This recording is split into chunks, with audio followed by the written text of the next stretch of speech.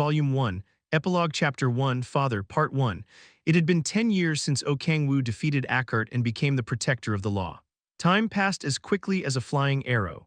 It was a moment compared to the 10 millennia he had spent in the 9 hells, but the changes in those 10 years were on par if not more than his time in hell. So much had changed and far too much was different. For example, "Wake up, honey." The sweet voice that woke him up each morning had changed from Kang-woo to honey. Kang-woo woke up from the voice tickling his ear. It had been a while since his body no longer required sleep to function, but he always slept at least 3 to 4 hours a day to recover from mental fatigue. Of course, he did not experience enough mental fatigue each day to sleep 3 to 4 hours. He had a different reason. He always forced himself to sleep every day. 5 more minutes. Kang-woo did not get up right away on purpose and curled up into a ball. He slightly opened his eyes and looked around to see a woman looking down at him with a smile as gentle as a spring breeze. She was Han Seola, the first woman Kang-woo met after returning from hell, and his wife. "Geez, are you going to be like this again?" Seola smiled faintly as she looked down at Kang-woo squirming under the blanket like a caterpillar, already knowing Kang-woo was stalling on purpose. She lifted the blanket as always and got on top of Kang-woo. "Looks like my sleepyhead honey needs to be punished." Seola smiled and kissed Kang-woo on the lips. It was not a deep French kiss but similar to a bird peck. "Isn't this more like a reward?" asked Kang-woo. He opened his eyes immediately and smiled as he wrapped his arms around Seola's waist and pulled her close.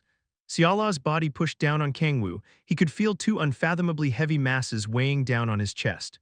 "Oh my Jesus!" Her angelic pockets were already quite large from the moment they met, but Kang-woo felt they were getting even bigger over time. Is it because she fell from grace? How terrifying. "Angelic, no, fallen angelic pockets." "What are you thinking about?" Seola asked. And nothing." Kang-woo erased his vulgar thoughts and shook his head. Seola smiled teasingly as if knowing exactly what Kang-woo was thinking about. She slightly pulled down her turtleneck sweater. A deep valley revealed itself between Seola's nape and sweater collar. Kang-woo's heart pounded every time he saw it. He gulped as he stared fixedly at the deep valley. "My, it looks like my sleepyhead honey is finally up." Seola glanced down and smiled. "An obedient honey needs to be rewarded, wouldn't you say?" "A reward?" Kang-woo wondered what the reward would be if a kiss was punishment. The corners of Kang-woo's mouth gradually rose as he slowly raised his arms around Seola's waist. "Letter 1 D597 A ring, letter 1 E CD, letter 1 D51 F E circumflex, whoosh, slap." A slipper flew into the room through the slightly open door and smacked Seola's thick butt. "Kaya," Seola jumped like a frog. "What the hell do you think you're doing first thing in the morning?" "Why, Yeonju?" Seola turned around wide-eyed and saw Cha Yeonju, the red-haired woman, at the door. She did not even have the leeway to care about her stinging, but after getting it slapped by a slipper, she stuttered, Didn't you say you were leaving early because you have a morning guild meeting?" "It got moved to tomorrow, that aside." Yeonju sighed as she entered the room and smiled at Seola on top of Kang-woo. "What's this reward you're going to give your obedient honey?" "Eek!" Seola shrieked and ran to Yeonju to cover her mouth. Yeonju pivoted to dodge Seola easily and giggled. "What's wrong? What could the reward possibly be?" "Why, you shut your mouth, sleepyhead honey. Sheesh, you wouldn't hear something that cringe even in a 90s rom-com." Be quiet," shouted Seola, her face bright red. She was so excited about getting some quality alone time with her loving husband after so long that she had said whatever was on her mind. She was even getting teary-eyed from the humiliation. "You say that, Yeonju, but you were just as bold a few mornings ago," said Kang-woo as he watched the quarrel between his 2 wives. Yeonju flinched and her face froze. Hey, oh Kang-woo, you bastard. Why, you said you would keep that a secret." "A few mornings ago, when it was Yeonju's turn to wake you up," Seola muttered. "It was when Lilith and Seola were away from home for other business." Seola's eyes shone like a predator that found its prey. "Please tell me, Kang-woo, what happened that day?" "Well, there was a bunny in the room for some reason when I woke up," Kang-woo answered. "A bunny," mumbled Seola as she tilted her head. She then remembered something. Around 4 to 5 years ago, Lilith had gotten 3 bunny girl outfits in their sizes for their wedding anniversary. The 3 had promised never to wear them again after that day because it was too embarrassing. Not Lilith unnai, but Yeonju. Not only that, but she had worn such a shameful outfit in the morning instead of during a hot night. Although the 2 were alone in the room, it was hard to imagine considering Yeonju's usual personality. Oh Kang-woo, you bastard, you're dead." Yeonju frowned intensely and ran at Kang-woo. "Erg. Say no to domestic violence. Shut the fuck up, you deserve it. It had gotten rowdy first thing in the morning." "SHH. Lilith appeared out of nowhere and brought her index finger to her lips. She continued with narrowed eyes, "I know our house is big, but don't you know it'll reach the kids' room if you're that loud?" "Oh, sorry unnai. Heya, do you have any idea how surprised I was as I was sleeping with them?" Lilith entered the room and sighed as she placed her hand on her chest. Did we wake Kang-hee? Siala asked. No, fortunately. Phew, Siala sighed in relief. Chills ran down her back at the possibility of her daughter having heard their conversation. You too, my king. Even if it was just a joke, you shouldn't have caused a commotion. Sorry. Kang-woo lowered his head in shame at Lilith's spot-on criticism. As Lilith mentioned, he couldn't spend his days purely in pursuit of a happy daily life with his wives. Because I have more responsibilities now. He now had children so precious to him that he would lay down his life for them without a second thought. He had become a father. A father, the word was so unfamiliar to him. To Kang-woo, who never knew what parents were, the role of a father couldn't be more unfamiliar and awkward to him. Not only that, but he had killed his father with his own hands. It was still ambiguous whether Bali could be called his father or not, but regardless, Kang-woo had undoubtedly killed and devoured the being who created him. He sighed. Although it had already been nearly 10 years since the love between his 3 wives bore fruit, he was still unsure about whether he could properly fulfill his responsibilities as a father since he had not been given an example of it in his life. It's funny how I'm stumped over something like this after being alive for 10 millennia. Even if he had lived for longer, he was sure he would never get used to being someone's parent. Why don't we have breakfast? Asked Kang-woo, embarrassed by causing a fuss. Oh, okay, I'll get the kimchi stew ready, Siala remarked. You're the best, darling. Kang-woo smiled brightly just at the mention of kimchi stew. Yeonju sighed as she stared at her giddy husband. Man, how are you still not sick of kimchi stew after having it every morning for 10 years? I could never get sick of kimchi stew. Yeonju expressed disgust and shook her head. Okay, have as much kimchi stew as you like until your last days, man. I'm gonna eat something else. She didn't dislike kimchi stew, but after her husband was adamant about eating the same thing for the past decade, she got queasy just from smelling kimchi stew now. I'll make you something too, Yeonju. Wait just a bit, Siala said. Thanks for doing this every day. It's fine, I have to make the kids breakfast too anyway. Siala trotted to the kitchen with a smile. A delicious smell wafted from the kitchen soon after. Clack. Just then a door opened and out walked a little girl wearing pink pajamas with cute teddy bears on it. My good morning, Kang-hee, Siala greeted. Good morning. The staggering little girl rubbing her eyes was Kang-hee, the daughter born between Kang-woo and Siala. Oh, good morning, my baby. Kang-woo stopped eating his kimchi stew and ran to Kang-hee. He raised his lovely half-asleep daughter and embraced her. Hee, good morning, Daddy. Did you sleep well? Of course I did. What about Kang-hyun and Leah? Opar and Leah are still asleep. Kang-hee, fully awake now, smiled like an angel and kissed Kang-woo's cheek. Kurg, Kang-woo burst into tears after getting a surprise kiss from his 8-year-old daughter. Yeah, what's so hard about being a father? Stuff about being unfamiliar with the role, awkward, or uncertain didn't matter one bit. A morning kiss from his daughter, the cutest creature in the world, blew them all away. Oh my god, you're the cutest, my little princess. NGHS, stop it, Daddy. Kang-hee pulled away in embarrassment from Kang-woo, intensely rubbing his cheek on hers. That aside, how's school? Kang-woo asked. She had entered elementary school just recently. Unlike Lilia, who was in the same year as her, Kang-hee was shy and scared of making new friends. Kang-woo was worried she might be having a hard time adjusting to the new environment. It's fine, I still haven't made any friends, but it's fine since Leah is with me. I'm sure you'll make some friends soon enough, Kang-woo stated. Are you sure? Asked Kang-hee as she pushed the points of her index fingers against each other. Of course, have you ever seen your daddy lie? Mommy Yeonju said you used to be a huge liar, Daddy. What the fuck, bitch? When did I ever say that? Yeonju flinched and turned around. Kang-woo decided to give Yeonju a good scolding later. Just then, Kang-hee shyly pulled on Kang-woo's clothes and asked, Oh right, Daddy, can I ask you something I didn't get during our home economics class? Of course, what didn't you understand, my princess? Well, haha. You don't have to hold back, ask anything you want. There's nothing in this world that Daddy doesn't know, Kang-woo shouted as he pounded on his chest. Although he did not even have a proper middle school education because he was raised in an orphanage, he was not uneducated enough to be unable to ask a question from a grade 1 elementary student. Even if I don't know, I can always ask Eve. There was likely nothing the system that governed a world didn't know. As long as I have Eve, I can have an answer to any question in the W. Why do I have 3 mothers instead of 1? Epilogue Chapter 2. Father, Part 2. 3 fruits of love bloomed between Kang-woo and his 3 wives. The firstborn son, Kang-hyun, was between him and Cha Yeonju. The second-born daughter, Kang-hee, was between him and Han Seala, and the youngest daughter, Lilia, was between him and Lilith. After a discussion with his 3 wives, Kang-woo taught his children to address all 3 women as their mothers regardless of who gave birth to them. It was so that the children wouldn't fight or feel alienated by the fact that they were born from different mothers. Because of that, his 3 wives raised the 3 children as if they were all their own. The other kids say they have only 1 mommy. So why do I have 3?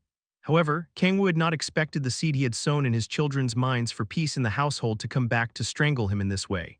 He had not been asked this question by Kang Hyun as he was going through his first year of elementary school, so Kang-woo had not ever thought about it. The thing is, Kang-woo's mouth felt as dry as a desert. Although he possessed enough authority and power to not give a shit about how society viewed him, he couldn't bring himself to confidently tell his 8-year-old daughter the reason why he had 3 wives.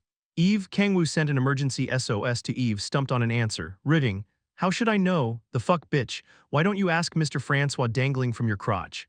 He's a bit shy, he doesn't talk much. You say he's shy but he's been pounding non-stop every single D. Shut up, daddy," Kang-hee called. Sorry, what were you curious about, my little princess?" Kang-woo stuttered. "About why I have 3M, Kang-hee called a boy as he walked out of a room. His hair was as red as a fully bloomed rose. He was Kang Hyun, Kang-woo's firstborn as well as his only son. "Gee, good morning, Oppa." Kang-hee flusteredly tidied her hair, disheveled from waking up after noticing her older brother. Kang Hyun softly nodded and put on his glasses after cleaning them with a neatly folded cloth. He looked as wild as a starved beast like Yeonju without his glasses but exuded a cool, intelligent aura with them on. "Your troubling father, that's enough.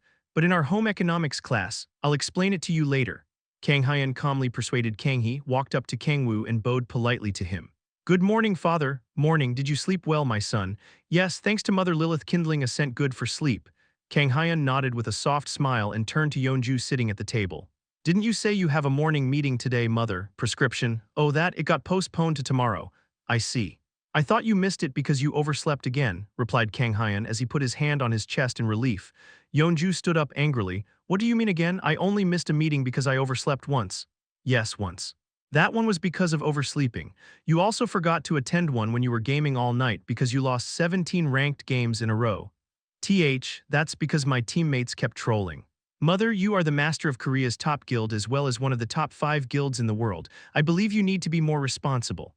"No, of course, Red Rose has sound financial footing and profits are rising every year. It has also successfully branched out internationally. However," Kang Hyun lifted his glasses with one finger and stared fixedly at his mother. "That's only because of the current Vice Guildmaster Mr. Park Hyun-woo's phenomenal administrative management." "Alright. Hyun-woo is so capable that I have nothing to do, but it is exactly during this time of rise that the owner risk has to be minimized to stabilize the stock prices." "Oh, owner risk? What the hell is owner risk?" "Something like ultralisk." Yeonju's eyes darted to Kang-woo. He read her lips and saw she was asking what owner risk was. Kang-woo clicked his tongue in disappointment. "Mother, do you perhaps not even know what owner risk means?" The mother was met with her son's gaze as if staring at a dead fish. What's wrong with not knowing something like that? How could the CEO of a listed corporation not know such simple business lingo? "In my day, guilds naturally grew as long as you were strong. Back when monsters swarmed out of gates to attack Earth, the greatest driving force of a guild's growth wasn't administrative capabilities but pure physical power. That is in the past. Guilds nowadays cannot run without proper business administration. Gates were still around, but it had become far safer thanks to the Protector. Peace was nice and all, but thanks to the drastic reduction in work for guilds, they needed to find something other than monster hunting to keep the lights on. Mother, you need to know the bare minimum business knowledge if you don't want to be known as nothing but a figurehead." "Oh, okay, I got it. Please study business for at least 2 hours every day in the evening. I will be giving you homework, so please make sure to do them." Yeonju was reduced to a mother who had her homework checked by her son. She pulled on Kang-woo's clothes teary-eyed. "Sniff. Hubby, our son is harassing me." "It's pointless crying to me about it," Kang-woo remarked. He could get Yeonju exempted from the homework since Kang Hyun obeyed his every word like a devotee being given revelations by his god, but he didn't. Since he said nothing wrong. Rather, Kang-woo had nothing to say because Kang Hyun was so on the mark. Kang-woo took his eyes off his wife clinging to him in tears and stared at his son. Is this due to regressor or something? A regular 9-year-old boy would be running around all over the place and making a mess like a dog off its leash. Not only that, but Kang Hyun was born between him and Yeonju. He had been resolved for a few houses to be destroyed before Kang Hyun became an adult. But not only did that not happen, he even bought a house. Kang Hyun began to take an interest in the stock market at around 8 years old, so Kang-woo gave him 100 million won as an allowance. Kang Hyun managed to multiply it tenfold in only 1 year. I know nothing about stocks, but Kang-woo at least knew how impressive it was to multiply the money one started with tenfold in only a year. Our son is a genius. It was a wonder how such a talented child was born between him and Yeonju. Kang-woo hugged his son, moved to tears by his prodigious talent. F father, Kang-hyun. If anyone asks who you take after more between your mom and dad, make sure you answer that it's me, okay, Kang-woo said. Oh, yes, I understand. Hey, what the hell are you talking about, oh Kang-woo? What? Then do you think he takes after you? That's. Yeonju groaned as she stepped back. Even she knew Kang-hyun did not take after her at all. Hee, if he doesn't take after you, then it's obviously me, Kang-woo remarked. I think Kang-hyun is smarter than you, though. Yes, he sure is. Kang-woo snickered and disheveled Kang-hyun's hair. You're hungry, right, son? Let's have breakfast. Oh, just a moment, please. Let me wake up Leah first, father, said Kang-hyun as he went back into the room. Brother, I'm up, so please stop pulling me. A black-haired little girl soon walked out, pulled by Kang-hyun. She was the youngest of the Kang-woo family, Lilia. As one would expect from her succubus descent, she was the most sleepy-headed of the three children. FYI, it was Lilith's idea not to give her the surname. She mentioned something about Korean names not being pretty. Makes sense, a name like Lilia would be weird. Besides, there was no naming tradition in the 9 hells where the child inherited the parent's surname, so there was no reason to be bogged down by Korean standards. Who cares about a surname? Such trivial thoughts were wiped from Kang-woo's mind as he laid eyes upon his cute youngest daughter in frilly princess pajamas rubbing her eyes. Leah, he called. Lilia's half-closed eyes shot open. Beloved father, she immediately woke up fully and jumped into Kang-woo's arms with a radiant smile. It truly feels like the day has begun after smelling you. Okay. How was your sleep, my baby girl? It was great, I dreamed of you a bunch, father, said Lilia as she dug even deeper into Kang-woo's embrace. You did? What did you dream about? Well, of course, Kaya, oh father. What embarrassing things are you trying to make me say? What the hell did you dream about? If you're so curious, I'll invite you into my dreams tonight, Leah. What did mommy say? Gasp. Lilia flinched as she was digging into Kang-woo's embrace and turned around. Lilith was staring at her with narrowed eyes and a bright smile. She said in a low tone, I told you that you can't use your dream abilities yet, didn't I? But. Do you have a valid excuse to make? NGH. Lilia bit her lip and glared at Lilith, Yeonju, and Seala frustratedly. She stomped her feet and shouted, I can't see father without the dream ability because you guys are monopolizing him every night. I want to sleep with father too. Kang-hyun's ears perked up as Lilia mentioned she wanted to sleep with Kang-woo. Oh, that's, the three women were troubled. They would have yielded anything else but not their precious lovey-dovey time with their husband. We only get a chance once or twice a week if we're lucky. Unless it was some event or anniversary, only one of them spent the night with Kang-woo while the other two slept with the children. Hence, each wife only slept with Kang-woo about twice a week. No, it was less than that since Kang-woo sometimes left to fulfill his role as the protector for several days. In any case, they couldn't yield that precious time even to their beloved children. Leah, do you remember what mommy said last time? Seala smiled and crouched to get on eye level with Lilia. She patted Lilia's head and continued coldly, Daddy, can't sleep with you at night because he's busy. She was smiling but the eyes staring at Lilia were lifeless. Eek! Lilia instinctively felt fear and ran to Lilith as she hiccuped. Be beloved mother, I'm scared. My, if you're so scared you shouldn't have said something as nonsensical as wanting to sleep with your dad. Even you, mother. Lilia shook as if she were struck by lightning and walked lifelessly to Kang-woo teary-eyed. Kang-woo smiled and spread out his arms. Come here, my baby, let's have breakfast together. Father, Lilia's expression brightened like someone who was rescued from sinking into a bottomless swamp. Kang-woo lifted Lilia by her armpits and placed her on his lap. Haya, spoiling the children like that isn't good for their education, my king. It's fine, isn't it? They're still young. Kang-woo wanted to let them be spoiled since it was normal for children their age. Lilith expressed. Kang-woo scooped side dishes for Lilia, Kang-hee, and Kang-hyun to eat so that each of them had enough. The kimchi stew in front of him had grown cold. Seeing that, Lilith smiled faintly. You've changed, my king. The demon king who had ruled the 9 hells at the pinnacle of all demons had become a respectable father of 3 before anyone had realized it. 1. The way Lilia addresses Kang-woo and Lilith is like how Korean royalty addresses their parents. 2. By sleep she means actually sleep. Epilogue Chapter 3 Wedding Anniversary Part 1 Crack, crack, crack. A black rift split across the air. Unlike the regular 30 to 50 meter rifts that players call gates, this one was easily over 200 meters long. KRRRRRRK. A monstrous life form covered in mucus crawled out of the rift. Its head was oval and its black skin was like armor. Sharp teeth protruded from its wide mouth, and a hideous long tail with a hook at the end shook like a whip. Such monsters that looked similar to a certain sci-fi alien and could likely wipe out a military squad poured out of the rift like a waterfall. KRRK, GRRRK, there were easily over 1,000 of them. They landed softly on the ground and turned to bow toward the black rift like loyal subordinates waiting for their king's arrival. Crack crack, a colossal lifeform tore its way out of the rift. It looked similar to the smaller lifeforms but was as large as Gulliver in Lilliput. Its shriek transcended even sound. The lifeforms bowing to their queen also raised their heads and shrieked. They greedily stared at the forest filled with green and the concrete city far in the distance. This world seemed to have a well-established civilization already, but it was of no issue to the alien lifeforms who have taken over a dozen worlds. As always, they would devour all life on this planet, tear them apart, and use them as hosts for breeding. SKRE KRRRRRRK, the alien lifeforms got ready to charge to the city as they drooled green saliva. Shut the hell up! Rumble, however, a voice echoed throughout the area, shaking the earth. A man with upturned eyes stood in the alien army's way.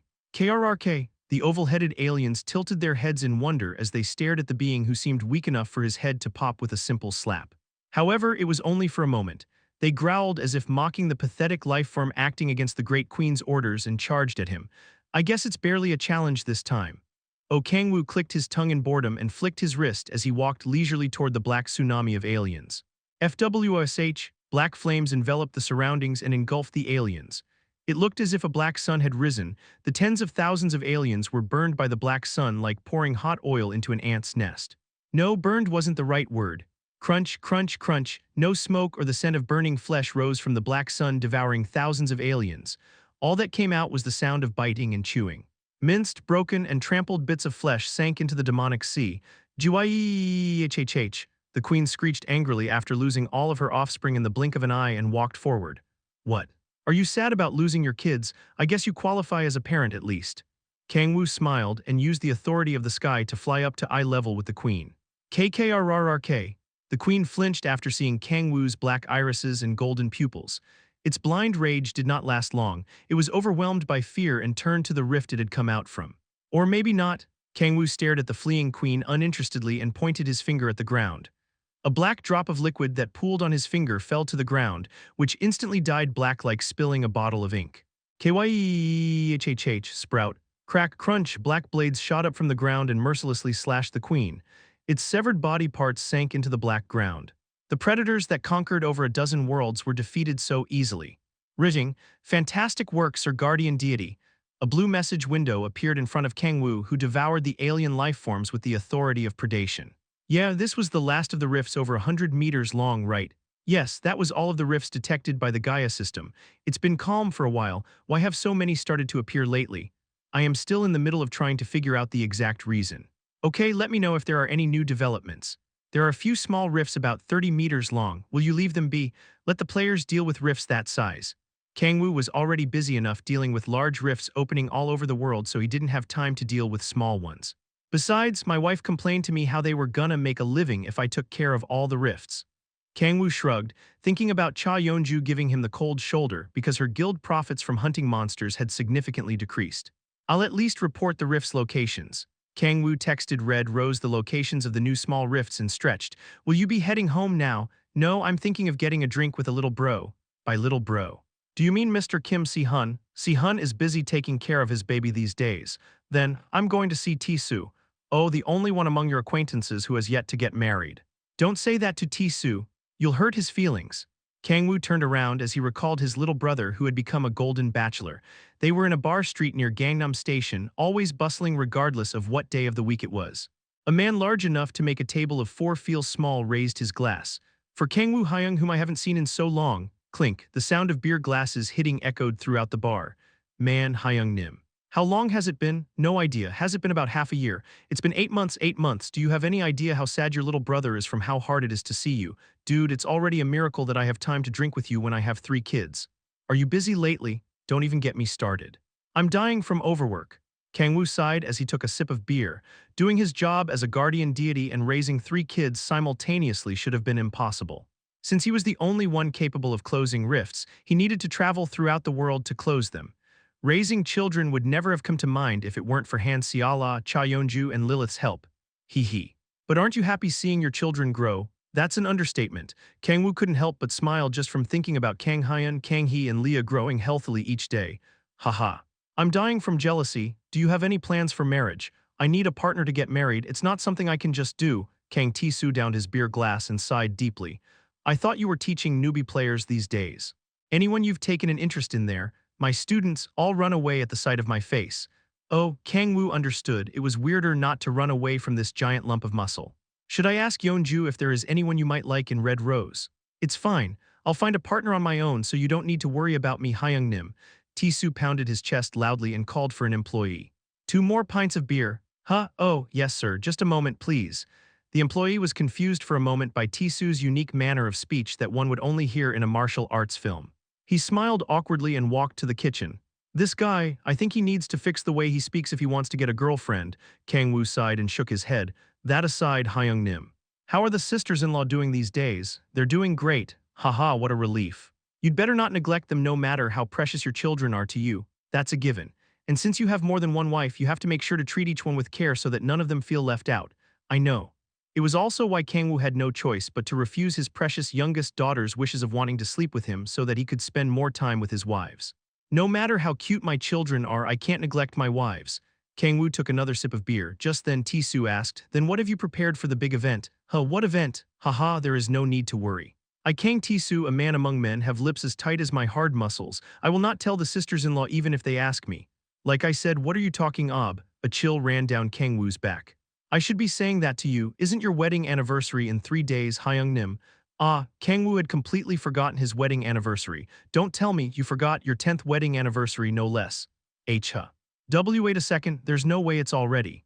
Kang-woo quickly took out his smartphone to check the date. It was March 21st, 3 days before the day he had his wedding with Seala. Cold sweats trickled down his back. His thoughts tangled like a ball of yarn. He could only think of one thing in this situation. I'm fucked. The lovey-dovey epilogue of the Kang-woo family. Fin, Epilogue Chapter 4. Wedding Anniversary, Part 2. It was likely different for each household, but a wedding anniversary held special meaning in the Kang-woo family. An unspoken rule was spending quality time alone with his wife all day. Preparing thoughtful gifts and events so sweet that it would rot one's teeth was a bonus. Spending a whole day with the wife was rather ordinary. Others might find it lacking, but circumstances in Kang-woo's family were different since he had not 1, not 2, but 3 wives. And it's not like they don't get along. Although Han Seala, Cha Yeonju, and Lilith acknowledged each other and maintained a harmonious family for a decade, they likely had some desires to monopolize their husband. Kang-woo knew better than anyone that desires couldn't be eliminated so easily. That's why I try to spend private time with them on their wedding anniversaries. However, he couldn't believe he had forgotten about it no matter how busy he was with the massive rise in the frequency of rifts opening, the 10th anniversary no less. I'm sorry Tisoo, I need to head home. Hyung-nim. Kang-woo turned away from the confused Kang Tisoo and ran out of the bar. He had to prepare gifts and special events for his wives in 3 days. 3 days passed in a flash. Kang-woo frantically prepared anniversary gifts without coming home, making the excuse that he was too busy with his job as the guardian deity. He then took his children to school so that Seala could relax and prepare for their date. Clack, the car door opened and the 3 children got off. Thank you for driving us to school, father. Yeah, have fun at school. We're off, daddy. Kang-woo also got out of the car and patted Kang-hyun, Kang-hee, and Lilia's heads. Beloved father, please give me a kiss. Lilia got on tiptoes and jumped like a rabbit. Kang-woo clenched his chest from his youngest daughter's cuteness and kissed her on the cheek. Whine. Please kiss me on the lips. Nope, I told you I can't. No fair, you do it all the time to our mothers. Kisses on the lips are only done between married couples.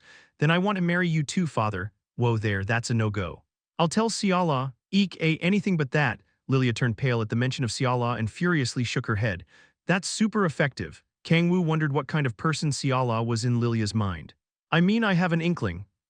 Just then Kang-woo noticed Kang-hee softly stomping her feet agitatingly, hesitant to enter the school gate. What's wrong? Kang-woo asked. And nothing. Nothing's wrong, daddy, shouted Kang-hee as she flusteredly shook her head, but as her father, Kang-woo knew she was lying. Does she not want to go to school? Kang-hee was the most shy among his 3 children. He had pulled some strings in the school to get Kang-hee in the same class as Lilia, but it was only natural she would feel reluctant about going to school since she had no friends besides Lilia. Maybe. It was a bad idea to put her and Lilia in the same class. Kang-hee might have felt a sense of relative deprivation as she watched the sociable Lilia making tons of friends. Although only by a few months, Lilia was younger than Kang-hee.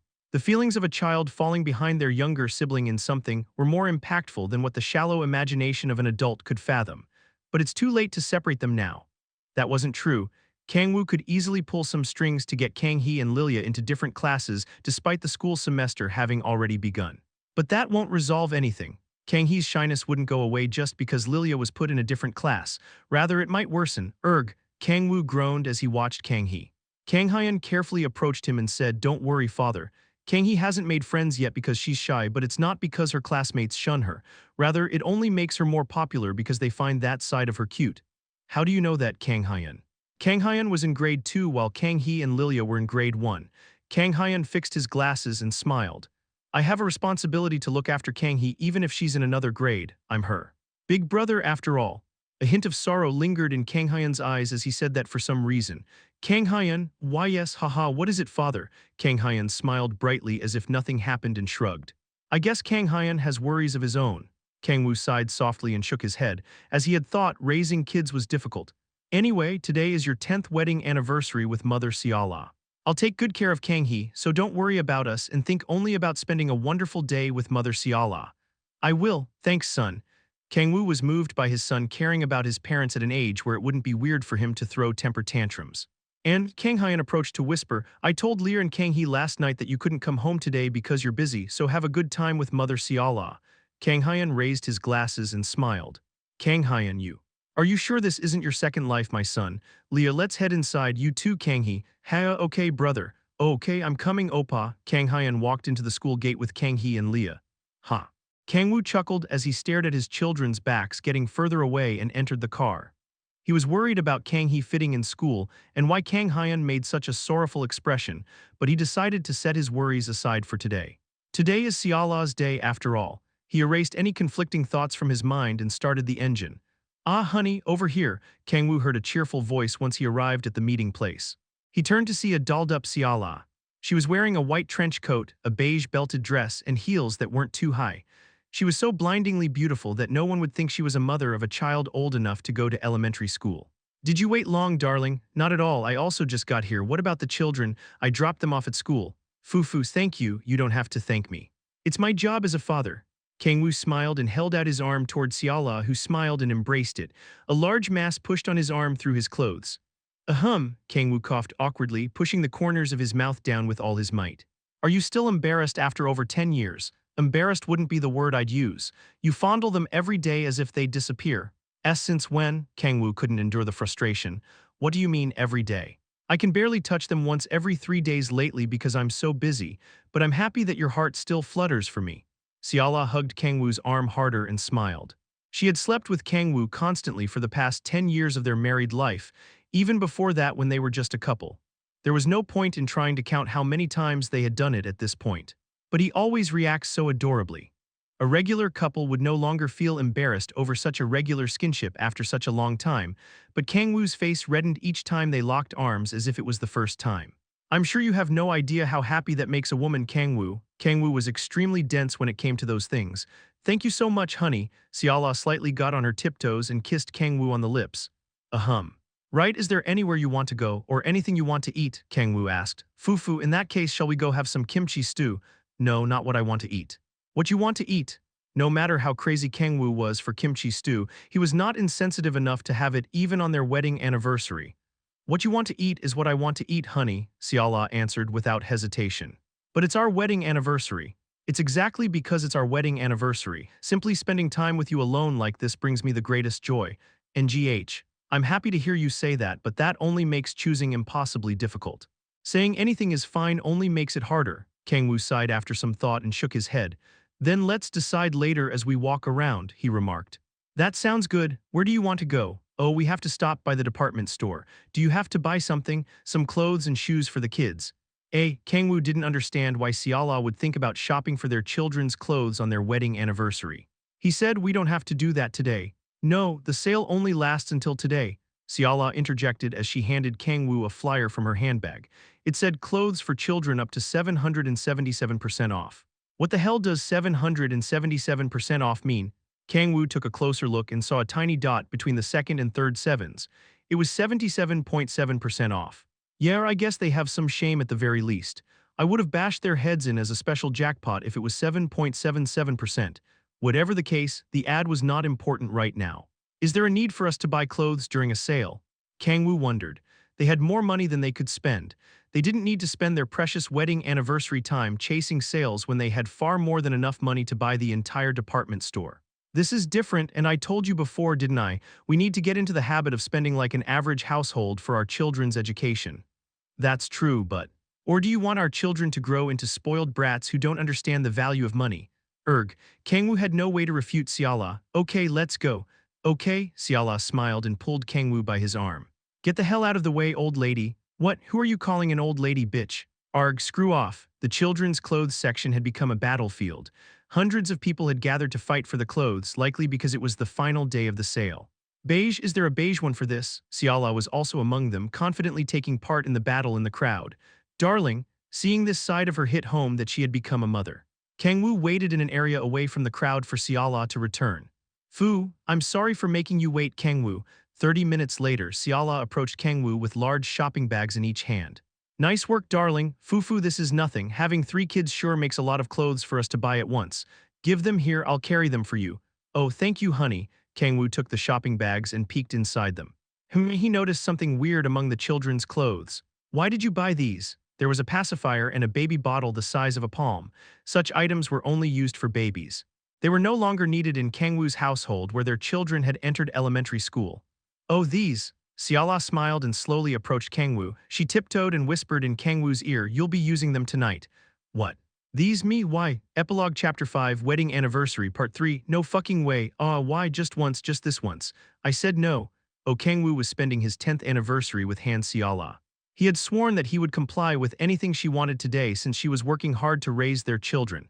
But a pacifier and a baby bottle of all things, it was too much even for him. I knew Darling had this kind of fetish, but... When Kang-woo turned into a little boy as a side effect of devouring the demonic sea 10 years ago, he had been practically imprisoned by Xiala in their home with the excuse that she needed to protect him in his weak state. He had noticed her peculiar fetish when she was beyond happy as she took care of all his needs no matter what it was. You might enjoy it, you never know. I don't need to know something like that for the rest of my life. Don't say that. Why don't you try sucking on it once just as a test? I'm returning it right now, so hand over the receipt. Wine. Xiala handed Kang-woo the receipt in disappointment. Kang-woo headed straight to the children's products section and refunded the pacifier and baby bottle without hesitation. I put on all those embarrassing outfits for you, Kang-woo. Xiala pouted at Kang-woo after he returned from the children's products section. As she mentioned, his wives had worn risque outfits, usually led by Lilith, to please him on every special anniversary. Even so, this is. HMPH, you're not fair. Kang-woo's heart wavered as Xiala turned away in disappointment. But still, this is going too far. Just thinking about himself holding a baby bottle while sucking on a pacifier nauseated him. I'm sorry, darling, I could do anything else, but this is just... You could do anything else. Xiala approached Kang-woo, her eyes shining like a fisherman who caught a fish. Kang-woo was shocked by her complete 180 turn of mood. The pacifier was the bait. Kang-woo trembled at the thought of what Xiala might demand of him now that he refused the pacifier. Seeing that, Xiala giggled and shook her head. I'm joking, please don't make such a terrified face. Are you sure it's a joke? Fufu, of course. I told you that simply spending time with you gives me the greatest joy. Kang-woo, no, honey. Xiala embraced Kang-woo's arm and rested her head on his shoulder. A faint scent of shampoo entered his nose. He likely smelled the same as her since they lived under the same roof. Kang-woo was suddenly overwhelmed by happiness from the fact they smelled like the same shampoo. He softly patted Xiala's head and nodded. Me too, he remarked. He couldn't be happier that he was spending time with Xiala even if there were no expensive gifts or lavish plans. Kang-woo continued, but we can't afford to do nothing on such an important day, can we? He had prepared a special gift for Xiala in the past 3 days. Let's go, darling. Where? You'll see. Kang-woo dragged Xiala by her hand to the underground parking lot. They drove to a large rental apartment building near Seoul. Although it was near Seoul, it managed to avoid the destruction from the black sun that rose on Seoul in the past because it was quite a distance away from the heart of Seoul. This place, Xiala was left wide-eyed as she stared at the area surrounded by rental homes. She could never forget this place. It was her home where she had lived even before she had met Kang-woo. It's been a while, hasn't it? Kang-woo asked. Yes, it sure has. Xiala nodded blankly. She had not been anywhere near Seoul since they had moved to Busan after the black sun decimated Seoul 10 years ago. But why are we here? Follow me. Kang-woo and Xiala climbed up the steps of the rental apartment because there was no elevator. Clack. They opened the door to see a shabby home that had at least every necessity. Xiala expressed as she looked around the house. It was the same as back when she had mustered the courage to invite Kang-woo here for the first time. How is it the same? Since they had removed all the furniture and appliances when they moved to a new house, it couldn't look the same. I tried my best. Kang-woo had traveled around antique or second-hand stores to make the place look as much like it looked in the past as possible, and used the authority of transformation to accentuate tiny details that made them special. Well, it won't ever be the same as before, but it reminds you of the time we met, right? To Kang-woo, who was starved for human interaction when he returned to Earth after being stuck in hell for 10 millennia, his meeting with Siala was like rain in an arid desert that allowed a flower to bloom in his dry and desolate life. This house was the place where the flower bloomed for the first time. Siala blankly stared at the house in silence. Kang-woo scratched his head as the awkward silence continued and asked, "Is it bad as a wedding anniversary gift?" He was about to be swept with regret, thinking he should have just gotten her a designer brand handbag or clothes. No, Siala shook her head and wiped away her tears. This house wasn't filled only with good memories. Her times of hardship had been spent with her mother in this very home as well. However, that life changed when she met Kang-woo. Just like how she had become the rain to Kang-woo's arid desert, he had also become the sweetness to her bitter life. "This is the best possible gift you could have given me," she muttered. It was a priceless gift. "What a relief," Kang-woo smiled as he watched Siala wipe her tears. "Oh, come to think of it, are there any cooking utensils here?" Siala asked. I bought them, but why? We haven't had lunch yet, right? You want to have lunch here." He couldn't let his wife cook on such a special day. "Let's eat out, there's this omakase place Yeonju recommended." "No," Siala shook her head firmly. "I want to make you something." Is that so?" Kang-woo nodded without realizing it, intimidated by her declaration. "But the refrigerator is empty. We can buy ingredients from the nearby supermarket." "Do you really have to go that far?" "Yes." Kang-woo couldn't say no to what his wife wanted. He followed Siala to the supermarket without resistance and went back home. Bubble bubble, a familiar scent wafted from the kitchen. "Looks like I'm having kimchi stew even on my wedding anniversary." However, he didn't hate it. He could eat kimchi stew, especially one that Siala made, for every meal of the day and never get sick of it.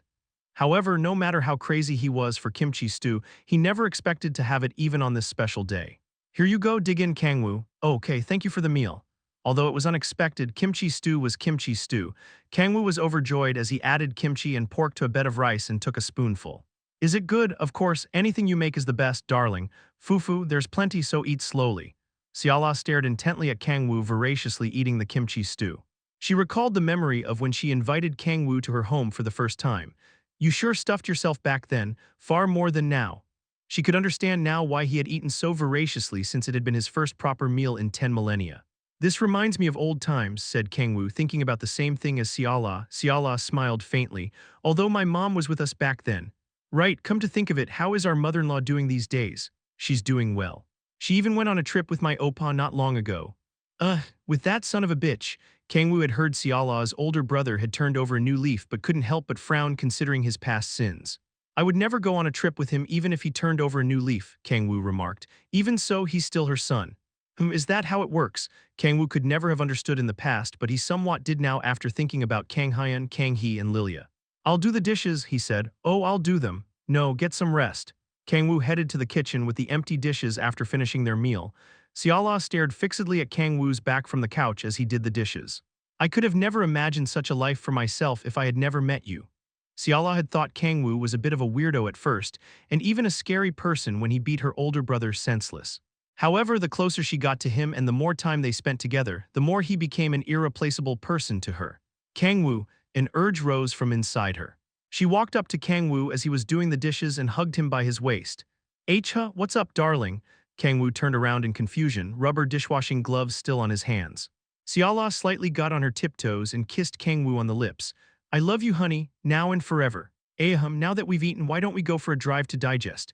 Kang-woo could barely look at Siala in the eyes, likely because of the sudden kiss or her whispers of genuine love. "No, it's all right," Siala answered. "You want to stay here?" Kang-woo wondered, thinking it was a waste to stay inside when it wasn't even 1 in the afternoon yet. "Let me wash up first." Siala smiled and headed to the bathroom. Darling Siala, what do you mean by that?" Epilogue Chapter 6, Wedding Anniversary, Part 4. The next day arrived. "Wow." Cha Yeonju, sitting on a park bench waiting for Kang-woo, chuckled as she noticed him staggering her way. "Sheesh, it sure looks like my husband got sucked bone dry." "Shut it. Even dried squid would have more moisture than you." "I said shut up." Kang-woo sat next to Yeonju and covered his eyes with the back of his hand. He was exhausted as a salaryman who worked overtime for an entire week plus weekends. Each of his breaths carried extreme fatigue. How long did you guys do it until? 1. 1 a.m. is a bit late for Siala to get in the mood, isn't it? No, not a.m., 1 p.m. Oh, Yeonju slurred. She had agreed to meet Kang-woo at 11 a.m. Considering his messy hair as if he had yet to take a shower, he had likely been sucked dry by Han Siala up to the last minute. If they had been at it since 1 p.m. yesterday, how long had they been at it? Yeonju could understand why Kang-woo was as dry as dried squid. Sheesh, that girl doesn't know restraint once her switch gets flipped, Yeonju said as she clicked her tongue and grabbed Kang-woo's collar. What are you doing? Kang-woo asked. Just stay still, damn it. Yeonju pulled Kang-woo by his collar and placed his head on her lap. Kang-woo could feel her thighs on his cheek. He smiled and looked up at Yeonju from his position commonly known as a lap pillow. Why a lap pillow all of a sudden? He asked. What, you don't like it? I never said that. Yeonju's thighs were as hard as rocks than soft because she had trained her body to its absolute limit. It kind of feels like the pillows in a bathhouse. Is that a compliment or a diss? A compliment, obviously. Kang-woo turned his head back sideways. The sensation on his cheek honestly couldn't be described as comfortable, but he was overloaded with joy just by getting a lap pillow from his wife in a park under the warm spring sun. Do you like it that much? Yeonju asked. There's nothing like my wife's lap for recovering from fatigue. If you're such a troll, get the hell off if you're feeling better now. It'd be a bit of a waste just to get off. Kang-woo groaned. What's up? Do you want to stay like this longer? Kang-woo's eyes shone, having thought of a wonderful idea. He puckered his lips and blew on Yeonju's thighs. Foo. Kyahh. What the fuck do you think you're doing? Yeonju sprang up as Kang-woo's breath tickled her thighs. Kang-woo snickered after getting a better response than he had hoped. Why you fucking pervert? And who married this fucking pervert? You. Divorce, I want a fucking divorce. Kang-woo was hit with a sudden divorce declaration from his wife on the morning of their 10th wedding anniversary. Do you seriously want a divorce? He asked. Only then did Yeonju realize what she had said. NGHWL. She bit her lip and dragged the tip of her sneaker on the park grass. She lowered her head and turned away. See, cancel that, I don't want a divorce. Kang-woo couldn't help but smile at Yeonju, mumbling in embarrassment with her head down. My wife is too adorable. He could feel himself being rejuvenated. Is there anywhere you want to go? He asked. Yeah, I've made a reservation somewhere awesome, so just follow me. Oh, what? Where? You'll see, man. Yeonju smiled and pulled Kang-woo by his arm.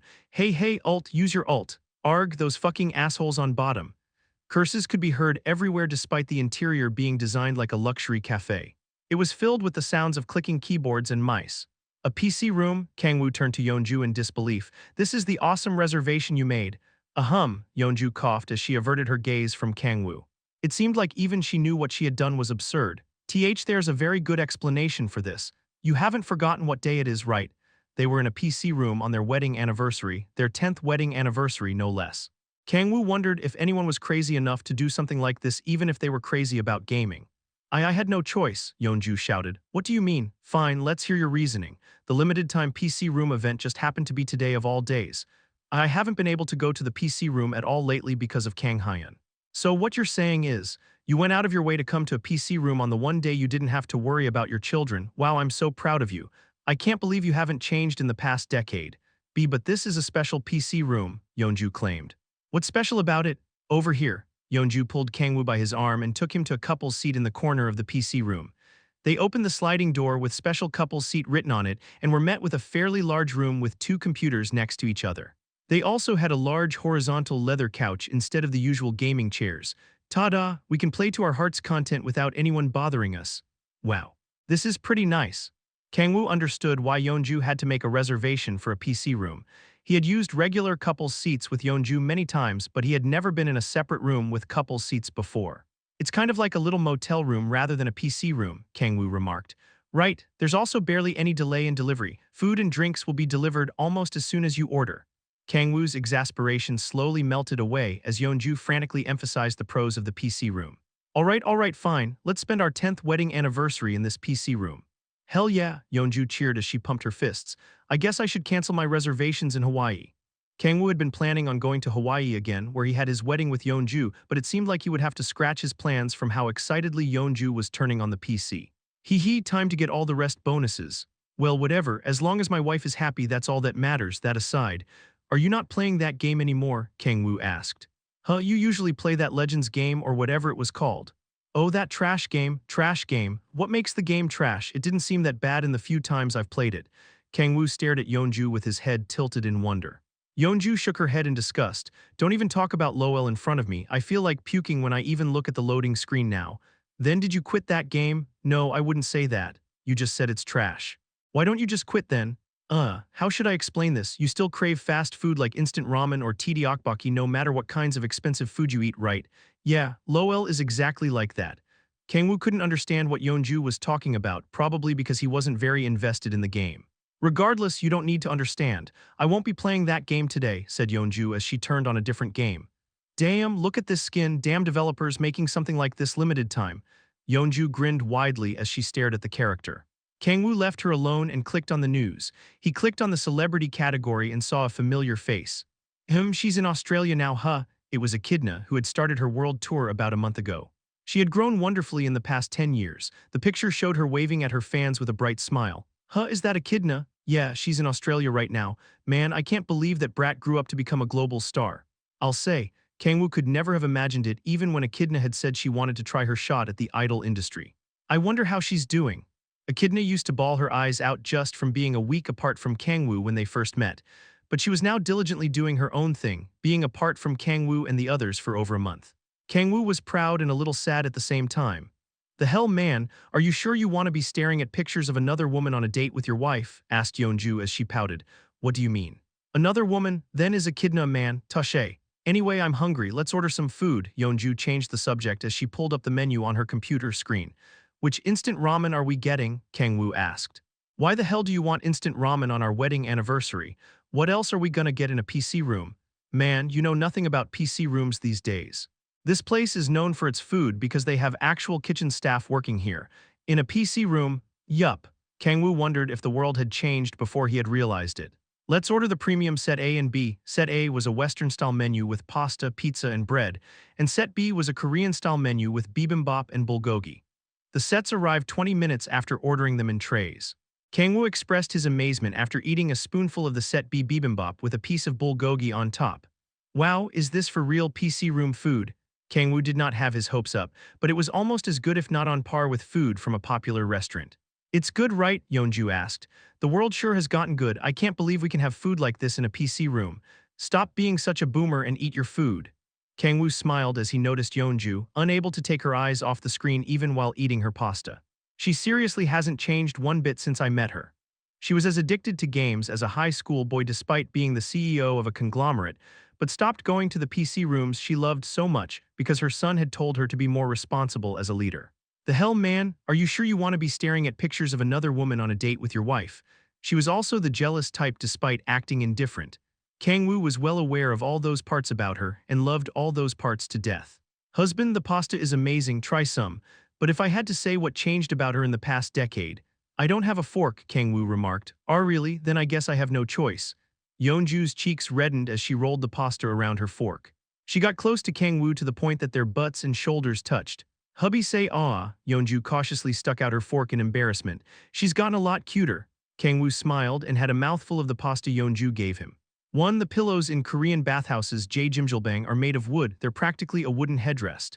Epilogue Chapter 7 Wedding Anniversary Part 5 There's no way, the probability is 1%. After how many times I've clicked it, it should have been a done deal.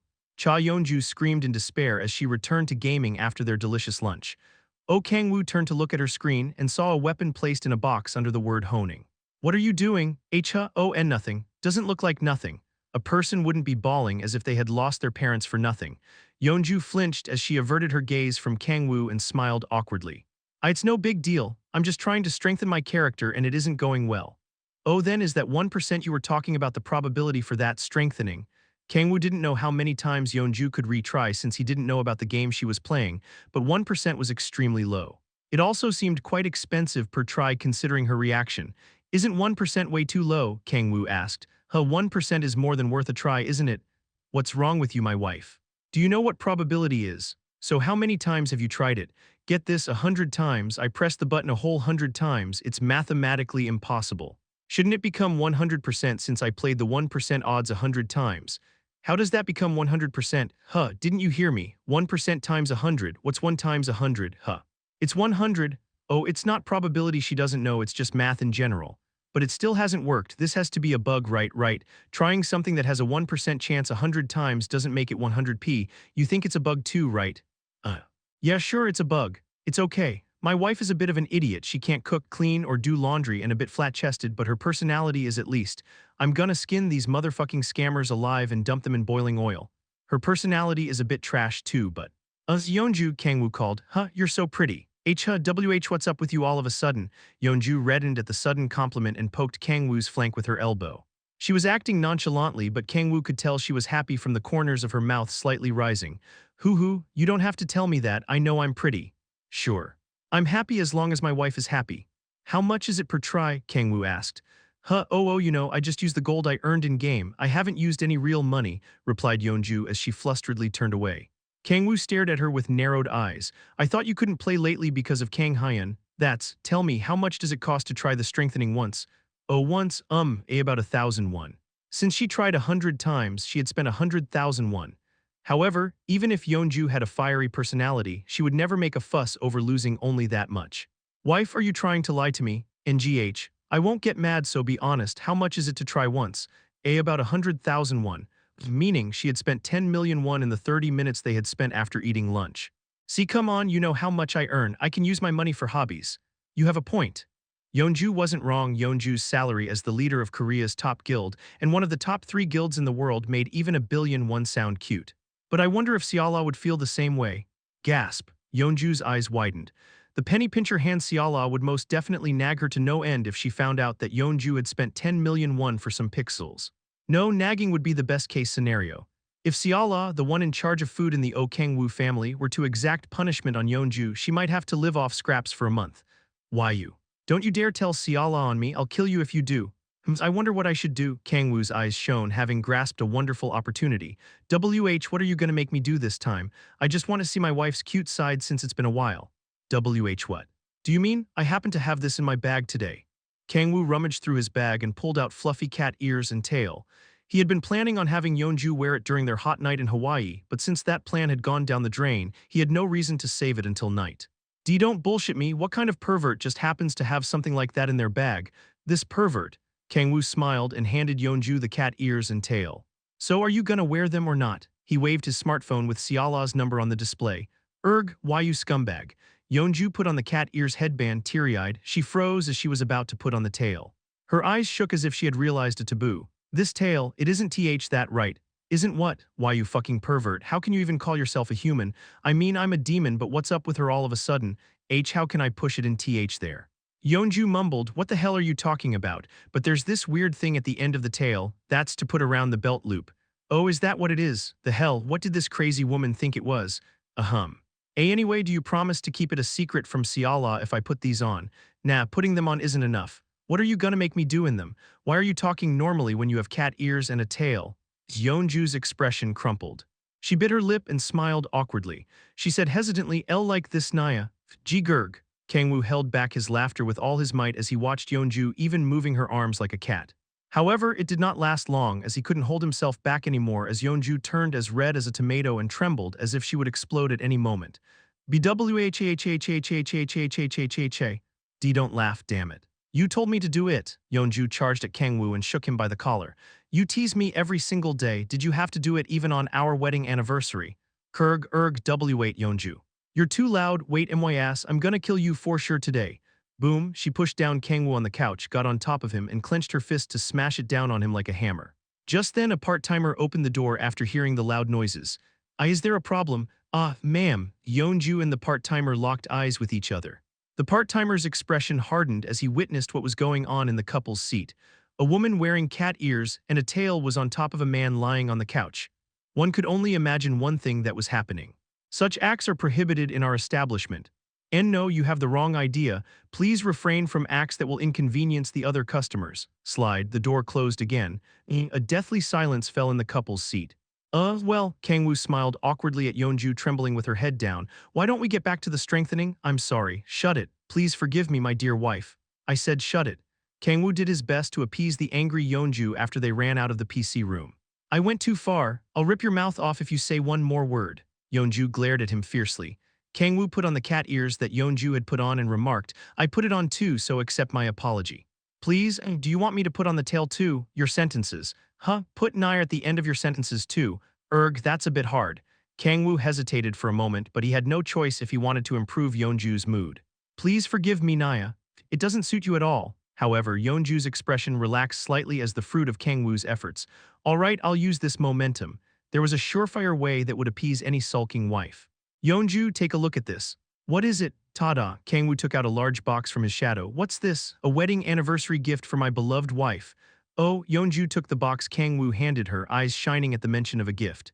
It's pretty heavy. Open it. This is… Yeonju's eyes widened after checking what was inside. According to Tisu, it's the gaming laptop with the best specs at the moment.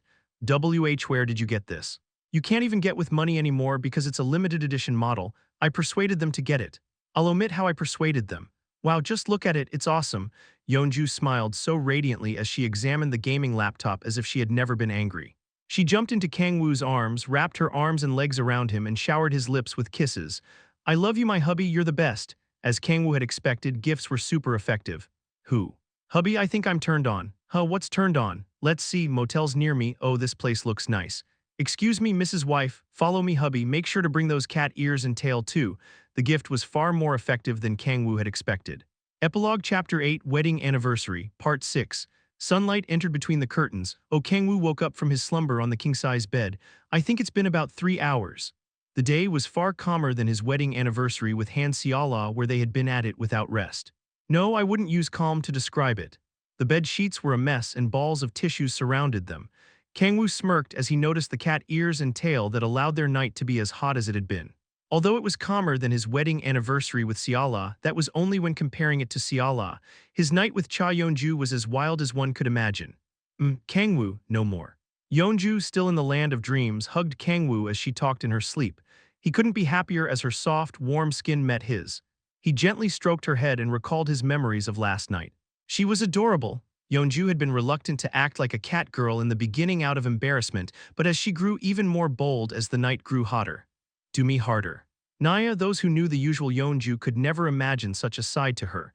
Kang-woo smiled at the thought of being the only man who could see this side of his wife. Should we go with a dog girl next time? Nah, Yeonju doesn't suit the image of a dog. Kang-woo spent the time thinking happy thoughts as he stroked the head of Yeonju using his chest as a pillow. Yeon, what time is it? Asked Yeonju as she slowly opened her eyes. Good morning, it's only 8 a.m. What time are you meeting up with Lilith Unnai? 11 a.m. like with you. Then I guess we still have some time. Yeonju was about to get up but lay back down on the bed. She wrapped her arms and legs as slender as those of a supermodel around Kang-woo to feel more of his warmth. She then looked around the motel room, which had become a mess. Why better keep what happened last night? A secret from Seola and Lilith Unnai, got it. The things she had said from the heat of the moment were boiling back up into her head. Yeonju threateningly pinched Kang-woo's flank. Of course I won't tell them anything.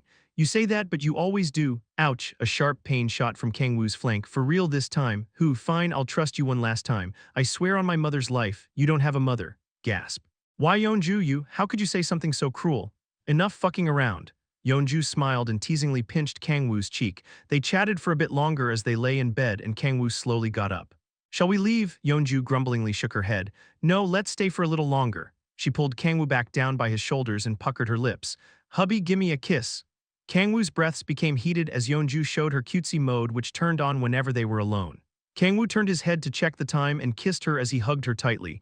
How strange, I only asked for a kiss. Does it bother you? Of course not. Yeonju smiled widely and pulled Kang-woo in by his neck.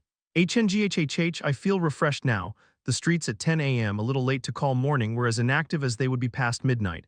You're going to meet Lilith Unnai now, right? Yeah, sheesh, you scumbag. 3 wedding anniversaries in a row, huh? You're bringing that up now. Criticizing Kang-woo after 10 years was a little unfair, but he couldn't help but feel bad because he was practically telling his wife, whom he had spent a hot night with last night, that he was off to meet another woman. You don't have to get so down, I can see that you feel bad at least. Shut up. You're so innocent in the weirdest of ways despite being a former demon king. Yeonju giggled after managing to get Kang-woo good. Anyway, take good care of Unnai. I naturally will, but why all of a sudden? I mean, she's kind of out of place, Out of place? Why would Lilith feel out of place in our family? She doesn't show it when she's with you, but how should I describe it? She's a little cautious, or keeps her distance. But she's the one who usually thinks of the events we can all do together, like the bunny girl play, for example. That's different, you fucking pervert. Yeonju pinched Kang-woo's flank with a reddened expression. Anyway, I'm a little worried about her because she sometimes seems afraid of something. Afraid, huh? Kang-woo had no proof but could more or less tell what it was. Leave it to me, he had recently come to a great decision after much thought over a long time. What are you gonna do? Yeonju asked. That's a secret. What, why? Tell me, you cheapskate. Then why don't I spill the beans along with our little secret from last night? Gasp. Yeonju furiously shook her head. Why you? I'm gonna kill you for real if you talk about that. I wonder what I'll do. Why you motherfucker? Yeonju gritted her teeth and swung her fists, but Kang-woo easily dodged them as he cackled and grabbed her wrists. He remarked, I won't tell a soul about it, so let me keep my secret with Lilith too. NGH, alright fine, Yeonju sighed and nodded. I don't know what you're planning on doing to Unnai, but I'll beat the shit out of you if you make her cry. Oh. Looks like you've gotten rather close to Lilith. Siala and Lilith had been close since long ago, but Yeonju and Lilith seemed to have been having difficulty getting close, as if there was an invisible wall between them. We've been living together for a decade, man. That's 10 years. Even enemies would become close after that long of a time together. Although she's the kind of person I have a hard time getting along with, how can I not after the amount of time we spend together? That's true. Yeonju gave birth a year before his other two wives, but the three of them went through childbirth and raising the children together. There was no way they wouldn't become close. And don't make Unnai do, you know, that weird CCAT girl roleplay or anything like that you hear. Lilith would be thrilled to do something like that. That's. Yeonju sighed deeply as she thought about the different events Lilith had thought up and shook her head. Anyway, have as wonderful of a time with her as you did with me. No, a little less wonderful time. No promises. What you say, bitch. Alright fine, Kang-woo nodded at Yeonju's jealousy. Are you heading home? Nope. Then where? Don't tell me. The PC room again. What the hell do you think of me? I'm going to work, obviously. Do you have any idea how busy being a guildmaster is? Yeonju shouted as she stuffed the gaming laptop Kang-woo gave her as a gift into her backpack. Why do you need that when you're going to work? Yeonju flinched and looked away. I'm not taking it with me to use it. I'm just, bringing it because it's my dear husband's gift for me. Oh, is that so? Yeah, obviously. Then I can let Hyun-woo know you're coming in today, right? Gasp. That's. Yeonju slurred, pale-faced. Kang-woo smiled and put his arm around Yeonju's shoulders. What's wrong? It's not like you're gonna be stuck in some random PC room playing games after lying that you're going to work, right? I can tell him, right? Why, you sure can. Why, yeah, it's okay. Haha, that's my wife, brimming with responsibility. Based on how Yeonju was reluctantly answering with her head down, Kang-woo was sure she had been planning on gaming all day on her new gaming laptop in some random PC room. Kang Hyun will scold her if she does that. Kang-woo did not want to see his wife being scolded by her 9-year-old son. Hubby, why do people have to go to work? I don't think your guild members would see you in a good light if they see you saying that as you clock in past 10:30 in the morning. Come on, I'm the guild master. In company terms, I'm the CEO. It's fine if I'm a little late. Maybe I should have just let her be scolded. Well, anyway, you'd better go to work if you don't want Kang Hyun to scold you again. Fine. It's time for me to go now, so I'm off, said Kang-woo as he waved and turned around. Oh right, come to think of it, where are you meeting Lilith Unnai? We decided to meet. The final wedding anniversary was to be held at a place he was most familiar with. In Hell, it had been a while since the Demon King had returned to the 9 Hells. Epilogue Chapter 9, Wedding Anniversary, Part 7. The 9th Hell was the widest and most dangerous of the 9 floors. Demons fought bloody battles as always over the red earth, under the crimson sky, and in the suffocatingly sweltering heat. Gahahaha, I Nurgle the Mad take charge of this territory. Rumble. A purple demon swung down his axe, shattering the earth under him. Screams echoed throughout the surroundings, and the shockwave blew away the demons surrounding Nurgle. Jehehe. Move, weaklings. Nurgle swung his axe without hesitation, laughing as madly as his title claimed. Rumble, boom, the earth shook like an earthquake each time he swung his axe, showing off his overwhelming power against the demons charging at him from every direction. Who dares cause a commotion in front of the Demon King's castle? Boom, just then, a red demon flew toward them from afar and landed as he flapped his black wings. He was 5 meters tall and covered in armor-like muscles. He was the Demon King's most loyal subordinate and the one who currently possessed the highest authority in Hell. Balrog. Nurgle gulped as he stared at the red demon standing in his way. The suffocatingly overpowering aura from Balrog extinguished his blazing madness, but only for a moment. Where is this Demon King's castle you speak of? Nurgle snorted mockingly and raised his axe. It has been over a decade since the king left the 9 Hells. A castle with no Demon King cannot be called the Demon King's castle. Oh, so what? It is time for a new overlord to take the throne. The demons who cowered in fear of the Demon King ambitiously coveted the Demon King's castle one by one after his departure. Of course, the ambitious demons were slaughtered by Balrog, who protected the castle. But I'm different. Nurgle had battled countless demons and grew his forces to defeat Balrog. Come, army of madness, rumble. He swung down his axe and tens of thousands of demons crawled out of the split earth. Heh, do you see this, Balrog? Nurgle looked down at the army he had raised in the past decade, his eyes gleaming with madness. No matter how powerful Balrog was, he had a limit, unlike the Demon King with infinite demonic energy. As long as the Demon King is not here, hell is as good as mine. There you are, how have you been? A voice interrupted Nurgle. Oh my king, Balrog, who had been apathetically looking down at Nurgle's army, turned to the young man slowly walking toward him from afar and got down on one knee. It has been too long, my king. It sure has, man. Have you been well? Hee, I am always doing well. Is that so? Oh, Kang-woo smiled and patted the kneeling Balrog's shoulder. Balrog smiled and raised his head. Have you eaten? I'll be eating with Lilith later. Kurg. Are you planning on eating with that woman without me? Dude, why would I let you join us on our wedding anniversary? We can invite Yuri and eat with the four of us like a double date. Forget it. Who knows how much I'll be nagged at if I let you join without notice. The two demons were chatting up a storm as if they couldn't even see the colossal army surrounding them. WHY is the Demon King. Nurgle stepped backward, stricken with fear. That aside, Kang-woo turned to Nurgle after greeting Balrog. Hooray you, eek! Nurgle flinched violently as he locked eyes with the Demon King. He smashed his head into the ground and shouted tremblingly, It is an honor to meet you, my Lord Demon King. My name is Nurgle the Mad. Oh, I see. He's awfully docile with a title like that. He is one of the flies aiming for your position, Balrog remarked. Wow, what? There are still more. Yes, I will dispose of them, so please head inside first. Okay, I'll leave you to it then. Kang-woo turned away from Balrog, slowly standing up and walked leisurely toward the castle. Rumble, boom. Crunch, G-A-H-H-H. He heard sounds of destruction and screams from afar soon after. Hey, this place hasn't changed after even a decade. Kang-woo entered the castle as he clicked his tongue. Oh, you're here, my king. A black-haired beauty in a black dress was waiting for him in the castle. She was Lilith, the mean heroine of the final wedding anniversary. Yeah, did I make you wait long? Asked Kang-woo. No, I only just finished getting ready. That aside, it's quite noisy outside. What's going on? Oh, some flies aiming for my position are buzzing around. Your position. I've been absent from hell for quite a while after all. It was only natural since the pivotal being that was the Demon King had vanished. Unlike Kang-woo, who wasn't that bothered, Lilith's eyes turned cold. Looks like that incompetent muscle pig will need a talking to. A bunch of nameless flies were flying around, not knowing their place, after Balrog had said confidently that he would take responsibility for the king's absence. He couldn't stop them from coveting the empty throne, but Balrog was responsible for allowing them to do as they liked in front of the castle. Forget it. I ordered him not to deal with them until they came to invade, Kang-woo remarked. You did? Yeah, why would you?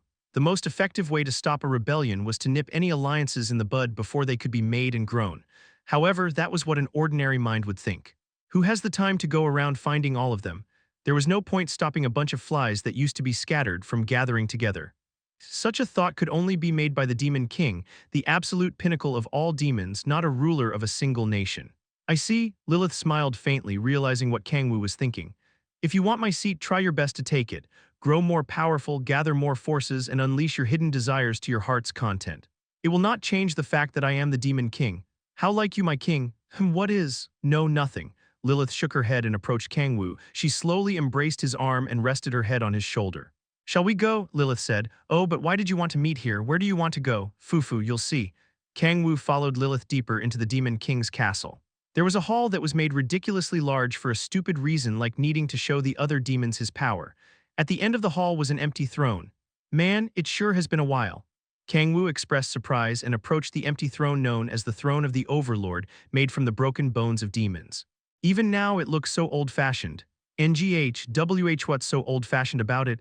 Oh, come to think of it, Lilith designed this throne. No, I meant. You know, it really accentuates the power of the Demon King when you look at it. You just said it looks old-fashioned. Lilith sulked as she snorted and turned her head away. I was just joking, don't get mad. HMPH. I'll forgive you this one time. Lilith smiled gently as if she had never been upset in the first place and hugged Kang-woo's arm again. Kang-woo touched the empty throne and asked, Is this the place you wanted to come to? Yes. There isn't much to see, though. The massive hall that contained the throne of the Overlord was practically considered a sanctuary even in the Demon King's castle. Other than the throne, not even a speck of dust was in the massive hall. Please take a seat. Oh, okay. Sure, oh silly me, please wait just a second, my king. Lilith hurriedly stopped Kang-woo as he was about to sit on the throne. She grabbed something from behind the throne with sparkling eyes. Please put this on before you sit. It was the armor he used to wear in his days as the Demon King. It was also made with the bones and teeth of demons, just like the throne. But why? Not only was it extremely uncomfortable to wear, but its design was trash. One would only see armor like this in a 90s JRPG. And why are the shoulder plates so damn big? According to Lilith, the larger the shoulder plates, the more majestic he looked as the Demon King. Screw majestic, it only makes me look like a dumbass. This is a bit. Why you don't want to wear it? Lilith teared up as she pushed the armor toward Kang-woo. Oh. Come to think of it, I only wore it in the past because Lilith begged me so much to wear it. This stupidly designed armor was surprisingly popular among the demons, to the point that other demons also made armor with similar designs. I will never understand the fashion sense of demons. Kang-woo had lived longer as a demon than a human, but he had never understood their abnormal beauty standards. If you don't want to wear it then, sniff. Alright, fine. I'll wear it, really. Yeah, I made Yeonju wear cat ears and a tail, so wearing stupidly designed armor is no big deal. There we go. Kang-woo wore the armor and sat on the throne as Lilith requested. Kyahhh. You're so cool, my king. Lilith screamed like an idol fan and took pictures with a camera she had pulled out of who knows where. She took pictures of Kang-woo at all angles as she rotated around the throne.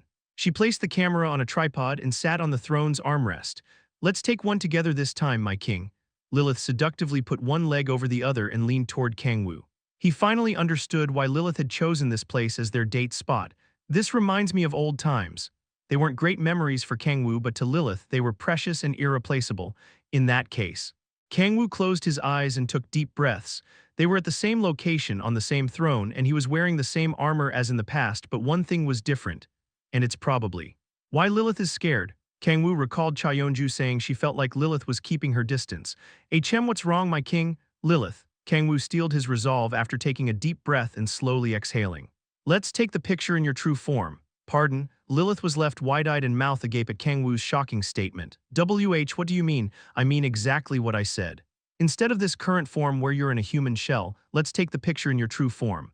Lilith's eyes shook. Are you sure? Yeah. Is it really okay? Yeah, it's okay. You're saying it's okay for me to revert to my true form and do all kinds of squelchies to you, right? No, that's not okay. Epilogue Chapter 10, Wedding Anniversary, Part 8. Lilith used to think it was okay at first. She thought she wouldn't mind it. She thought that even if she was wearing someone else's skin, she could look past such a trivial matter as long as he loved her. Since Kurosaki Yuri, the former owner of Lilith's current body, had gained a new body, Lilith thought there was no reason to call it a shell anymore. The silky black hair reaching her waist, the refined nose and bright eyes, and an appearance that garnered the attention of countless men whenever she walked on the street, were all part of her true form now. However, doubt slowly grew inside Lilith's heart and clouded her mind. She wondered if the love of her life did not love her but Lilith in the shell of Kurosaki Yuri. Lilith did not think that was bad. After a decade of molding into human society, she realized how hideous her true form was to humans. Humans often went off about how true beauty was inside, but Lilith knew better than anyone how crucial one's appearance was in human relationships. Because the king fled from me until I attained Yuri's body. Hence, she couldn't help but imagine what would happen if she lost this form and returned to her true self. Would she no longer receive her king's love? No, there's no way. Lilith tore apart the seed of doubt to deny her thoughts.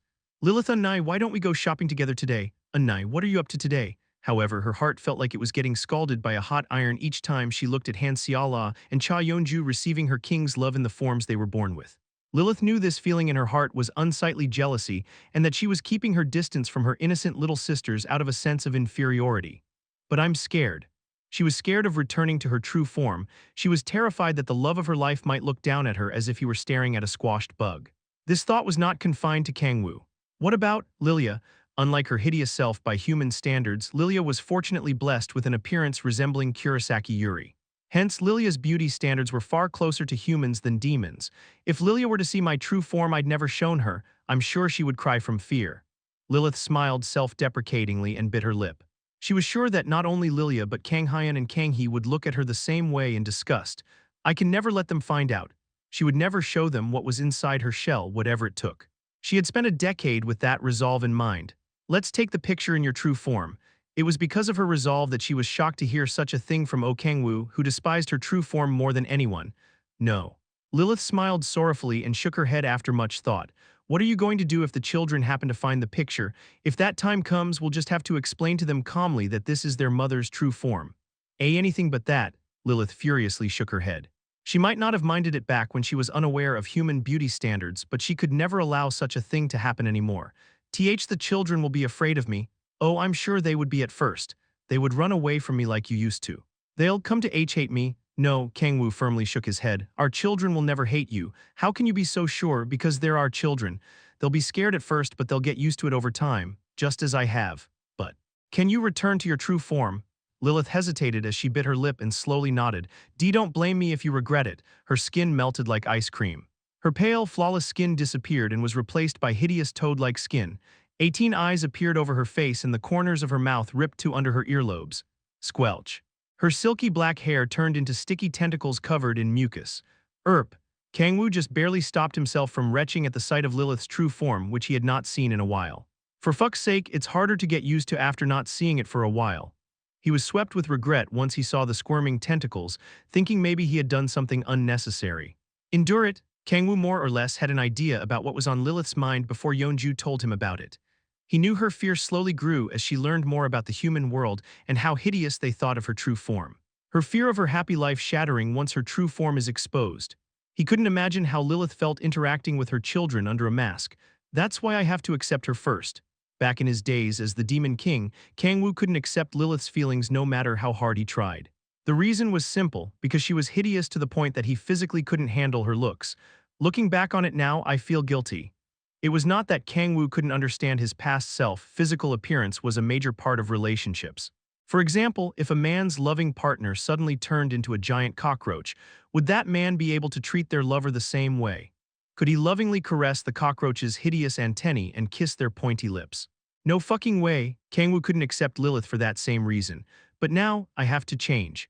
After becoming a husband of 3 wives, a father of 3 children, and a person who was responsible for others' lives, he had become able to think more for others than himself. I can't let Lilith suffer alone. Hence, Kang-woo decided to accept everything about her. Are you okay? Asked Lilith in her true form as she stared at Kang-woo cautiously. Kang-woo wrapped his arms around Lilith's waist instead of answering. Their lips grew closer. Lilith's tentacles squirmed more as she grew more excited. Kurg. Kang-woo flinched for a moment as he glanced at the squirming tentacles spewing pus, but he took a deep breath and kissed Lilith. Am I king? Lilith touched her lips in disbelief. She had kissed Kang-woo countless times, but those were when she was in the shell of Kurosaki Yuri. She gave up on being able to kiss him in her true form. It would be a relief if he didn't run away from her. Sniff, sniff, am my king? Yellow pus trickled down her cheeks, the seed of doubt that had rooted itself in Lilith's heart. The fear of being abandoned by her king if her shell disappeared was uprooted. I'm sorry. I should have done this sooner. Sniff, and no, it's all right. Lilith embraced Kang-woo and they kissed again. She was different in appearance, but her lips were as soft and sweet as before. Hee, Lilith giggled as she touched her lips with the tip of her fingers. Her 18 eyes no longer reflected anxiety or fear. I love you, my king. No, my love. Lilith had stuck to calling Kang-woo my king, even as Seala and Yeonju grew to call Kang-woo honey and hubby respectively. It was so that she could resolve her broken heart if she were ever abandoned. She would tell herself that the last decade was like a mirage scene in a desert. However, things would change. She would no longer be held back by anxiety and fear. I love you so much, more than anything, whispered Lilith as she embraced Kang-woo. Kang-woo waited for her to calm down as she caressed Lilith's hair. No tentacles. Lilith calmed down after about 10 minutes. She stopped weeping and carefully placed her head over his chest. Are you sure? The children won't hate me even after they find out what I truly look like. Lilith's voice was still shaking anxiously. Kang-woo responded firmly as if to shake away any remaining anxiety from her. Yeah, I'm sure. Even if I do squelchies to them, that's a bit foo-foo. I'm joking, haha, right, of course. Lilith smiled radiantly and nodded, squelch. Then the tentacles that had been caressing Kang-woo suddenly wrapped around him. Lilith, Kang-woo stared confusedly at Lilith as sticky fluid trickled down his arm. Lilith smiled seductively and whispered in Kang-woo's ear, after all, the only person I'll do squelchies with is you, my love. What was that? All right, my love, to the bedroom. And no, wait a second. And no, my heart isn't ready for that yet. I'll make you squelch all over. With that, the 10th anniversary reached its finale. HURGHHHHHH, with the weepings of one demon. Epilogue Chapter 11, A Dance with a Dragon, Part 1. After the rowdy 3 wedding anniversaries, Kang-woo returned to his peaceful, daily life of closing rifts worldwide and devouring all those who crossed it with the desire to take over Earth. However, he did not focus only on his work as a guardian deity. He had a role far more important than that. Kang-woo was left wide-eyed at Kang-hyun, who had asked him an unexpected question after returning home from school. You want me to help you train? Kang-woo asked to clarify. Yes, father. The demonic energy training we did last time, right? Yes, Kang-woo sighed deeply. Kang-hyun. He slowly raised his hand and patted his son's head. Daddy told you before that you don't have to be bothered by the fact that you can't use demonic energy yet. But I want to. Kang-hyun bit his lip and clenched his fists. It's weird for the son of the Demon King to not be able to use demonic energy. It's not weird at all. It's weirder for a 9-year-old brat to be able to use it. When I was your age, I pretended to be filled with mana as I drank a Powerade from the convenience store. But Lilia and Kang-hee could control demonic energy and use authorities when they were 4 and 3. That's. Kang-hyun was right. Kang-hee and Lilia could use the demonic energy they were born with as naturally as they could move their limbs before they learned how to make proper sentences. In comparison, Kang-hyun couldn't use demonic energy, much less mana, at 9. There's a reason for TH. I want to be able to use demonic energy too, father. Kang-woo groaned and nodded as if it couldn't be helped. Then get changed and come down to the training room. The training room was in the basement of their apartment building. Thank you very much, father. Kang-hyun smiled radiantly and ran to his room. Kang-woo clicked his tongue as he watched his excited son. Looks like I'll be getting another scolding from Yeonju. However, it couldn't be helped since his son wanted it. No parent could refuse their children's sincere wishes. Kang-woo had no use for the private training room in the basement since he had become far too strong to no longer require training. But he had built one anyway because he thought his children would need it when they grew up. But I never expected it would be used when my daughters were 3 and 4. Kang-hyun couldn't use demonic energy yet, but Kang-hee and Lilia had been able to since they were little. Hence, he taught them how to use demonic energy in this training room, since demonic energy was far too dangerous for such young children to use without training. Are you ready, son? Yes, Kang-hyun gulped and nodded nervously. Take a seat right here. In the lotus position, correct. No, this isn't a martial arts novel, just sit down comfortably. I see. Kang-hyun nodded in slight disappointment. He seemed to have taken a great liking to the martial arts novel Kang Tae-soo had gotten him as a gift in the past. All right, let's begin. Kang-woo stabbed the end of his index finger in Kang-hyun's chest. Kurg, endure it. Kang-woo could easily deliver demonic energy to Kang-hyun without stabbing his finger inside Kang-hyun. However, this was the best way to control the demonic energy as finely as possible without burdening Kang-hyun's body. Although Kang-hyun inherited the Demon King's blood, he was no different from a regular 9-year-old boy since he had yet to awaken an authority. Kurg, I'm going to inject small amounts of demonic energy into you now. Understood. Father, a minuscule amount of demonic energy flowed into Kang-hyun's heart through Kang-woo's finger. Kang-hyun endured the pain in his chest and closed his eyes tightly to feel the demonic energy. Don't rush, take it slow. Feel the power coursing through you. Kurg, father's hot stuff is flowing inside me. Call it demonic energy, damn it. You're making it fucking weird. It's hot, sticky, and wild. Yeah, that's demonic energy. Father, as Kang-hyun did his best to focus on the demonic energy flowing through him, he suddenly shook violently and grunted in pain. Kang-woo immediately took his finger out of Kang-hyun's chest and withdrew all of the demonic energy he had injected into him. Are you okay? Kang-woo asked. Huff huff, why yes, I'm okay. You don't look okay. The demonic energy. Kang-hyun placed his hand over his chest and focused on feeling demonic energy, not the one Kang-woo injected in him, but the energy he had naturally inherited as the son of the Demon King. He focused on his heart where Kang-woo had said demonic energy resided. It's not moving. Same as before, the demonic energy lying dormant inside his heart did not budge.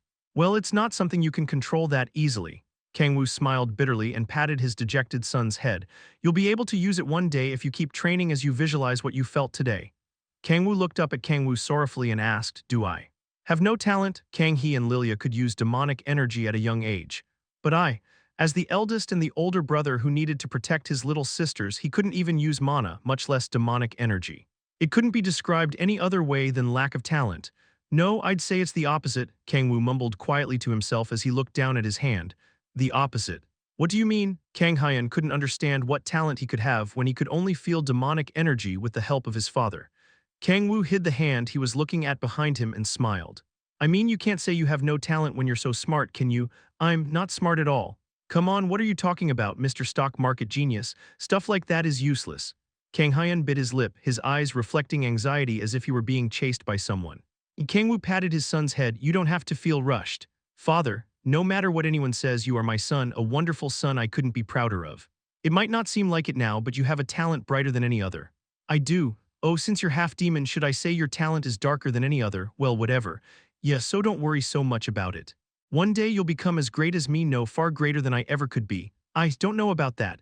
At your age, the less you know, the better. Kang-woo smiled and disheveled his son's hair. Father, Kang Hyun called. Yeah, Kang Hyun placed the few strands of his red hair that fell out from Kang-woo disheveling his hair. He cautiously asked as if he were afraid of something. You love, mother, right? Oh, I mean my real mother? Kang-woo easily figured out that Kang Hyun was referring to Yeonju. However, they're all your real mothers, and of course I love them all. Right, but why are you asking that all of a sudden? No reason. Kang Hyun smiled faintly and shook his head. Thank you very much, father. Yeah, oh, but it's dangerous for me to directly inject my demonic energy into you, so I can't do it for you anymore. No, I'm not talking about that. Huh, thank you for telling me that I have talent. Kang Hyun assumed it was Kang-woo's way of cheering up his sad son. It's almost dinner time, let's head up, he said as he pulled Kang-woo by the hand toward the elevator. Kang-woo peeked at his other hand as he was being pulled by his son, cheering up. Huh? The end of his finger, which he had stabbed into Kang Hyun's chest to help him feel demonic energy better, was mangled as if it had been gnawed by something. That wasn't particularly my intention. Kang-woo smiled bitterly and followed his son to the elevator. Just then, they noticed the elevator was moving down toward the basement without them pressing the button. Did Yeonju catch us? Since only Kang-woo's family lived in the massive apartment building, no one else should be coming down to the basement. Kang-woo was sure he would be beaten senseless if Yeonju or any of his wives found out he had injected demonic energy into Kang Hyun, their 9-year-old son. Kang Hyun, if mommy asks what we were doing down here, make sure to keep it a secret. No, it's not mother. Huh, all three of them are supposed to be coming home late because they have business to tend to. If that's the case, who's in that elevator? Ding. The elevator arrived at the basement and opened before Kang-woo could think of an answer. They were met with a mysterious individual wearing a mask and sunglasses to hide their face, but Kang-woo immediately recognized them. Echidna. KNGWO. Echidna ran toward Kang-woo, throwing aside her mask and sunglasses, and jumped like a frog into his arms. Kang-woo, Kang-woo, Kang-woo, Kang-woo, I missed you so much. Yeah. I missed you too. Kang-woo patted Echidna on the back and asked, more importantly, what are you doing here? Shouldn't you be abroad on a world tour? He recalled seeing an article about Echidna preparing for a concert in Australia when he was in a PC room with Yeonju. About that, I've come to ask you for a favor, Kang-woo. A favor? Kang-woo? Echidna grabbed Kang-woo's hands and shouted, become an idol. What the hell are you talking about? Epilogue Chapter 12, A Dance with a Dragon, Part 2. In other words, from what Kang-woo heard from Echidna, she was supposed to have a joint performance with an idol in the same agency in Australia, but that idol was attacked by monsters that came out of a small gate on her way home. She was not badly hurt thanks to Echidna's quick actions but was unable to leave her room due to mental trauma. You've got a no-show, right? Kang-woo asked. No-show? Oh, it means you're short one person. Yeah. The performance is tomorrow, but we're short one person. Kang-woo could understand why Echidna was so anxious. The performance was tomorrow, but a performer was out of commission all of a sudden. Echidna had started the idol gig half-jokingly because she was so obsessed with Japanese idol animes but had grown extremely attached to it. Yeah, I more or less get what's going on, said Kang-woo as he grabbed his forehead as if his head hurt. He continued, but why does that lead to you wanting me to become an idol? Well, why you can freely change your appearance, right? So, could you perform in Ari's place? What? Oh, Ari is the girl attacked by monsters last night. She's super pretty cute and adorable. No, that's not what I mean. You want me to sub for an idol? Why, you don't have to sing, you can just lip-sync it. You just have to go with the flow and dance. Even if I can freely change my appearance, she wants me to dress up like a girl and perform on a live stage. Kang-woo had cross-dressed once before, but cross-dressing as an idol and dancing on a live stage was a completely different story. Fuck, chills ran down his back just from thinking about it. He shook his head and continued, if you can just lip-sync it, why don't you guys just perform with just one person unaccounted for? No one would criticize the idol when she couldn't perform because of shock from being attacked by monsters. Monsters aren't something you take lightly. Echidna was used to monsters since she had been through countless battlefields alongside Kang-woo. However, monster attacks would traumatize ordinary people for life. The thing is. Echidna darted her eyes as if she were thinking of something to say. She snapped her fingers and continued. Ari has to pay a huge breach of contract fee if she can't perform on stage. Breach of contract. Even Kang-woo knew that one needed to pay a massive penalty if they did not attend a performance with tens of thousands of people coming to it. Even so, she has to pay a penalty even if it was because of an unfortunate accident. Why yeah, apparently. What the hell's up with that stupid contract? Kang-woo didn't know about their circumstances since he wasn't part of the industry, but trying to make a victim of a monster attack pay for a breach of contract was too harsh. Even Satan would rise from the dead to clap at the impressive evil. This is the problem with boomers. Well, okay, I understand, then, but still no. It was none of Kang-woo's business whether or not a stranger idol needed to pay for a break of contract. However, one could argue that it was somewhat his business since the girl might be close to Echidna. Why don't I just pay in her stead? The penalty fee for a breach of contract for a performance that tens of thousands of people were attending was likely astronomical, but Kang-woo was swimming in money. He would rather resolve the matter with money than cross-dress and dance in front of countless people. And no, you can't, Kang-woo, Echidna hurriedly shook her head. Money isn't the issue, it's the fact that she broke the contract. You have a point there. Please, Kang-woo, perform on stage just this one time. Can't you? Ask anyone else. This is something only you can do. Kang-woo couldn't understand why only he, who did not even know any idol songs or the names of idols for that matter, was fit for the job. Okay, let's go through the conditions again. Firstly, they need to have a shape-shifting ability. Second, they need to be somewhat acquainted with Echidna. Thirdly, they need to have the ability to learn the choreography by tomorrow's performance. Wait a second, am I seriously the only one? He tried his best to think of other candidates, but only Kang-woo fit those three conditions. Could you show me the dance you'll be doing on stage? Just a sec, Echidna snorted and pulled out an iPad from her bag. Music played from the speakers soon after. That emotion melts all hearts, all eyes on you, cause you're perfect, the most ultimate idol. The song and dance fit Echidna perfectly, the fluttering of an excessively frilly dress, making hearts with one's hands and winking as they blew a kiss forward. A choreography that was so cute it was almost cringy played on the iPad screen. Why you want me to do this? Kang-woo felt nauseous as he imagined himself performing the choreography. He would look like someone else, but he would know that it was him doing the motions.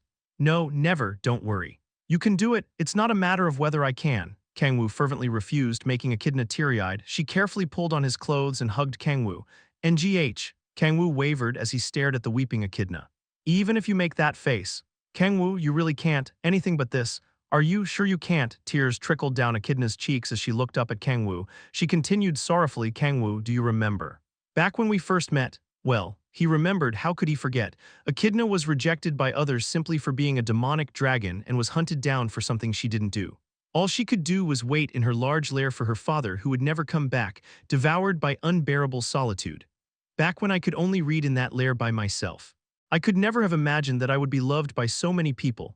I thought everyone would hate and fear me for being a demonic dragon. Echidna smiled faintly and cautiously grabbed Kang-woo's hands. But everything changed. After I met you, Echidna realized the joy of being loved by someone. She realized the happiness that came from the fact that someone treasured her. She realized that she was not alone in this large world. After meeting Kang-woo, Seala, Yeonju, Lilith, Balrog, Uncle Tisu, Sihun, Oppa, and Echidna named everyone she had grown close to, I realized that I wanted to change. This was why she had suddenly decided to become an idol. She wanted to tell her past self that she had changed proudly. Echidna, Kang-woo patted the weeping Echidna's head. She tried her best to smile brightly despite crying. Her smile was full of happiness, unimaginable from her back when she was summoned to Earth covered in wounds. I've gained so many people who love me after I became an idol. Want to make this performance a success no matter what. I want to show my precious fans who come to see me the best performance ever. Kang-woo sighed deeply. Damn it, he couldn't bring himself to refuse when Echidna was begging him so desperately. He pulled on his hair as he twisted and turned. He finally made up his mind and remarked, all right, fine, I'll do it. Happy? Really? Echidna approached Kang-woo, her eyes sparkling. But I have a condition. Condition? Don't tell anyone that I'm disguising myself as that. Ari was it. Kang Hyun had been with Kang-woo when Echidna arrived to meet him, but as the quick-witted child he was, Kang Hyun took the elevator up to go home on his own. Hence, only Kang-woo and Echidna knew about this. If my wives ever find out about this, there would be chaos. It'd be a problem in and of itself if Yeonju and Lilith were to find out, but the biggest issue is Darling. Seala had begged him back when Echidna had just started getting popular in the idol industry to dance in an idol costume. Of course, he refused on the spot. Her eyes back then were dangerous. She had peculiar tastes. She loved it when she put dog ears and a tail on him and even tried to make him suck on a pacifier. If Darling ever finds out I cross-dressed and danced on stage, an entire room would be dedicated to pictures of him on that stage. No, she might even get her hands on the costume he wore somehow and make him wear it in bed. It's more than possible. For Darling, Kang-woo loved Seala to death, but her twisted fetishes were difficult to accept sometimes. In any case, I can't let Darling find out. He would rather have Yeonju find out than Seala. She would tease him to no end at first, but Kang-woo also had many ammunition to use against her. I can't ever let the kids find out either. Kang-woo had his pride as a father. He might force the demonic sea to go berserk and kill himself if his children ever found out he had dressed up as an idol and subjected himself to the cringingly cute choreography. I won't tell a soul. Who? Okay, with that, the king of demons who had devoured the 7 princes of hell and stood at the pinnacle of hell had turned into a cross-dressing idol in the span of a single spring day. 1. This is the beginning of the chorus for the song Idol by YOASOBI. Epilogue Chapter 13, A Dance with a Dragon, Part 3. Kang-woo went straight into rehearsal after learning the choreography for his performance in Australia with Echidna. That emotion melts all hearts, all eyes on you. Cause you're perfect, the most ultimate idol. Kang-woo followed after the singing Echidna, making a heart with his hands and winking adorably. Ari seemed as popular of an idol as Echidna since she also had a large portion of the performance. Her dance was fairly complicated, so moving perfectly to the beat of the music was difficult. That was perfect, Kang-woo. Yeah, thanks. Why don't you try becoming an idol for real?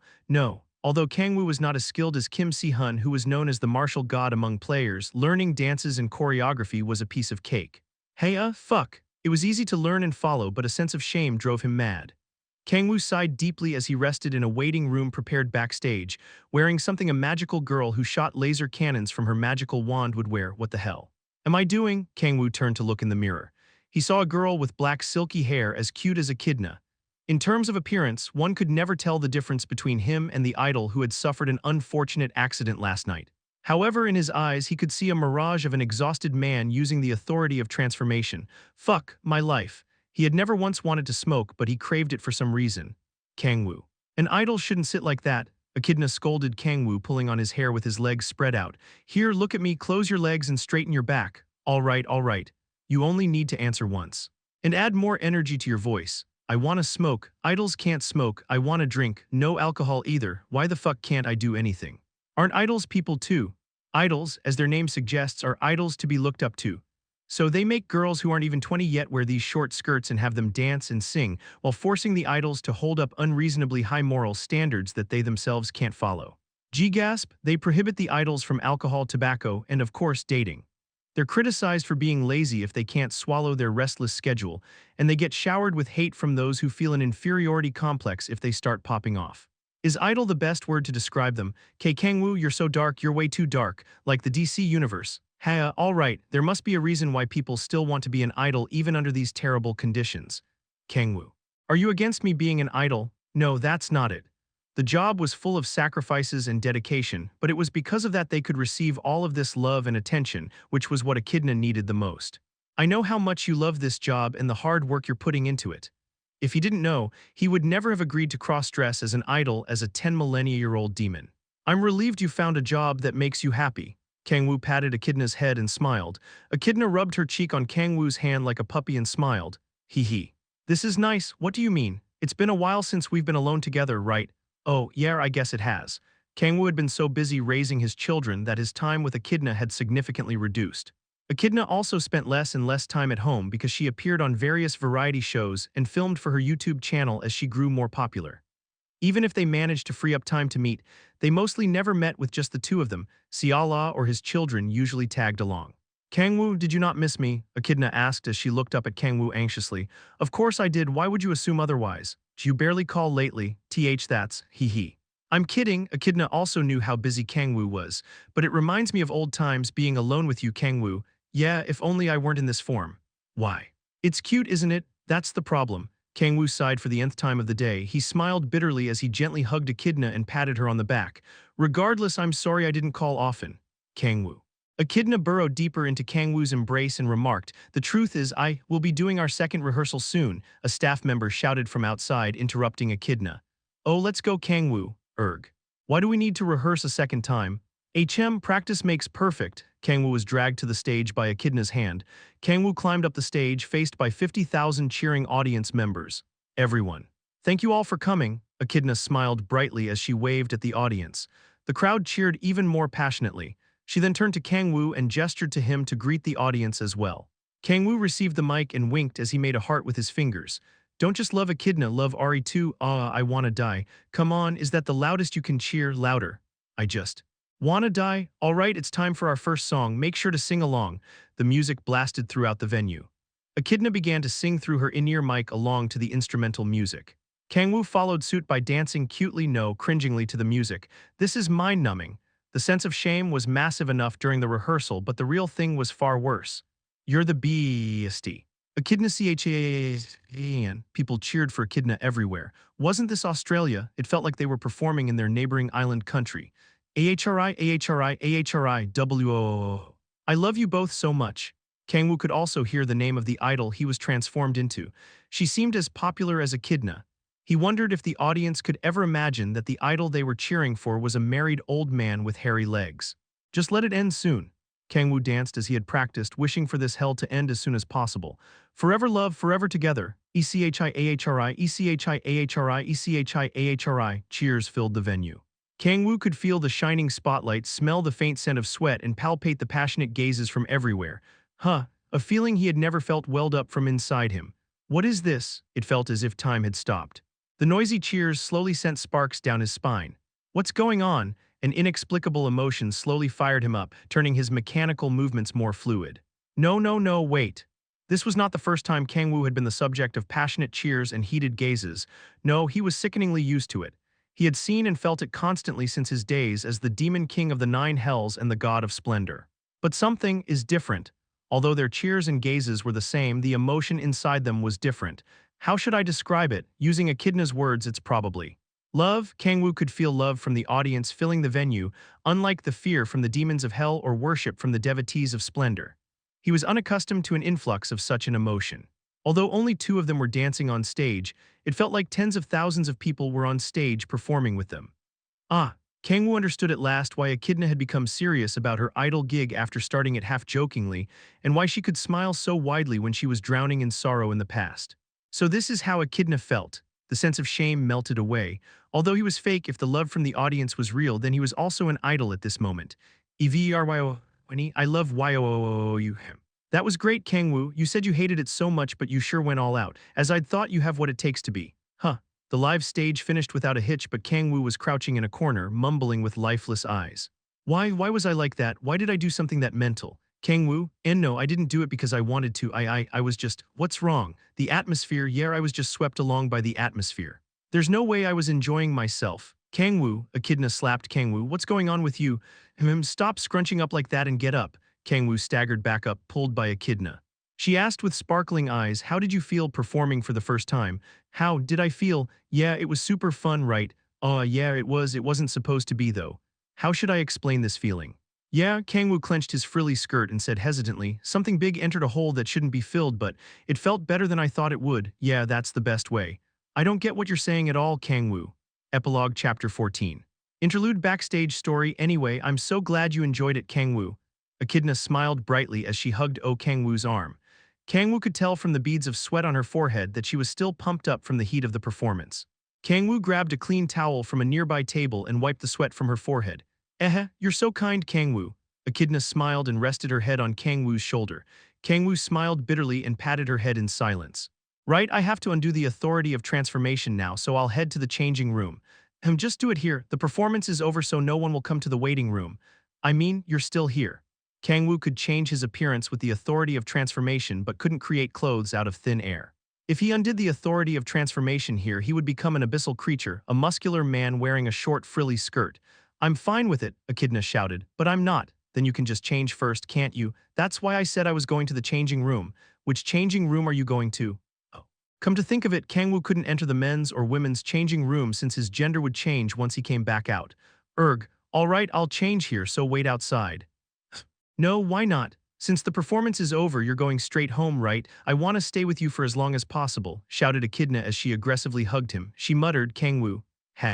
Yeah, Kang-woo sighed deeply as he patted Echidna's back, unable to refuse. Echidna lowered her head while in his arms to avert her gaze. I'll become a mature dragon in a few years. A deathly silence fell. Kang-woo could easily figure out why she had brought that up all of a sudden. He had said he would think seriously about accepting her feelings once she became a mature dragon. How does Echidna feel about me? He had long since realized she no longer saw him as her master. He had been postponing his answer because Echidna did not know much about this world at the time, but knew he would have to answer eventually. Siala said she was fine with it, but at first, Kang-woo had nonchalantly thought he wouldn't mind accepting Echidna's feelings if Han Siala was fine with it, but his mind changed over time. I shouldn't accept her feelings so nonchalantly. Just as her feelings for him were genuine, it was only right that he also needed to be genuine. He had come up with an answer after much thought. Echidna, I don't, Echidna interjected and shook her head. Don't say anything right now. Kang-woo could feel Echidna's shoulders trembling. She was trembling in fear, not anticipation. She was likely aware of the answer he was about to give her. It was not that he had no feelings toward Echidna. She was still young, although not in human years, but she was cute and lovely enough to set the hearts of countless people on fire. He was also a healthy man, so he did not want to push away Echidna, who was giving him so much love. But not right now. Kang-woo already had 3 children in elementary school. He already did not know what influence having 3 mothers would have on his children, so adding yet another mother for them would become a problem. Rejecting Echidna because of his children sounded like a poor excuse, but those were his honest feelings. It's okay, you might feel that way now, but your feelings could change in the future, right? Echidna smiled brightly, knowing exactly what Kang-woo was thinking. I can wait as long as it takes. Echidna. It was hard for Kang-woo to turn her down cold when she was going this far for him. And, Echidna slurred, and what? Nothing, what? You're making me curious. Kang-woo stared at Echidna curiously, but she simply puffed out her chest and snorted. I'm not one to just wait as I twiddle my thumbs. She seemed to have thought of something in that short time. What are you thinking of doing? That's a secret. Echidna smiled deviously and pointed at Kang-woo to declare, just you wait. I'll become your wife no matter what. Kang-woo chuckled at her prideful declaration. We'll see after you become a mature dragon. He did not need to think so hard about it right now. Emotions were fickle, they could change at any time. Kang-woo might become ready to accept her feelings, or Echidna might move on to meet someone else. Once I become a mature dragon, my body will become way more adult-like. The words mature and Echidna were as poorly matched as pineapple and pizza. My boobs will get bigger than Yeonju's. Aren't they already bigger? I can't imagine boobs smaller than Yeonju's. Then they'll get bigger than Siala's. Come on, how can that be? You should set your goals to be achievable, Echidna. Anyway, you'd better watch out, Kang-woo. I'll eat you up once I become a mature dragon. I'm a little conflicted to hear that from a dragon. They spent time chatting up a storm. Then one of the staff members called Echidna. Miss Echidna. You have an interview request from an Australian broadcasting station. I'll be back in a second, Kang-woo. Echidna left the waiting room without hesitation despite complaining that she didn't want to separate from Kang-woo. That's a pro for you. Although she wasn't a mature dragon yet, Kang-woo couldn't see her as a child anymore with how responsible and diligent when it came to her job. Anyway, I should take this chance to undo my authority. Kang-woo locked the door and undid the authority of transformation, the sudden increase in size ripping his clothes. Oh fuck. I forgot, he had forgotten to undress before undoing his authority because he had been in such a hurry. Don't you dare look in the mirror. Kang-woo might die from shame if he saw himself in the mirror at this moment. I'll get changed right away. He was at least relieved he had made the mistake when nobody was around. An unfortunate tragedy would have come to pass if anyone had seen him in this state. I would have to kill them. What a relief. Kang-woo took off the cringeworthy dress and turned to look at himself in the mirror. He saw a man with sharp upturned eyes, his usual self. I should be above average in looks, right? Kang-woo tilted his head at different angles in front of the mirror and smiled in satisfaction. Ding, he checked his phone after hearing the notification bell and saw that Kim Si-hun had messaged him. It's been a while, Hyung-nim, how have you been? Do you have some time this weekend?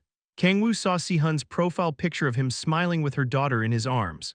Why does this son of a bitch keep getting more handsome? He grumbled as he looked back into the mirror at himself. He only saw a squirming squid. And no, Si-hun is just an outlier. I'm not as ugly as a squid. My darling said I was handsome. Kang-woo denied reality as he quickly left the waiting room. He walked along the chaotic hallway and took a look around the venue. Just then a woman, a girl wearing a hat to hide her face, approached him. You, Mr. Kang-woo, right? The girl asked, taking off her mask. Kang-woo recognized the familiar face. Thank you very much. Echidna told me everything. Oh, you must be. Yes, my name is Sung Ari and I'm an idol affiliated with the same agency as Echidna. Ari bowed to Kang-woo repeatedly, thanking him for performing in her place. No problem, are you feeling better? Oh yes, I'm fine. I only got off with a scrape on the knees thanks to Echidna protecting me. She was physically fine, but she had to skip her performance because of mental trauma. Are you sure you want to be outside already? I'm still a little scared. Ari smiled faintly as she looked up at Kang-woo, but I wanted to thank you myself after watching the live from my hotel room. She has good manners. Kang-woo smiled and nodded.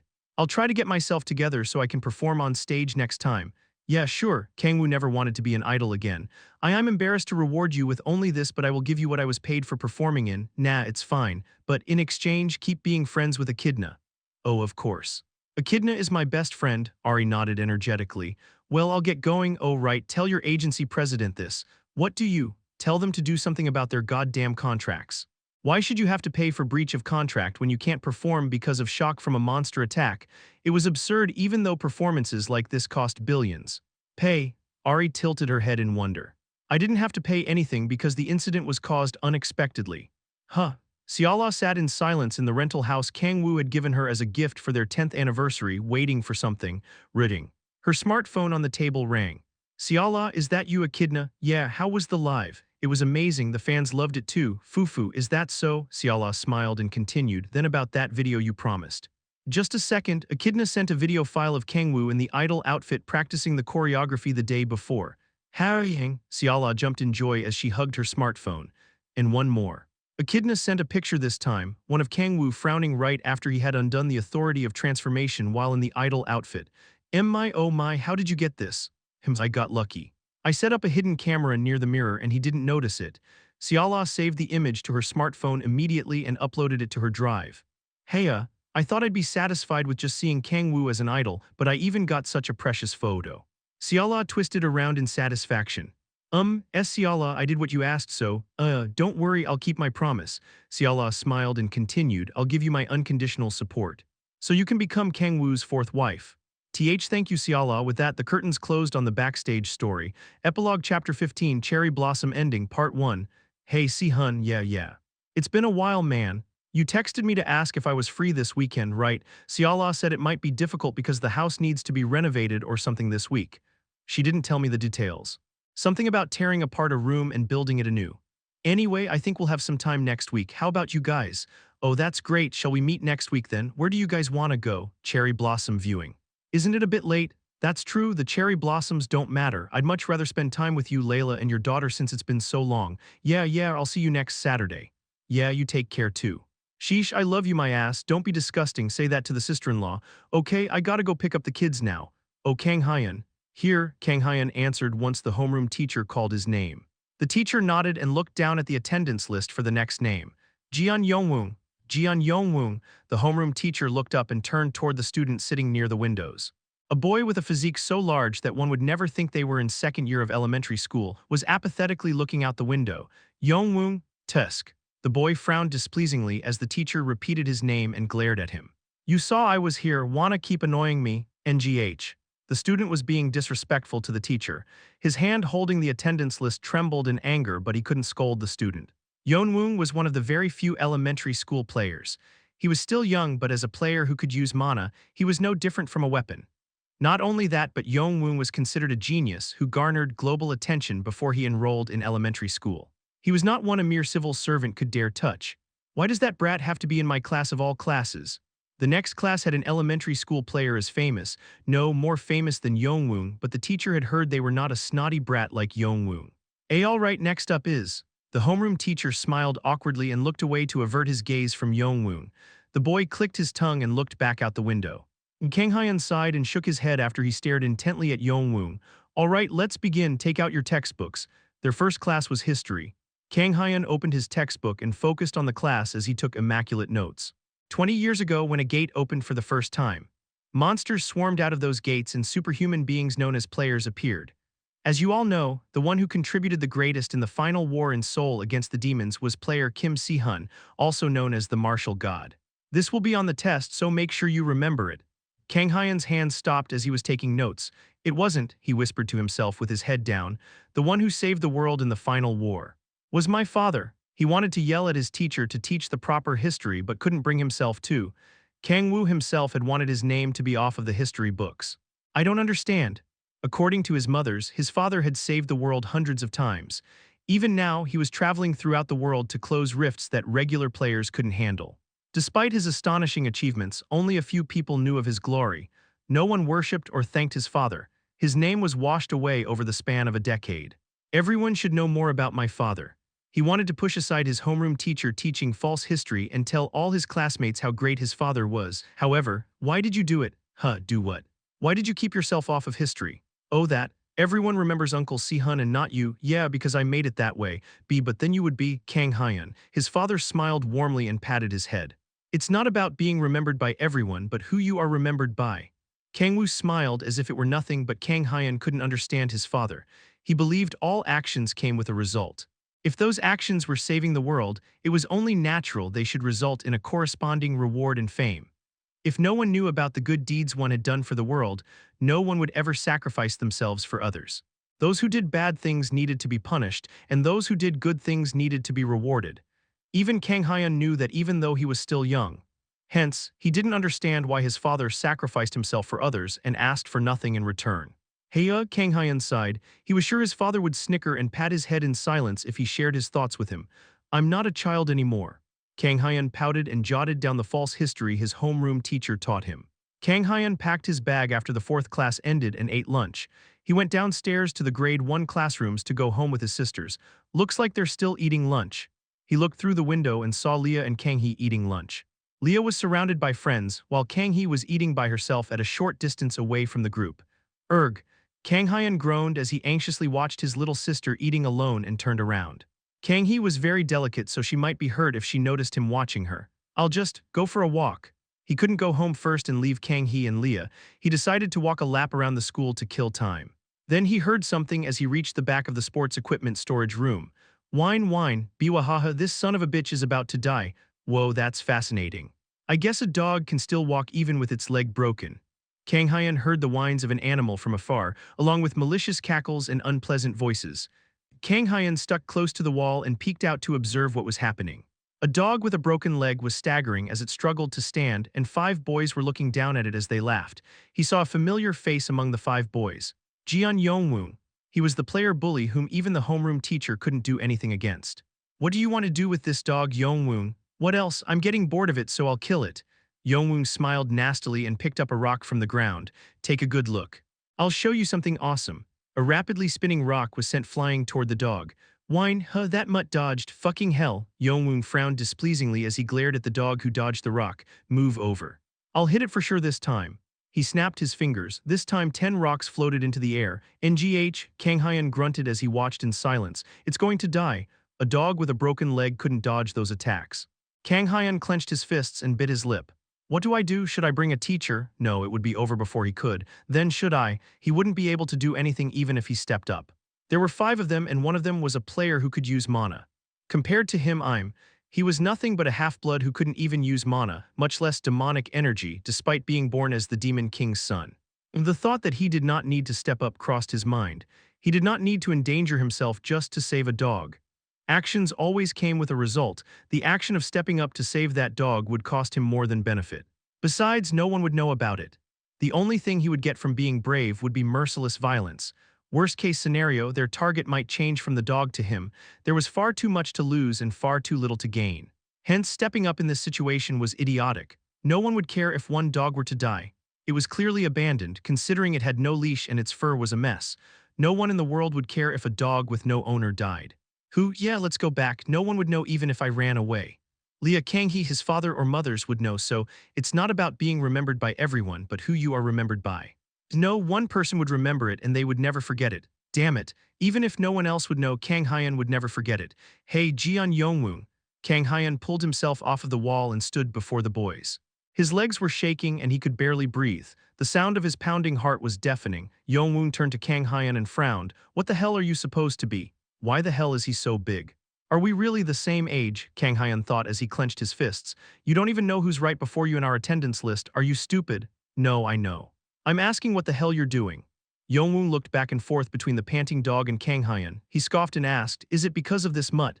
I see so many mutts here that I'm not sure who you're referring to, Kang Hyun answered. You fucking son of a bitch. Mutts shouldn't be picking on each other. Try to get along. Yongwoo's expression hardened. He gestured to the 4 boys with his eyes and they charged at Kang Hyun. Kang Hyun calmly examined the 4 boys and quickly turned his head to shout, teacher, over here, NGH. What the hell? The charging boys stopped in their tracks. Kang Hyun took this chance to weave between the boys. I just need to face Yongwoo. The others were nothing more than Yongwoo's lackeys. They would run away if Yongwoo was defeated. Son of a bitch, get him. The boys chased after Kang Hyun after noticing they had been fooled but couldn't catch up to him since they couldn't use mana. Hoop, Kang Hyun swung his fist at Yongwoo. Although he couldn't use mana or demonic energy, he was physically gifted thanks to his parents. He was far past the physical capacities of an elementary school student. You've got to be kidding me, Yongwoo remarked. Swoosh, the rock spinning above his hand smashed into Kang Hyun. Kurg, pain as severe as being hit hard with a hammer spread throughout his body. You should choose your opponents wisely. What were you thinking picking a fight with a player? Yongwoo smiled nastily as he grabbed Kang Hyun by his hair. Now, Kang Hyun threw the fistful of sand he had been clenching. Kurg, even a player, couldn't help but instinctively shrink away if sand was thrown at their face. Yongwoo let go of Kang Hyun and stepped back. Kang Hyun charged at Yongwoo like a wild beast. Ha-hap, bash. Kang Hyun smashed his head into Yongwoo's jaw. I did it, it was a direct hit. Even a player would pass out if they were hit hard enough on the jaw. Son of a bitch, smash. The swaying Yongwoo kicked Kang Hyun. Kurg. Erg, Kang Hyun tumbled across the ground. Kill that motherfucker, you're dead. The other boys caught up and kicked Kang Hyun on the ground. Damn it. Kang Hyun curled up into a ball to endure their kicks. If only I could use demonic energy. He resented the demonic energy inside him that didn't budge even in this situation. Whine, whine. The injured dog staggered toward Kang Hyun. Go away, you idiot. Whine.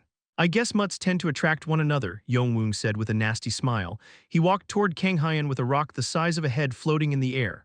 Why, Yongwoo, this is a bit. Isn't that way too big? Move. Yongwoo got closer to Kang Hyun and the dog. Just then an expressionless voice echoed, That's enough for today, don't you think? Yongwoo flinched and turned around. He saw a girl with silky hair that reached her waist. Despite her young age, one would describe her as beautiful rather than cute. Why you're? Yongwoo gulped. She was Kim Sia, the other elementary school player in the class next to them. Everyone in the same year as her knew who she was. No, probably everyone in this school scratched that. Everyone in Korea knew who she was. That was how famous of a player she was. Although Yongwoo was hailed as a genius since he was little, he was nothing but a candlelight before the sun that was Kim Sia. After all, she was the daughter of the famous martial god Kim Si-hun. Sia unsheathed the bamboo sword from her belt and asked, Or what, do you want to fight me too? Blue sword energy burst from the bamboo sword. Let's go guys. Yongwoo quickly turned around and ran away after seeing the sword energy around the bamboo sword. His 4 lackeys followed suit. An awkward silence fell once Yongwoo and the others left. Sia placed the bamboo sword back on her waist and walked toward the collapsed Kang Hyun. Are you okay? She asked. Oh. Yeah, I'm fine. Kang Hyun got up, helped by Sia, and bowed his head. Thanks for helping me. I wasn't trying to help you, Sia answered coldly and looked down at the dog with the broken leg. She whispered, You moron. You're so nosy for a weakling. Huh, what did you say? Nothing. Sia snorted as she turned around and walked away elegantly. Oh, right. As she turned the corner, she peeked out of the corner as she scratched the wall with her nails. We're going to view cherry blossoms next Saturday. Cherry blossoms? Kang Hyun asked in confusion. Yeah, your family and mine. Oh, so, Sia's lips quivered as she turned away from Kang Hyun and shouted, Gee, get better by then. She disappeared as her hair fluttered in the wind. Epilogue Chapter 16, Cherry Blossom Ending. Part 2. My beautiful babies, how was school? Oh, Kang-woo ran to the front door at supersonic speed once the doorbell rang and opened the door with a wide smile. Beloved father, Lilia ran to Kang-woo like a wild beast once the door opened. Kang-woo hugged his adorable youngest daughter and turned to see Kang-hee with a sad expression. Huh, Kang-woo narrowed his eyes and looked around. Where's Kang Hyun? Oppa said he's staying at school for a bit because he has something to do. Oh, is he on cleanup duty today? And no, Kang-hee shook her head and clenched Kang-woo's clothes. Oppa's cleanup duty day should be next Thursday. Oh, really? Why does she know when they're in different grades? Sent over 300 texts asking what it's about, but he hasn't answered, Kang-hee shouted. You sent over 300 texts and 50 calls. Oh, is that so? Looks like Kang-hee cares a lot about her big brother. Could something have happened to, Heya, that's enough, you Brocken? Lilia sighed deeply and shook her head. Be Brocken, that's not true. HMPH. What else would you call someone who's been fidgeting nonstop like a dog needing to pee because they couldn't walk home with brother for just one day? SH, shut it. I don't want to hear that from you when all you do is follow daddy around even as an elementary school student. What's wrong with clinging to our beloved father? Leah and Kang-hee glared at each other. Now. Stop it, both of you. Your mother made snacks for you, so wash your hands before you eat them. Kang-woo calmed his daughters down with Han Xiala's cookies. Yes, daddy. Right away, father. They stopped glaring at each other and ran to the bathroom, unable to resist the temptation of cookies. That aside, I wonder what's wrong. It was rare for Kang Hyun to leave Leah and Kang-hee to stay at school. Even in such cases, he always called Kang-woo, asking him to pick them up. He let Leah and Kang-hee walk home by themselves without calling me.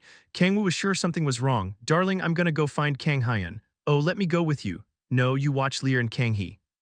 Yes, honey. Kang-woo turned away from the worried Xiala and left the house. Let's see, I wonder where my son could be.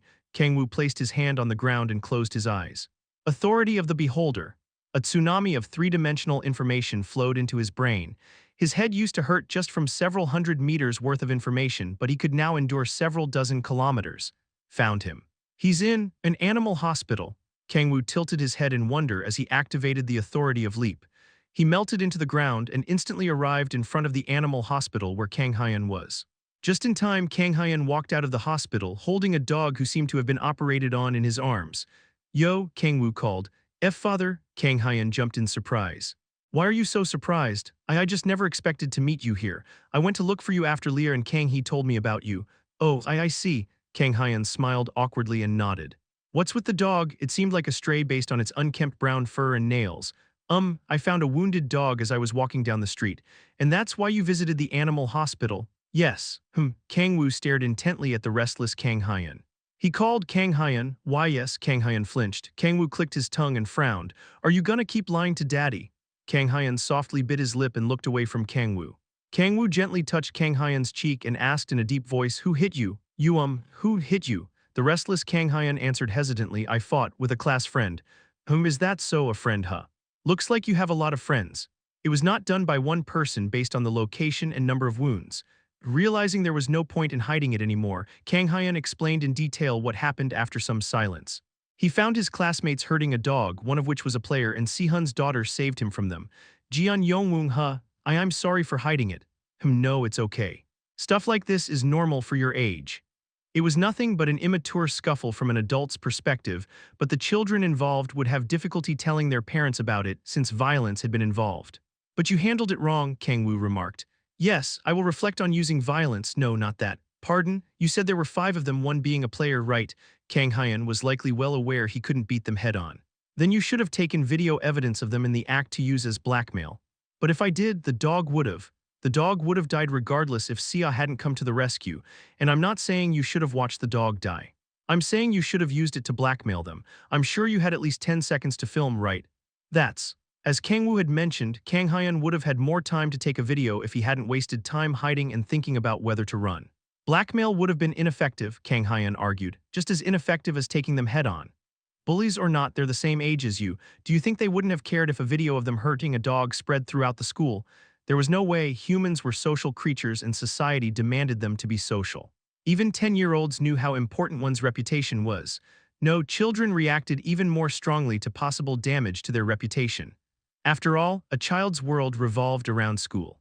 As you said, it might not have worked, but it would have been more effective than charging in blind.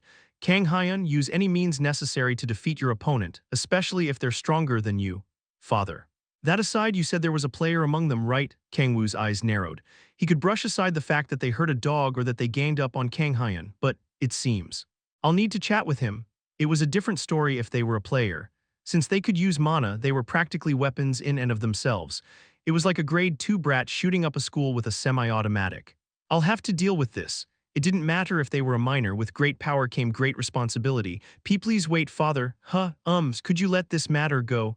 Kang-woo narrowed his eyes. Are you worried I might do something to him? You're too kind, my son. He's worried about someone who beat the crap out of him. No, not that. Kang Hyun clenched his fists and bared his teeth ferociously. It was only for a moment, but his eyes turned black. I want to deal with him myself. Kang-woo was left blank-faced at his son's unexpected answer. He let out a chuckle after some silence. Well, he had forgotten. Kang Hyun was only 9 years old. He was very mature for his age and kind-hearted enough to risk his life for a stray dog, but that's my son for you. Kang-woo smiled widely and patted his son's head. Right. Everyone is worried sick, so let's go back home. Oh yes, father, especially Kang-hee. Who knows what she'll do if we don't get home quickly. Ahaha, Kang-hee tends to worry a lot because she's so tender-hearted, Kang Hyun remarked. Alright, how worried must she have been to send over 300 texts and call 50 times just because she didn't get to walk home with her big brother? Oh, but what are you gonna do with that dog? Kang-woo asked. Well. Kang Hyun pitifully stared at the dog in his arms, his lips quivering as if hesitating to say something. Kang-woo asked, wanna raise it? Is it okay? Shouted Kang Hyun excitedly. It was rare to see him so energetic. Of course. If it's what you want, thank you very much, father. Do you know its name? No, figures. How would you know the name of a stray with no collar? Then you should name it. Me. Yup, it might be an over-exaggeration, but Kang-woo wanted Kang Hyun to know what it was like to be responsible for a life. How about Poppy or Choco? That's a bit too generic. Then what about Gilgamesh? That's a bit much. Giving a dog a name like that borders on animal cruelty. Then, Kang Hyun examined the area between the dog's hind legs and said with sparkling eyes, "How about Francois? No, anything but that name." Epilogue Chapter 17, Cherry Blossom Ending, Part 3. After going through several options, Kang Hyun decided to name the dog Springy. There was no special reason, it just happened to be spring when he found the dog. Come here, Springy. Woof. Springy, healed completely thanks to Han Seolah's healing magic, ran to Kang Hyun with his tail wagging. Kang Hyun smiled brightly as he hugged Springy and stroked his back. It was rare to see Kang Hyun, who always maintained a calm demeanor, smile so brightly. "Oh, Oppa." Kang Hee stumbled backward in shock. "Why, you've never smiled like that to me." "What in the world are you talking about?" Leah sighed and shook her head. Kang Hee pulled on Leah's clothes and pointed at the brown ball of fur being embraced by Kang Hyun. But that bitch is. Why don't you calm down first?" Leah dragged the teary-eyed Kang Hee to their room. "Do you like him that much, son?" Cha Yeonju smiled as she approached Kang Hyun and patted his head. "Yes, it feels amazing. That's how I felt when I gave birth to you." Are you saying I'm like a dog to you?" "A dog would have been better. You're nowhere near as cute as Springy." "NGH." Yeonju snickered as she disheveled Kang Hyun's hair. "That aside, never forget being responsible for a life has both ups and downs." "Yes, mother, I will keep that in mind." "Sheesh, you're not cute at all. Can't you be at least half as cute as Springy?" Yeonju hugged her dignified son and tickled his flank. "NGHM, mother, you little rascal. Stop it." Woof woof, their home turned even more rowdy with the addition of Springy. "It's almost time to go. Are you sure you want to be fooling around?" said Lilith as she walked out to the living room dressed beautifully. She approached Kang-woo and twirled as she smiled seductively. "How do I look, my love? You're stunning." He was not exaggerating, it was genuine praise. She was wearing a light chiffon blouse and a long skirt that reached below her knees. She was so beautiful that Kang-woo couldn't take his eyes off her. "Fufu, I went shopping with Seolah yesterday." Lilith smiled in satisfaction after seeing Kang-woo's reaction. "Looks like you've been spending more time with Seolah lately," Kang-woo remarked. "Seolah and Yeonju are both my precious little sisters after all," she said with a smile. Kang-woo couldn't feel any strange sense of distance between Lilith and his other wives anymore. "Come to think of it, where's Darling? She went to the kitchen to make lunch boxes earlier. It's taking a while." "Unnai. Could you help me for a bit?" "Speak of the devil," Seolah shouted from the kitchen. Kang-woo and Lilith headed to the kitchen where they were met with delicious scents. What is all this, Darling?" They saw a mountain of lunch boxes filled with the staples of picnics: kimbap, tonkatsu, stir-fried Vienna sausage with ketchup, egg rolls, squid salad, and much more. There were easily over 30 lunch boxes. "Since it's been a while since we've met Si-hun and Layla, I went all out. Even so, this is it a bit much?" "A bit wouldn't be the words I would use. Not even an elephant could eat all this. We can just bring whatever's left home. Now, please help me fill these lunch boxes." Seolah hummed excitedly because it had been a while since their last family picnic. Kang-woo and Lilith helped her fill the lunch boxes with the side dishes. "All right, let's get going." Kang-woo, with massive bags filled with lunch boxes in each hand, left the house with his children. Kang-woo and the others arrived at Uedo Hanging Park and walked along a path covered in cherry blossom petals. Most of the cherry blossoms had fallen. Over here." They saw Kim Si-hun, Layla, and Kim Si-ah sitting on a mat under a tree. "Sorry, it took some time to get ready," Kang-woo said. "Haha, it's all right. We only just arrived as well." Si-hun stood up and smiled widely. Holy shit. He was handsome enough to woo even a straight man. If they hadn't set up a perception-blocking barrier to avoid recognition by others beforehand, there would have been more people around them than the petals on the ground. They would have gathered regardless of his looks. Si-hun was the savior of humanity and a legendary hero in the history Kang-woo had distorted. If rumors that the martial god appeared in Uedo Park had spread, this place would be flooded with his fan club army. "It's been too long, Kang-woo," Layla greeted as she waved to Kang-woo, sitting elegantly next to Si-hun. "How have you been, sister-in-law?" Although subjectively Layla was slightly inferior to Kang-woo's wives, she did not look out of place next to Si-hun because she was also an objective bombshell. And for the finishing touch, Kim Si-ah stood up and courteously bowed. "Hello, Uncle Kang-woo." Yeonju excitedly approached Si-ah and shouted, "Wow, you've grown so much, do you remember me? I used to change your diapers, you know." "Oh yes, of course. Hee, you're in the same grade as my Kang Hyun, right? Have you two been getting along?" Si-ah flinched and glanced at Kang Hyun. She clenched the hems of her long skirt and answered, "We don't see each other often, because we're indeed different classes." "Oh, is that so? Makes sense. You don't get to meet people often if you're in different classes, especially in elementary school." In elementary school, being in different classes was no different from being in different countries. "But you guys have been childhood friends since you were babies, so get along with him, okay?" I'll try." "Sheesh, you're just as uncute as Kang Hyun. You guys aren't even 10 yet, so why are you so unsociable?" When I was your age, I used to play Pokemon Dedakshi with kids I met for the first time. Dedakshi? Sia was confused by a word she had never heard. I know what Pokemon is, but what is Dedakshi? Why, you don't know what Dedakshi is? Yeonju stumbled backward as if she had come across an alien creature. She pulled on Kang-woo's clothes and vented the fear taking over her mind. Hubby. Sia doesn't know what Dedakshi is. How is that possible? Yeonju, I'm not the weird one, right? How can an elementary schooler not know what Dedakshi is? There must be something wrong with the world, right? Kurg. You have to face reality, Yeonju, we're old. And no, I can't be old. Yeonju collapsed on the mat in despair. She only looked to be in her early 20s but was now in her 40s. It's okay. No matter how old you get, I will always love you. Sniff, hubby. Kang-woo and Yeonju embraced each other, bound by the cruel clutches of time. Seala left them be and placed the lunch boxes on the mat. Si-hun was left dumbfounded by the sudden mountain of lunch boxes. What is all this? He asked. Did I make too much? W will try to finish all of it. Foo-foo. You don't have to push yourself. They sat in a circle after short greetings and began to eat the lunch boxes Seala prepared. It's delicious, Si-hun shouted as he devoured the food as if he had never been surprised by the mountain of lunch boxes. He dipped the cheese egg roll in ketchup and expressed his amazement. I could never imagine food like this from Lael. Arg. Layla pinched Si-hun's flank with a smile. My sweet doggy. What were you about to say? And nothing. Si-hun turned his head away, covered in cold sweats. Kang-woo could easily tell who held all the power in Si-hun's household. That aside, doggy. Are you still living your life whipped by your wife? I could say the same to you, Hyungnim. My wives at least treat me like their master, bro. It's not like Layla has complete control over me either. The married men argued with other. Kang-woo, pour us some water from the thermos. Yes, ma'am, doggy, stop saying pointless things and tend to Sia and the other kids. Okay, the married men's battle of pride ended as anticlimactic as the petals on the ground. That aside, what a shame. Lilith clicked her tongue as she looked at the few cherry blossoms on the trees. We should have visited a week earlier. Well, we had no choice since Darling was busy last week. You were busy decorating that room, right? Yuan Nai, Siala quickly covered Lilith's mouth as Lilith giggled. If you're disappointed, how about this? Layla smiled as they viewed the few cherry blossoms and placed her hand on the ground underneath the mat. Whoom, a green light spread from her and smeared into the nearby cherry blossom trees, causing the wilted flowers to bloom again. Wow, father, look, Kang-hee and Leah shouted as they watched the fully bloomed cherry blossoms.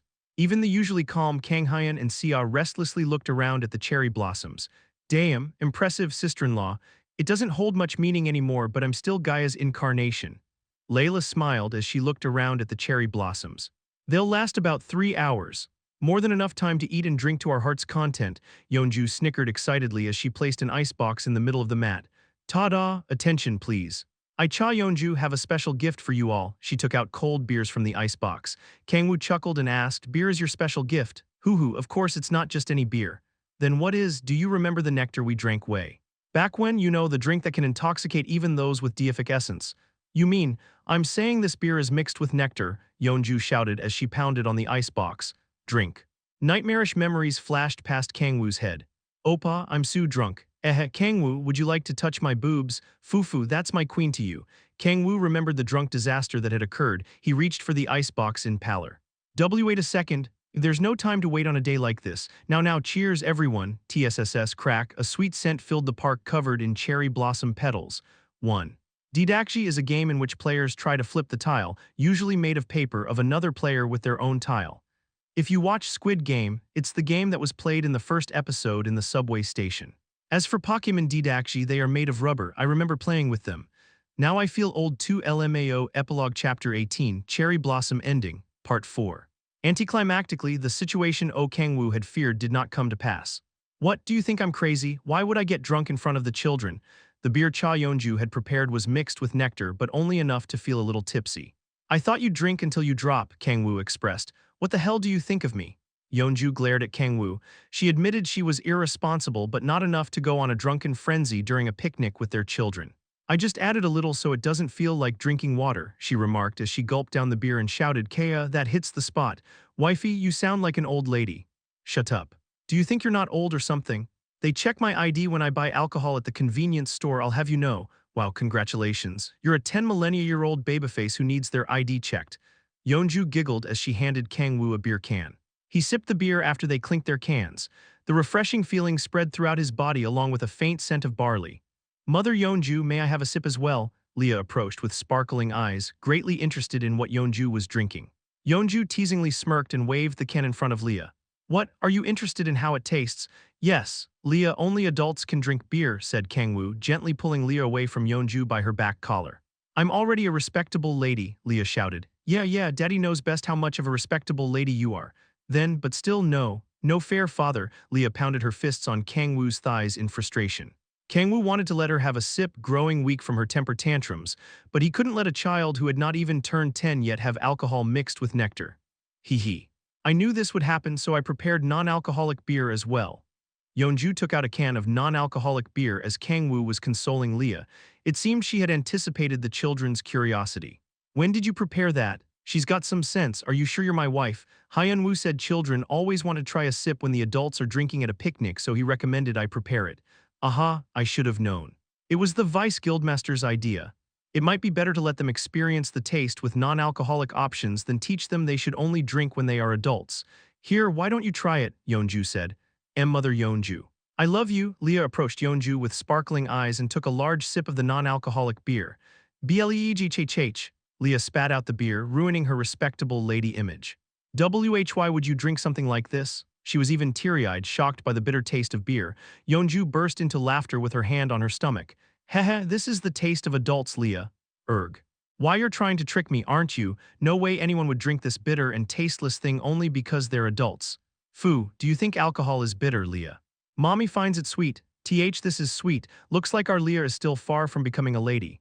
Erg, I hate you, Mother Yeonju, Leah shouted as she ran to Lilith's side. Lilith hugged Leah and glanced at Yeonju as she patted Leah's back. Don't tease the kids too much, she said. Hee, sorry unnai. That aside, do you have wine? Oh, of course, but it's pretty strong. Are you sure you want it? Yeah, it's fine. Lilith giggled as she grabbed the wine bottle and whispered, looks like I can use this as an excuse to enjoy queen roleplay with my love.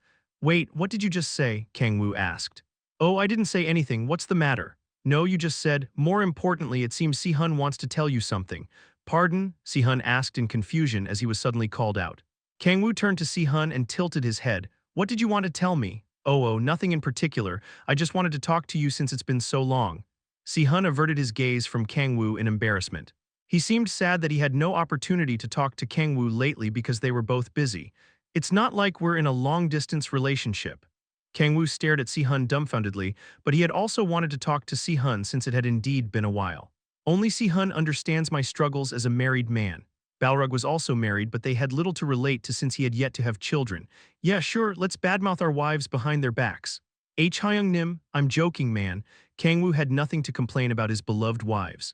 Although Si-hun was whipped by Layla, they seemed to be rather lovey-dovey with one another. Here, let me pour you a drink.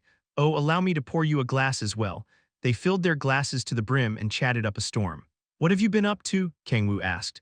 Same old, managing guardians and dealing with violent crimes by players. Kang-woo acted as a one-man army that protected Earth from otherworldly invasions, while Si-hun acted as international police that dealt with player crimes that occurred globally. Anything I can help with? We aren't powerless enough to need your aid, besides you're far busier than us. It's not like rifts open every day, I can make time if I want. Haha. Then you should invest that time in your family. I already am, man, Si-hun smiled bitterly and sipped his beer. Oh, but there is something you should know, Hyung-nim. What is it? Someone among the player criminals has recently been calling themselves a demon. What? Demon? Kang-woo scoffed. Who are they and where the hell did they crawl out of? It was unlikely to be the Nine Hells since Balrog thoroughly regulated the rift between the Nine Hells and Earth. I am not sure. They appear and vanish so randomly. What do? They grant players wishes from what I've heard. Granting wishes, huh? Kang-woo stroked his chin with great interest. Are you investigating them right now? No, not yet. They are famous but haven't caused that many incidents. They only became famous about a year or two ago. Is that so? Still, an investigation will take place soon because a massive incident involving them occurred in America. What incident? A player who made contact with that demon caused a huge incident in an elementary school and it resulted in dozens of casualties. At an elementary school. Why? Kang-woo couldn't understand why a player would go on a rampage at an elementary school because they made contact with a demon who granted wishes. The player who caused the incident was an elementary schooler, Si-hun clarified. Oh, Kang-woo was left with an uncomfortable feeling. Let me know once you get more information about them. Do you have someone in mind who could be behind this? No, not that. I'm just a little bothered by it. Although the incident occurred on the other side of the globe, elementary schoolers were hurt by it. Kang-woo, a father of three, couldn't help but be bothered by it. It seems you're a genuine father now, Hyung-nim. As if you're any different. Of course, I was bothered by it too. I was the one who suggested we make an investigation team. Si-hun smiled bitterly and refilled his empty glass. I realized I think more of my kids than myself after having one. Yup, that's how it works. To be honest, I don't know if I'm being a good father to Sia. I'm rarely home because of work. I'm sure you are. She's grown so well and pretty. Haha, I have to agree my Sia is very pretty. But Leah and Kang-hee are prettier. What are you talking about? Ask 100 people and they will all say Sia is prettier. The hell did you say? The married men glared at each other. Fine, let's fucking do it then. Let's get 100 fucking people from the street. You're on, I may respect you but I will not back down on this. The two men stood up, raring to go, but were hit with the cold hard fact from Layla that they were not acting their old age and to stop being so immature. Anyone could see Kang-hee and Leah are prettier. You only feel that way because they're your daughters, Hyung-nim. I could say the same to you. I am simply speaking from an objective perspective. I'm sure you are. They argued with each other for a little longer but clinked glasses after some time again with bitter smiles once they calmed down. Still, I'm glad I have a little brother I can talk about our kids with, Kang-woo remarked. Come to think of it, why isn't Balrog having children? Si-hun asked. Get this, do you know what he said? He's still afraid of being a father. Ha, small words for such a big guy. Right, he's more timid than he looks. Siala shifted next to Kang-woo and embraced his arm as he was chatting with Si-hun. Honey, aren't you giving too much attention only to Si-hun? Kang-woo could faintly smell alcohol from her. She seemed to have drunk quite a lot of beer. Oh sorry, I was having so much fun talking to Si-hun. Are you saying it's not fun to be with me? Asked Siala as she pouted. Come on, of course not. I'm having the most fun when I'm with you, darling. Really? Then, Siala grabbed a sausage from the lunchbox with her chopsticks. Honey, say darling. Let's not do this in front of the kids. Kang-woo gulped, taken aback by Siala's sudden coquettish attitude. He could feel all eyes on them but opened his mouth anyway. Hee, Siala teasingly withdrew the sausage from Kang-woo's mouth. She suddenly unbuttoned her shirt to reveal her cleavage and placed the sausage in between. Darling, what are you doing in front of the children? Oh my. I dropped the sausage by accident. Just then, Kang-woo remembered something. Could you lick it off me, honey? Siala was a lightweight. As for how lightweight, she could get drunk from just one can of beer. Epilogue Chapter 19.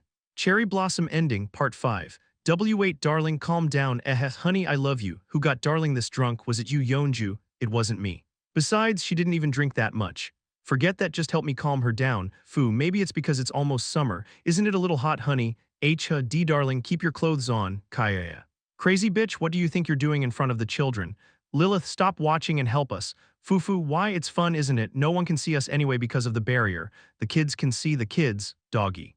I think I'm drunk too. You're a heavyweight, Layla. It's getting noisy. Kim Sia sighed as she watched the adults causing chaos. Haha, sorry, Mother Siala can't handle her alcohol. Oh, Kang Hyun smiled awkwardly as he scratched his head.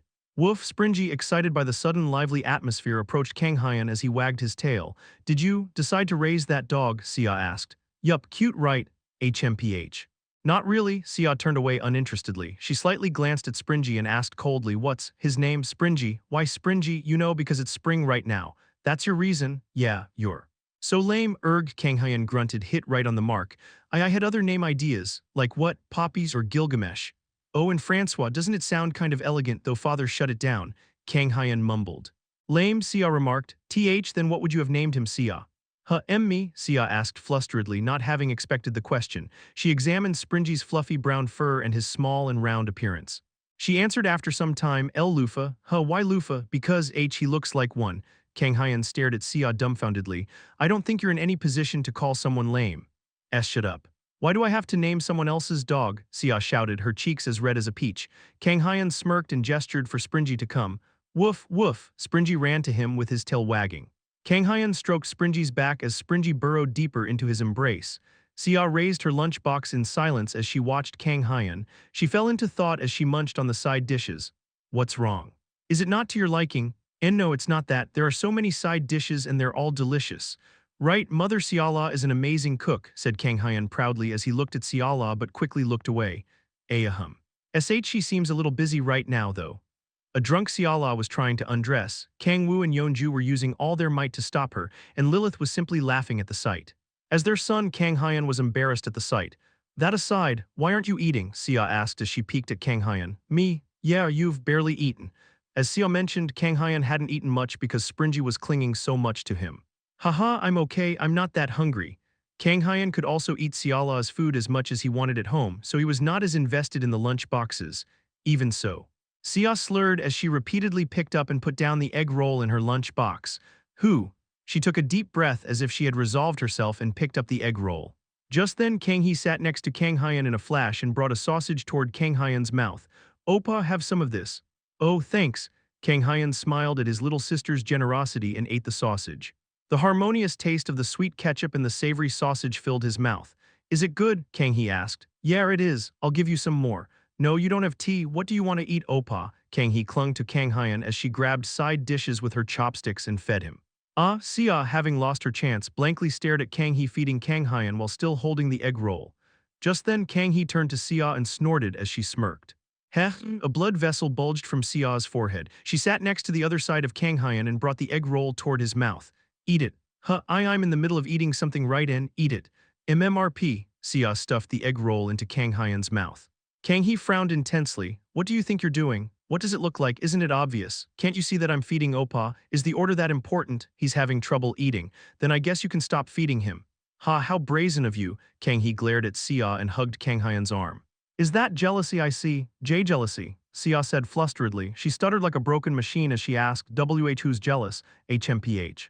I don't think I need to answer that. Kang Hee snorted and glared sharply at Sia. Sia's gaze turned cold as she asked, that aside, why are you speaking informally to me? I don't know what you mean. You did. Are you taking advantage of your age since things aren't going your way with words? Sia bit her lip. She stared intently at Kang Hyun's free arm and slowly raised her arms. NGH. However, she couldn't bring herself to embrace Kang Hyun's arm as confidently as Kang Hee, so she put her arms back down. Sia clenched her fists in frustration, and Kang Hee smiled victoriously as she stared at Sia. See, could you both stop th? Be quiet, Oppa. Shut your mouth. Okay, Kang Hyun promptly answered under the fearsome pressure from both sides. Heya, Sia sighed deeply after a long war of nerves against Kang Hee and put down her lunch box. I'm going, where? The washroom. Sia shook off the dust on her skirt with her hands and stood up. All right, Oppa, let's eat the rest of this lunch box. Kang Hee stared at Sia getting further away as she smiled like a victor and grabbed more food from the lunchbox to bring toward Kang Hyun's mouth. Kang Hyun stared at Sia's back as she walked away instead of eating the food Kang Hee brought toward him. What the hell? Sia kicked a nearby cherry blossom tree irritatingly. She boiled with anger as she recalled Kang Hee's face as she clung to Kang Hyun. I feel like an idiot. She couldn't understand why she had to feel this way for that weakling of a boy. For that half-baked weakling who can't even use mana when he's already 9. Sia expressed her boiling rage as she gritted her teeth. She then flinched after realizing what she had said out loud and quickly looked around. Phew, she sighed in relief only after checking no one was around. NGH, why the hell am I worrying about that idiot after coming here? I'm sure he's still back there being fed by his little sister, smiling like an idiot. Sia surged with rage again as she imagined Kang Hyun being fed by his little sister. Arg, wham, Sia kicked the tree again, unable to contain her rage. Cherry blossom petals fell like snow. Haya, wriggle, just as she was about to calm down in return, she felt something move on her shoulder. Sia's expression froze as she slowly turned to look at her shoulder. A caterpillar, likely having fallen on her shoulder as she kicked the tree, was squirming on her shoulder. Haya, she froze as if she had been cursed with petrification. She was so afraid that she couldn't even think about brushing off the caterpillar. A bee-bug is on my SSSS shoulder. Sia's legs shook as her eyes filled with tears. She knew the insect would fall off her shoulder with just a brush of a hand, but she couldn't move. Someone please help me. She shut her eyes tightly, begging for someone to help in her head. Just then Kang Hyun suddenly appeared to remove the caterpillar from her shoulder. Are you okay? He asked. Why are you here? I was worried about you. I thought you had a stomachache or something. Kang Hyun smiled awkwardly and scratched his head. Sia clenched her fists, her face as red as a tomato. She stuttered, don't tell anyone about.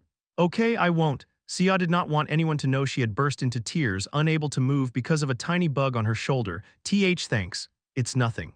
More importantly, you weren't bitten or anything like that, right? Sia bit her lip and looked away from Kang Hyun. You think I'm an idiot, don't you? What do you mean? I was trembling in fear because of that tiny bug. Why does that make you an idiot? Kang Hyun smiled and shook his head. Everyone is scared of something. Besides, tons of girls in my class are scared of bugs. But I'm the martial god's daughter. She thought it was unsightly for the martial god's daughter to tremble in fear because of a caterpillar. So what? Kang Hyun gently brushed off the cherry blossom petals on Sia's head and continued, You're Kim Sia before you're the martial god's daughter. Sia's eyes widened. Her cheeks turned as pink as the petals. Why you're acting awfully cool for a weakling, it doesn't suit you. Haha, sorry, Kang-hyun smiled and grabbed her hand. Let's go, the adults are probably getting worried. Oh, okay, Sia could feel the warmth from Kang-hyun's hand. The spring season in her heart ended with the cherry blossoms and summer arrived. Kang-hee was left alone after Kang-hyun went to look for Sia because he was worried about her. She looked down at the lunchbox, which was still over half full. Kim, Sia, crack, she menacingly mumbled as the chopsticks in her hand shattered. Epilogue Chapter 20 Open Class for Parents, Part 1. The cherry blossom petals covering the streets disappeared as if they had melted like snow. The heat from the sun slowly rose, allowing everyone to appreciate what Willis Carrier had done for the world. Earth is done for, said Kang-woo as he returned home after dropping the kids off to school. What do you mean, honey? Why is it done for? Is there a problem with a rift? His three wives' expressions turned serious after Kang-woo's sudden apocalyptic declaration. He laughed awkwardly as he stared at his wives, reacting far more seriously than expected. No, I was just saying because it feels like summer when it's only May. Oh, global warming was it? I've heard it's a serious problem. Apparently, yeah. Kang-woo remembered brushing it aside when he was little, but he could feel it getting hotter each year nowadays. He added, forget the otherworldly invasions, we're driving ourselves to self-ruin at this rate. But carbon emissions have significantly reduced globally thanks to advancements in using mana stones as an energy source, Siala remarked. Oh, for real? Kang-woo recalled hearing huge news about mana stone power plants or mana stone-powered cars. Yes, and I hear Red Rose's advancements in that field are unrivaled, Lilith mentioned. Well, my guild was that amazing, Yeonju asked. Yeonju, how could you not know about that woman? It's your guild. See, come on, I was obviously joking. Eco-friendly technology applying mana stones is our guild's future now that fewer rifts are opening. It kinda sounds like you're saying something you heard from someone. But won't the mana stone supply also reduce as fewer rifts open? Lilith asked. Oh, you don't have to worry about that. Yeonju shrugged and approached Kang-woo. She groped his butt like a middle-aged manager sexually harassing an employee and smirked. If the supply goes down, I can always ask my hubby here to keep a few rifts open. Yeah, what an impeccable plan, Kang-woo remarked exasperatedly. It was demented, but it only made his head hurt more because it was more than possible. Hee hee, you'll do that for me, won't you, my hubby? Well, as long as they're in deserted areas. You're the best, hubby.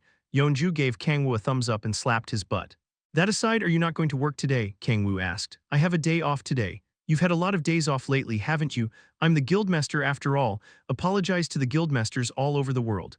But I get my job done above and beyond expectations when it matters.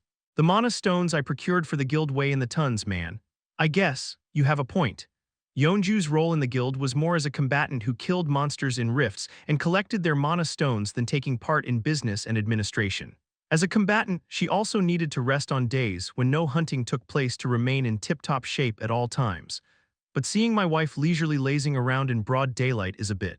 It's pissing me off for some reason, Kang-woo expressed. What? Why? Siala and Lilith Unnai are home too. It's fine for them, but seeing you lazing around grinds my gears. Aren't you too harsh on just me, hubby? Asked Yeonju in frustration as she turned to Siala and Lilith. Lilith giggled and said, it shows how intimate you two are. That sounds like a made-up excuse. Yeonju pouted and flopped on the couch. Kang-woo sat next to her and stretched. That aside, are you free today as well, Kang-woo? Yeonju asked. Yup, I closed a rift yesterday, so I should be free today. Oh, it's been a while since we were all free on a weekday.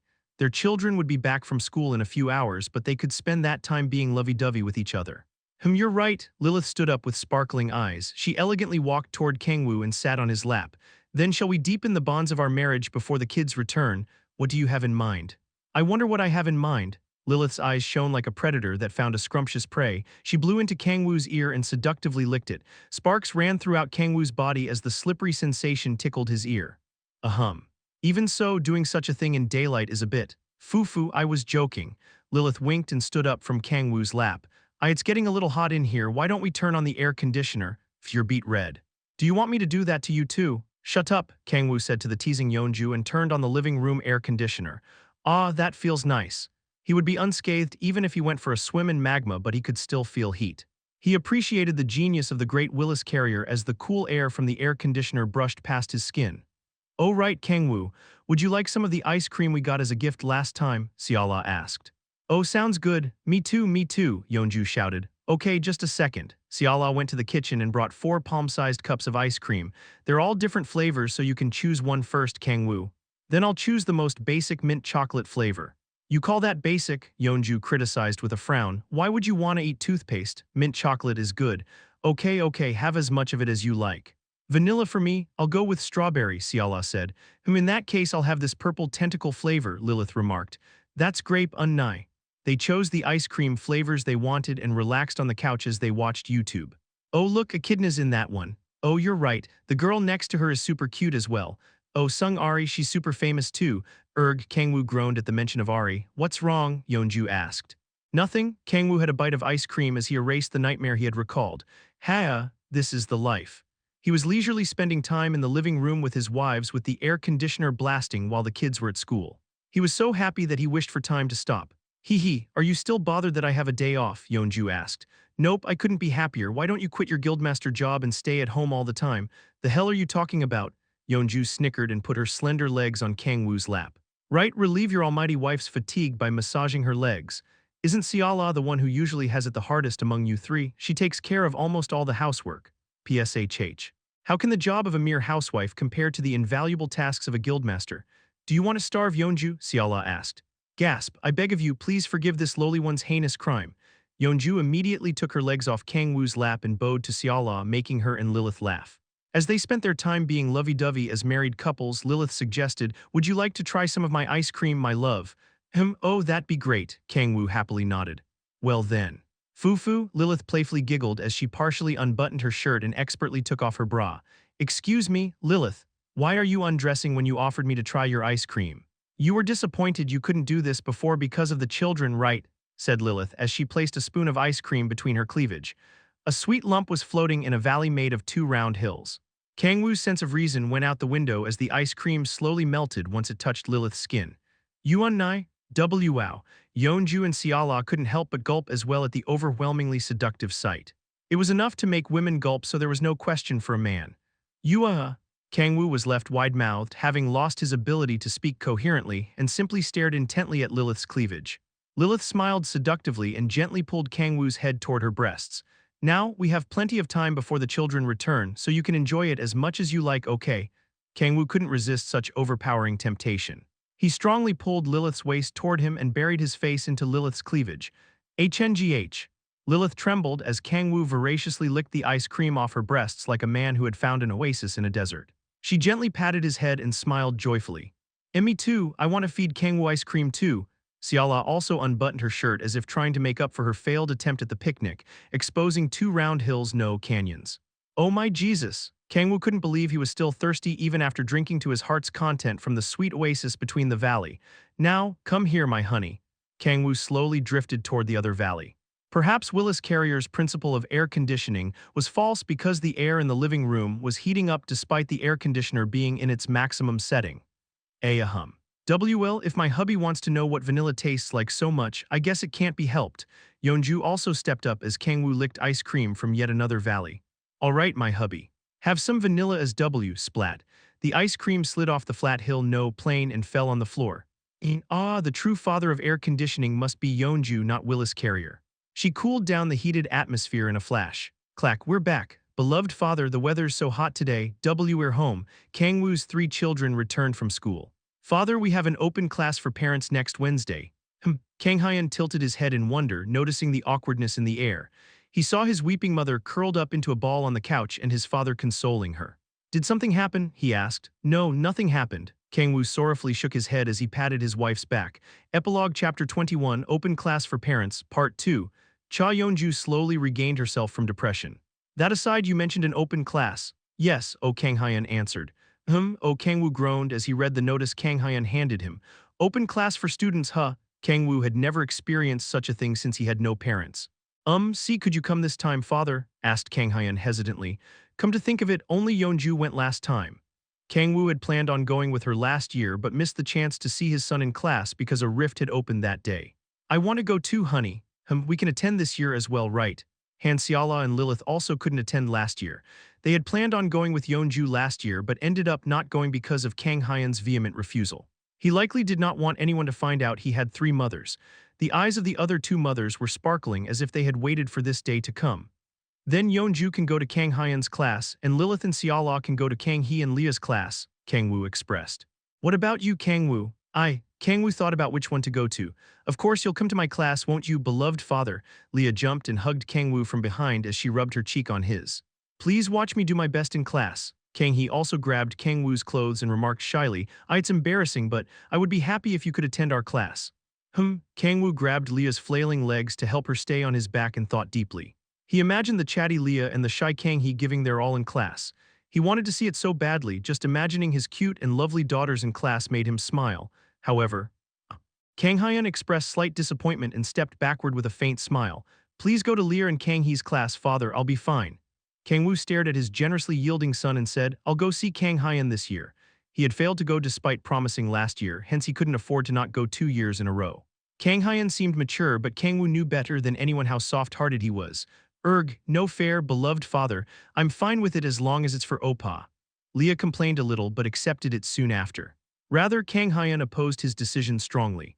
And no, I'm fine with you not coming, it's just me and my class, but Leah and Kang-hee are in the same class. It would be more cost-efficient of your time to go to the grade 1 class, son.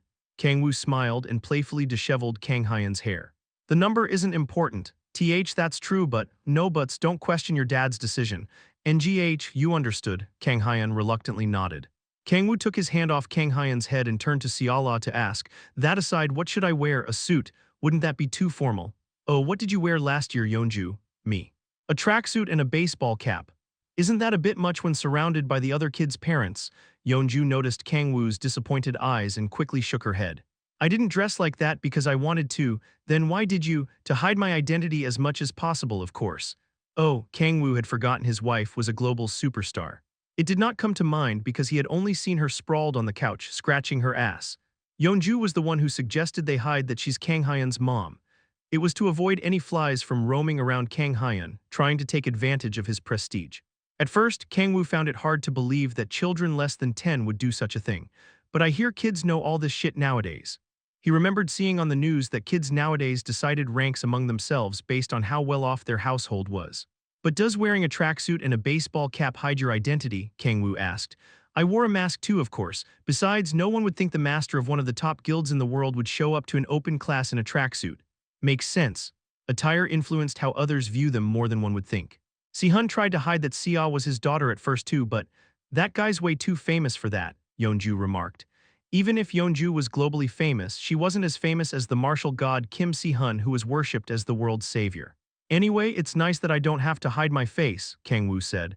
This was why he had concealed himself from the past decade of history. He did not want to deal with such bothersome situations.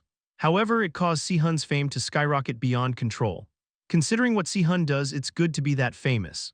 From what Kang-woo had heard, he could ask a country run by a dictatorship for their full cooperation in catching a criminal, and they would give him full authority without question.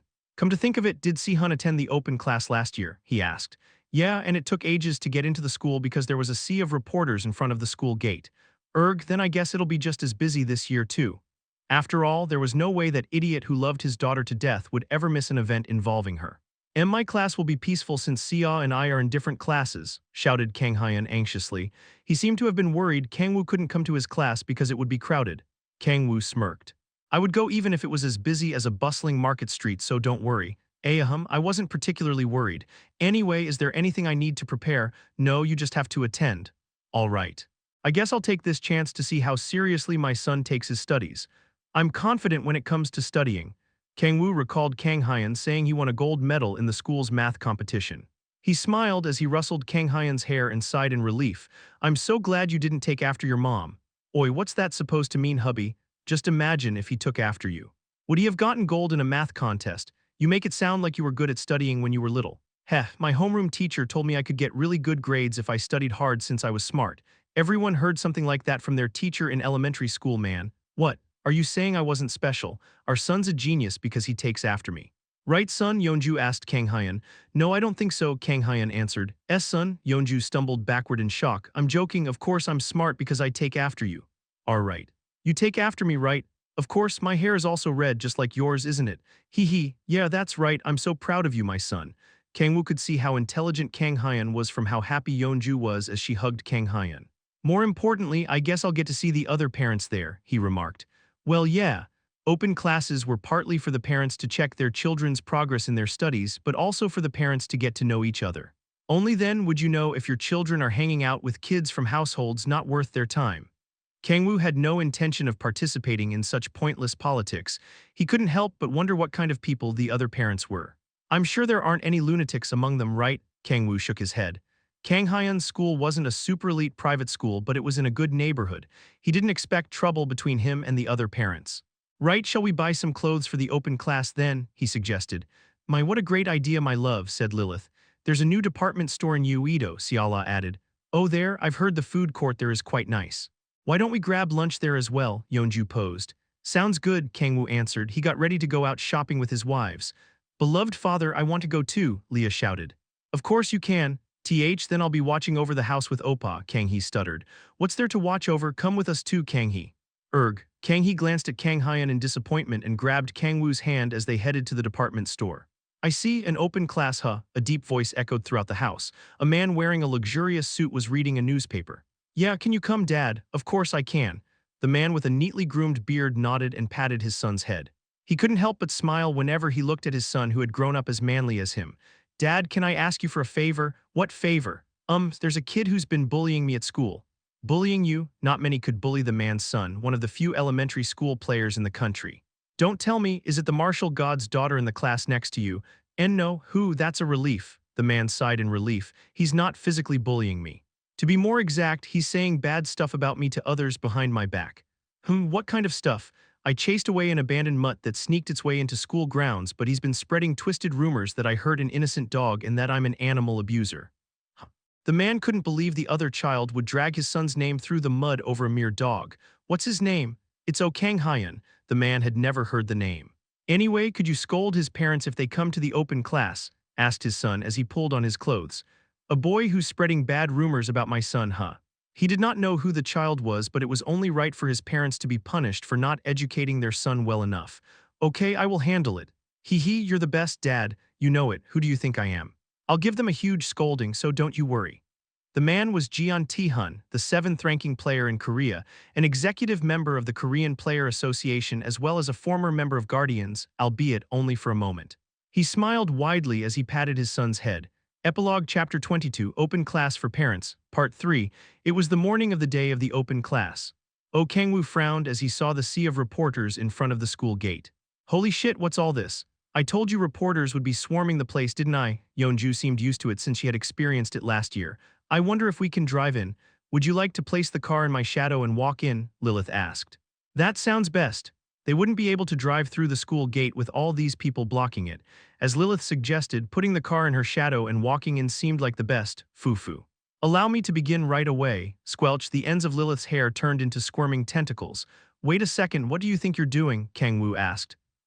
I need to wrap it with my tentacles to put it inside my shadow. Oh, is that how it works? I guess it can't be helped then. Let's just drive straight through those goddamn reporters. Hey. Oh, Kang-woo, you crazy son of a bitch. Vroom. Yeonju smacked the back of Kang-woo's head as he was about to floor the gas pedal. Do you think this is GTA or something? Stop talking crap and stay put. We'll get through in a bit. I don't see how that's possible with this massive crowd. PSHH, stop talking back to your wife and stay put if I tell you. As Yeonju mentioned, a group in white suits appeared moments later and chased away the reporters. Kang-woo was familiar with the suit design. Guardians? Yup, Sehun's lackeys showed up to chase them away last year too. Aha, I guess it's nice to have power at times like this. Looks like the way's open.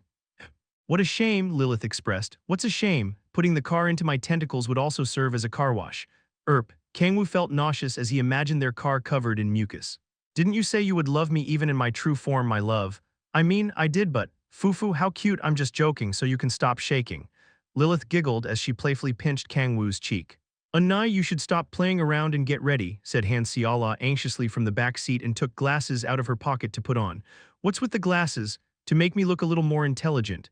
It's just an elementary school class. Why go through the hassle? Why, you never know. What if the other parents spread rumors that Kang-hee's mother looks a little dumb? I don't think you need to worry about that.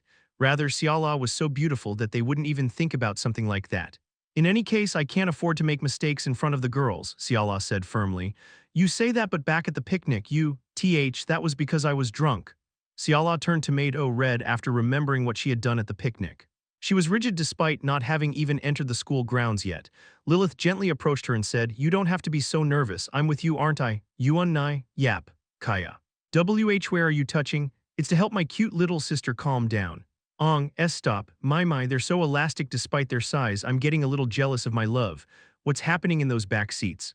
Damn it, I can't see with the rear view mirrors. I have no choice but to turn around and check. Don't you dare turn around, Yeonju said from the passenger seat. Kurg. Kang-woo failed to feast his eyes on the paradise playing out in the back seat. He set his disappointment aside and parked the car in the parking lot. The smiling Lilith and the exhausted Siala got out of the back seats. Why you went too far, unnai, Fufu. You were just so nervous that I wanted to loosen you up. I ironed this shirt for today and it's all wrinkled now. Come on, you can barely notice it. The two wives bickered. Siala's expression seemed more relaxed as she was tidying her disheveled shirt.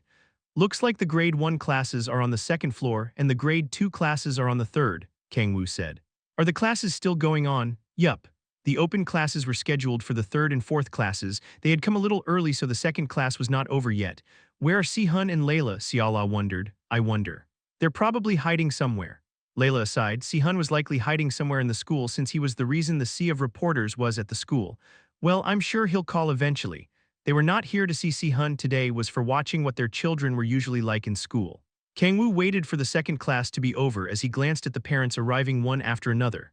Ding, dong, ding, dong. The bell that signaled the end of class rang throughout the school and the parents waiting outside the classes walked into the classrooms. We'll see you when it's over, Kang-woo remarked. Maybe you should say hi to Kang-hee and Leah before going to Kang Hyan's class, Siala suggested. I'd love to but. Kang-woo was hesitant to do so because he did not want to stir up unnecessary rumors. We'll let the girls know so you can head up to the third floor, my love, Lilith said. Yeah, that seems best. It's a shame, but. I suppose it can't be helped, Siala expressed disappointment. We'll see you later.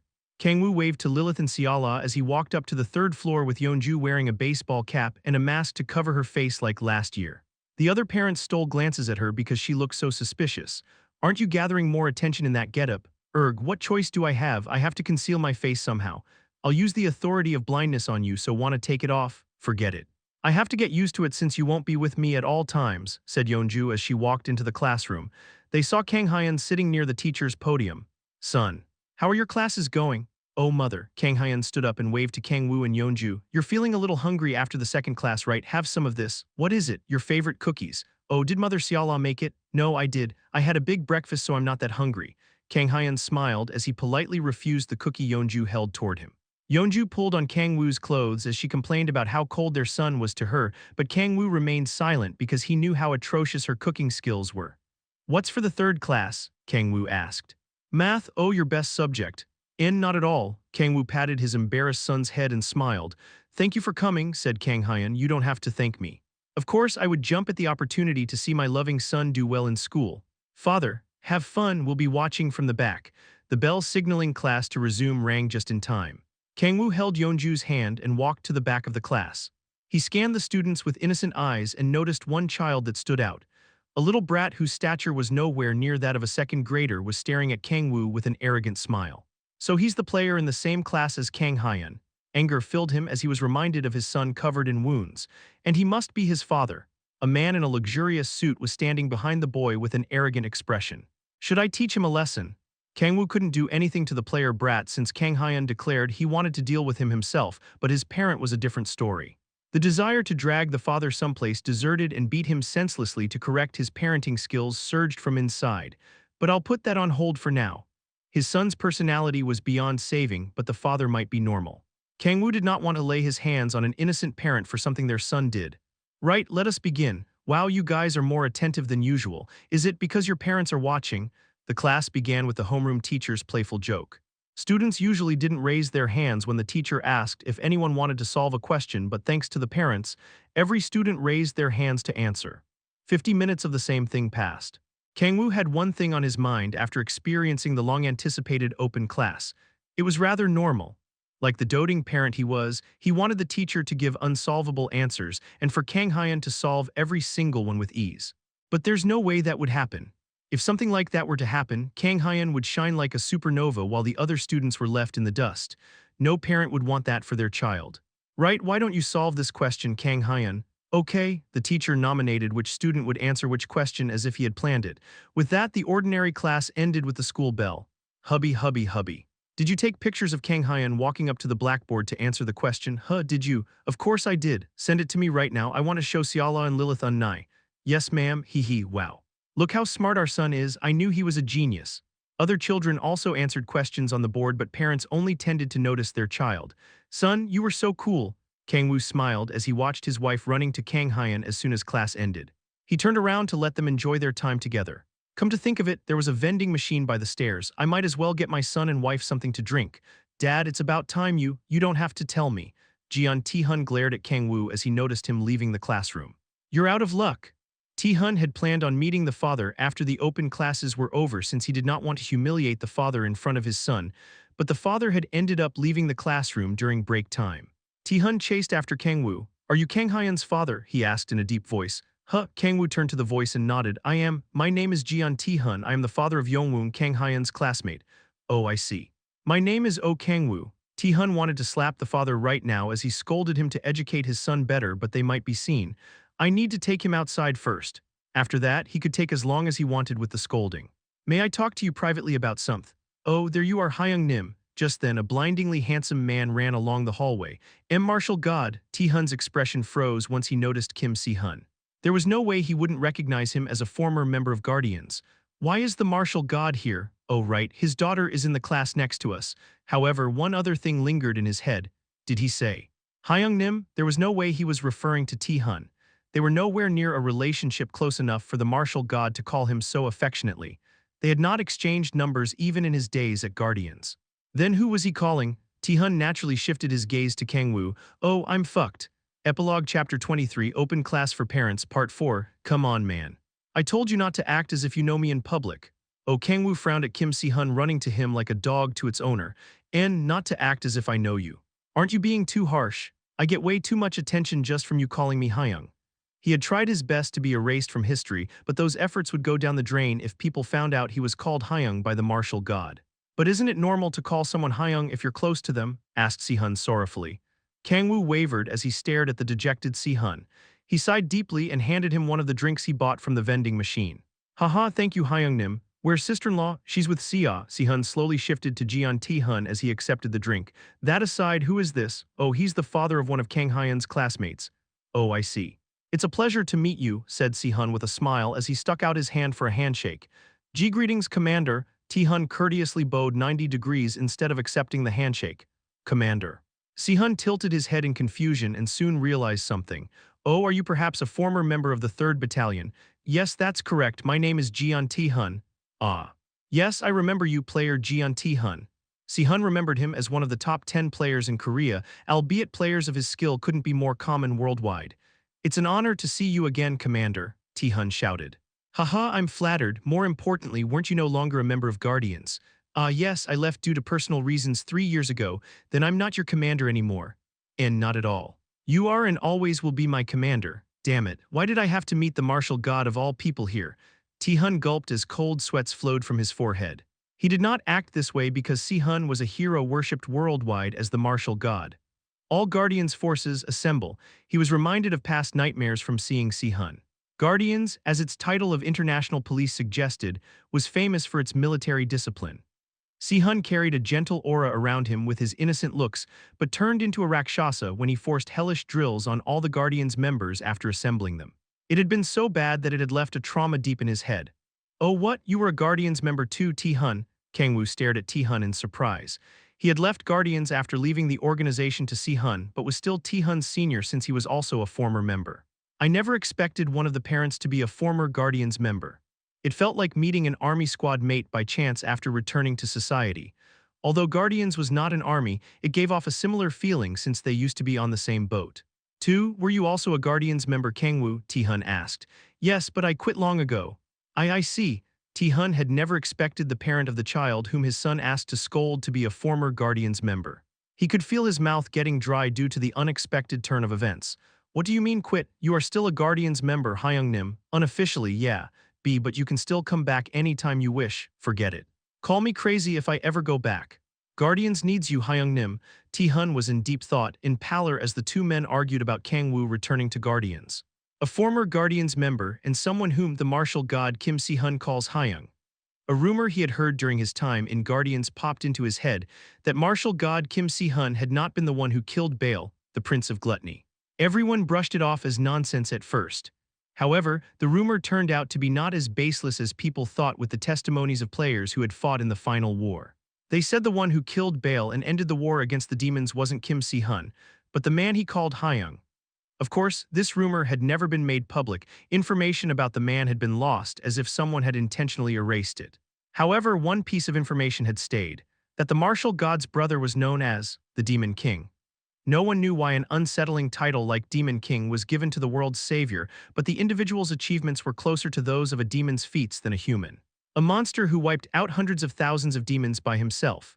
The rumors about the Demon King were on par with the martial god's astonishing achievements. No, his legendary achievements dwarfed what the martial god had achieved. Even if a tenth of the rumors were true, Tai-hun would be ripped to shreds with just the flick of the man's finger. The rumors about the Demon King were true.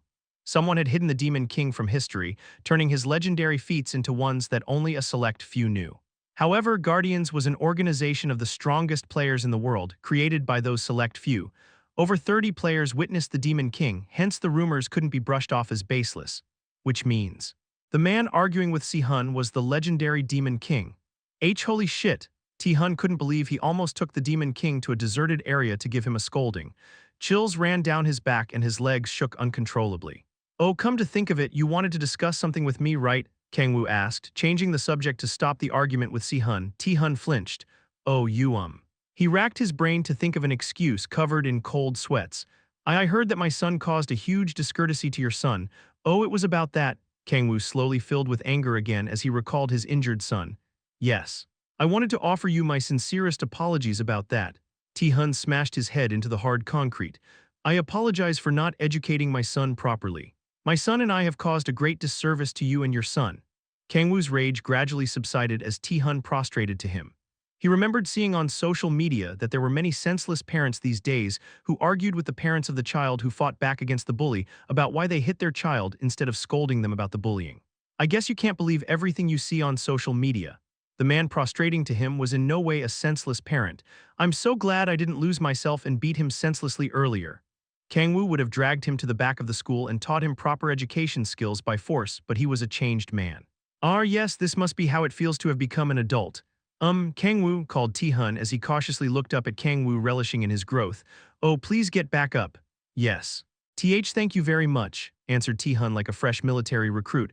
Thank you for your apology. I was worried that you might pick a fight when you struck up a conversation with me, but I'm glad that wasn't the case. Haha. Pick a fight, why would I do that when my son was completely in the wrong? Parents these days don't seem to have that common sense. It is only natural for a parent to take responsibility for their children's wrongdoings. Haha. You couldn't be more right. Kang-woo smiled in satisfaction and continued, but I think you mistook the person you should be apologizing to. Pardon, what do you? Kang-hyun and Springy were the victims of this incident, so they should be the ones apologized to, wouldn't you say? I see, oh of course, but I'm sorry, but who is Springy? He's our dog whom your son tried to kill. Pardon. Ti-hun's expression froze. According to his son, he had simply tried to chase away a stray mutt who trespassed onto school grounds. But it was the Demon King's dog, and he tried to kill it no less. Why yes. Of course I will apologize to them. Ti-hun trembled, soaked in cold sweats. Ti-hun, Kang-woo called. Allow me to go apologize to them right now. Oh, just a moment. Kang-woo grabbed Ti-hun's collar as he was about to charge into the classroom. Calm down, we're in the middle of an open class, aren't we? Oh, that's right. And it shouldn't be you but your son, his name is Yongwoong, Jian Yongwoong. That's right. Please have him apologize to my son. You understood. Ti-hun lowered his head and sped to the classroom as if running away. Ding dong, the bell signaling the end of break time rang just in time. Ti-hun brought his son to his study after the open class. Dad, are you sure you gave him a scolding? I didn't see any change in get down on all fours. You heard me. Ti-hun pulled out a golf club he carefully stored in a corner of the study and swung it at his son's butt. Smack, area, Yongwoong screamed. Why are you hitting me, Dad? What did I do wrong? Shut your mouth, you said you tried to chase out that dog, but I know you tried to kill it. That's. Yongwoong averted his gaze from his father. This time Ti-hun slapped his son in the face. Arg, Yongwoong clenched his cheek and shouted frustratedly, yeah, I tried to kill it, so what? Who cares about a stupid dog? Did you just say, a stupid dog? Ti-hun's expression crumpled. That stupid dog's owner is the Demon King, you goddamn moron. Whoosh, the golf club slashed through the air. Args that night T-Hun's golf club got bent like a bow. Epilogue Chapter 24, Outing to Hell Part 1. I am sorry I hurt your dog, it was all my fault.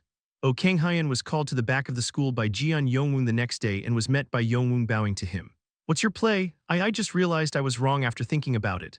Kang Hyun didn't believe him. Forget apologizing, Yongwoon stared daggers at him whenever he was bored until now. Looks like father did something. It seemed like Kang-woo had not done anything directly to Yongwoon since he had promised Kang Hyun, but he had likely forced Yongwoon to apologize some other way. I got it, so raise your head, said Kang Hyun. Okay, Yongwoon raised his head with an awkward smile. He was forcing himself to smile, but his eyes were even more blazing than before. Is that all you have to say? Kang Hyun asked. Yes, then you can go. I apologized. Okay, got it. Yeah, Yongwoon quickly turned around and ran. Hey, Kang Hyun sighed as he watched Yongwoon getting further away. He had been helped by his father yet again. Why am I so? He softly bit his lip and placed his hand over his heart. As always, the demonic energy lying dormant in his heart did not budge. Did Jeon Yongwoon just apologize to you? Just then, a girl with silky jet black hair appeared from a corner. The girl who was more beautiful than cute despite her age was Kim Se-ah, the martial god Kim Se-hun's only child and Kang Hyun's childhood friend. Why are you here, Se-ah?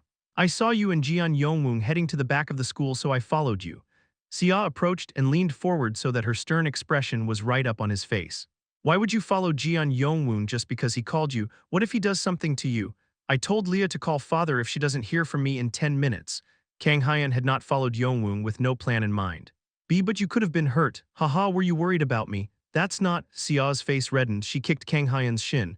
Arg, Kang Hyun screamed as he crouched. I can't believe you. I don't care anymore. You can get hurt for all I care. Actually, you're the only reason I got hurt today. And Se-ah angrily pinched and pulled on Kang Hyun's cheek. Do you seriously think Jeon Yongwoon is the kind of person to apologize like that? No. He might have had no choice but to apologize this time, but he'll try to hurt you somehow for sure. Kang Hyun knew Yongwoon's apology was not genuine. Rather, his ill will toward Kang Hyun had likely risen. You'd better call me first if Jeon Yongwoon ever calls you, got it? Se-ah dug into the ground with the tip of her foot and whispered, because I'll protect you. Kang Hyun couldn't hear what Se-ah said but felt what she was trying to convey. Thanks, Se-ah, whatever, this is all because you're a goddamn weakling. I'm going back to my classroom, so make sure to call me if anything happens. Se-ah turned around to hide her reddened face and ran away. And Kang Hyun clenched his fists as he watched Se-ah getting further away. A weakling, Se-ah's words pierced his chest like a dagger. I have to get stronger. The cracking of bones rang from Kang Hyun's clenched fists. Honey, please look at the pictures we took of our Kang-hee and Leah. Han Se-ah excitedly opened a thick album book. Rarely anyone printed photographs in this day and age, but Se-ah always added photos to album books since she valued analog over digital. All right, shall we see how cute our daughters turned out? Kang-woo sat next to Se-ah and looked through the pictures Se-ah and Lilith had taken during the open class. Unlike the second graders who had math, the first graders seemed to have had arts and crafts based on the children drawing on sketchbooks with crayons. Did Kang-hee draw this? Kang-woo asked. Yes. The subject was someone you love. Kang-woo smiled as he looked at the uneven face of the man Kang-hee drew as if it were cubism art. This is me, right? As expected of my daughters, they love me so Mew, isn't it, Kang Hyun? Interjected Cha Yeonju looking through the album while clinging to Kang-woo's back. Kang-woo was getting hot and bothered because Yeonju's bare legs from wearing dolphin shorts were wrapped around his waist, but that was not the issue right now. This is Kang Hyun. Yeah. He has red hair. Oh, it was hard to tell because the drawing was as uneven as an average elementary schooler's drawing, but the man's hair was colored red. Is it possible? She drew it with the desire to split my head open and let it dye my hair. Wouldn't that be worse? Yeonju asked. But daughters are supposed to draw their daddy for stuff like this. Kang Hyun, you bastard. Kang-woo's jealousy of Kang Hyun skyrocketed. But at least Leah drew you, my love, Lilith remarked. Kang-woo quickly turned to Lilith to see the man drawn on Leah's sketchbook. It was surely him since the hair was black, however. Is this seaweed? Kang-woo in the drawing was wrapped in long seaweed-like things. Kang-woo examined the drawing in detail to figure out what Leah was trying to portray. Lilith snapped her fingers as her eyes lit up. Oh, could they be tentacles? What, Fufu? It appears Leah knows what true beauty is. Lilith smiled as if she couldn't be happier. From her explanation, Leah had never seen succubi of the 9 hells but had instinctively imitated succubi's natural form because she had awakened the dream abilities Lilith had passed down to her. A father wrapped by his daughter's tentacles. Kang-woo fell to his knees in despair as he stared at the bottomless pit created by the drawing. Why must I suffer this kind of trial? Lilith approached the despairing Kang-woo and remarked, "It's okay, my love. What's okay? My tentacles are prettier. That doesn't make me feel better at all. Ha, seeing our children already grown so big is so fascinating," said Siala as she flipped through the album book. "They grew so big in a flash," Lilith remarked. "I still can't believe I'm a mom," Yeonju added. "Yeah, I sometimes think you're younger than Kang Hyun whenever I hear him speak," Kang-woo replied. "The fuck you say?" Yeonju added more strength into her legs wrapped around Kang-woo's waist. Crack. An insane amount of pressure compressed his waist as if he were under a hydraulic press. "Ak, why you're breaking my back? Good, I'll shatter it into little pieces, you son of a bitch." "Why you can't, Yeonju?" Siala shouted in shock as she stopped Yeonju. "D darling, as I thought only darling truly cares for him. If his back breaks we can't, D do it. Pardon, do what? Instead of his back at least his arm or leg." "Excuse me, darling. Are you sure you love me? Anyway, not his back." Crash, the three fell off the couch after losing their balance from the addition of Siala. Due to the angle at which they fell, Kang-woo ended up at the bottom with Yeonju and Siala on top. "My, are we having a foursome? It's been some time." Lilith licked her lips, her eyes sparkling. "Fufu, in that case allow me to." Lilith approached them and gently sat on Kang-woo's upper thighs. W8. As Kang-woo was struggling under his wife's butt's click, "We're home. We're back. Dearest father, your lovely youngest daughter Leah is home." The front door opened and Kang-woo's children entered. They were left frozen as they witnessed what was happening in the living room. Father, Daddy, are you okay? Dearest father has been squashed." "What are you saying, Leah?" "I want to play too." Leah, thinking they were playing a game, jumped on top of Kang-woo. You're so soft, father." Mommy, see, can I get on too?" asked Kang-hee to Siala as she carefully approached them, envious of Lilia. "Oh my, anything for my little girl. Come to mommy's arms." "Okay." Kang-hee also got on top of Kang-woo, to be more exact, on Siala's lap. "Son, why are you hesitating? Get up here too," Yeonju shouted to Kang Hyun. But father is, hubby is super durable so it's okay, hurry up." "Oh, okay." The Kang-woo family all assembled on top of Kang-woo. Kang-woo sighed as he felt the pressure weighing down on him. "Ah. Is this what people call the pressure felt by the breadwinner?" Are you okay, father?" "No, then I will tell you later. It's fine, so what did you want to tell me?" Kang Hyun hesitated for a moment and said cautiously, "I want to visit hell." "What? Why hell all of a sudden?" Epilogue Chapter 25, Outing to Hell, Part 2. "Why hell out of the blue?" Kang-woo tilted his head in wonder at Kang Hyun's sudden request. I want to meet Uncle Balrog." Balrog was ruling hell in Kang-woo's place, but that did not mean he spent his days only in hell. He visited Earth now and then and had built a rather close bond with Kang-woo's children to the point they called him uncle. But was Kang Hyun that close with Balrog? Balrog had been unable to come to Earth lately because he was busy, but not long enough for Kang Hyun to want to go to hell to see him. "Did you want to see Balrog that much?" Kang-woo asked. "There's that too, but there's another reason." "What is it?" Kang Hyun slurred as he averted his gaze from Kang-woo. He thought momentarily and replied firmly, "I want to learn how to become stronger from him." Kang-woo stared blankly at his son, surprised by the unexpected answer. He sighed deeply and said, "Kang Hyun, I told you that you don't need to rush." "Yes, I know. Then why are you doing this?" "Because I have someone I want to protect now." "Someone you want to protect? See, could it be?" Kang-woo recalled the inexplicable tension between Kang Hyun and Kim Sia during their cherry blossom viewing in Uedo Park. Hee, look at you. I guess you're a man too, since when were you in that sort of relationship with Sia, by someone to protect? Is it who I'm thinking of?" Kang-woo asked. "Yes, probably, sheet. You've grown so much already, my son." Father." Kang-woo burst into laughter as he messed Kang Hyun's hair. "I heard kids grow up quickly these days." He couldn't believe a second grader already had someone he could proudly say they wanted to protect. "So who confessed first?" "Pardon. I guess you guys haven't got together yet, huh? In that case, allow your dad to tell you a surefire way to get the girl." "What are you talking about, father?" What do you mean?" "You said you have someone you want to protect." "Yes, because I have Springy now." "Oh, you were talking about Springy. What about Sia?" Kang-woo asked. "Pardon, what about her?" "I'm disappointed in you, son." Disappointed?" Kang-woo turned away from his confused son and clicked his tongue. "So you're saying you want to go to hell and be trained by Balrog, right?" "Yes, that's right. I'll just let you know. It'll be incomparably more difficult than training with me." Kang-woo did not excessively push his children to master their usage of demonic energy and authorities because he wanted them to enjoy a normal life. But Balrog is different. He would be hard on even his own child. No, he would be even harder on Kang Hyun because he was the Demon King's son. "Yes, I'm prepared." Kang Hyun nodded, his eyes blazing with determination. Kang-woo smiled at his dependable son.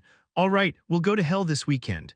Kang-woo could also bring Balrog to Earth, but hell was the best place to train if the goal was to awaken demonic energy. No place on Earth was as abundant in demonic energy compared to the 9 hells. Okay, thank you very much, father. All right, I'm going to discuss this with your mothers. Kang-woo turned around and headed to the living room where his wives were. Clack, Kang Hyun was left alone in his room. He clenched his fist and smiled faintly. Someone I want to protect, huh? He couldn't bring himself to be honest with his father for some reason, but Springy was not the first one he thought of when he said there was someone he wanted to protect. I can't believe you, I don't care anymore, you can get hurt for all I care.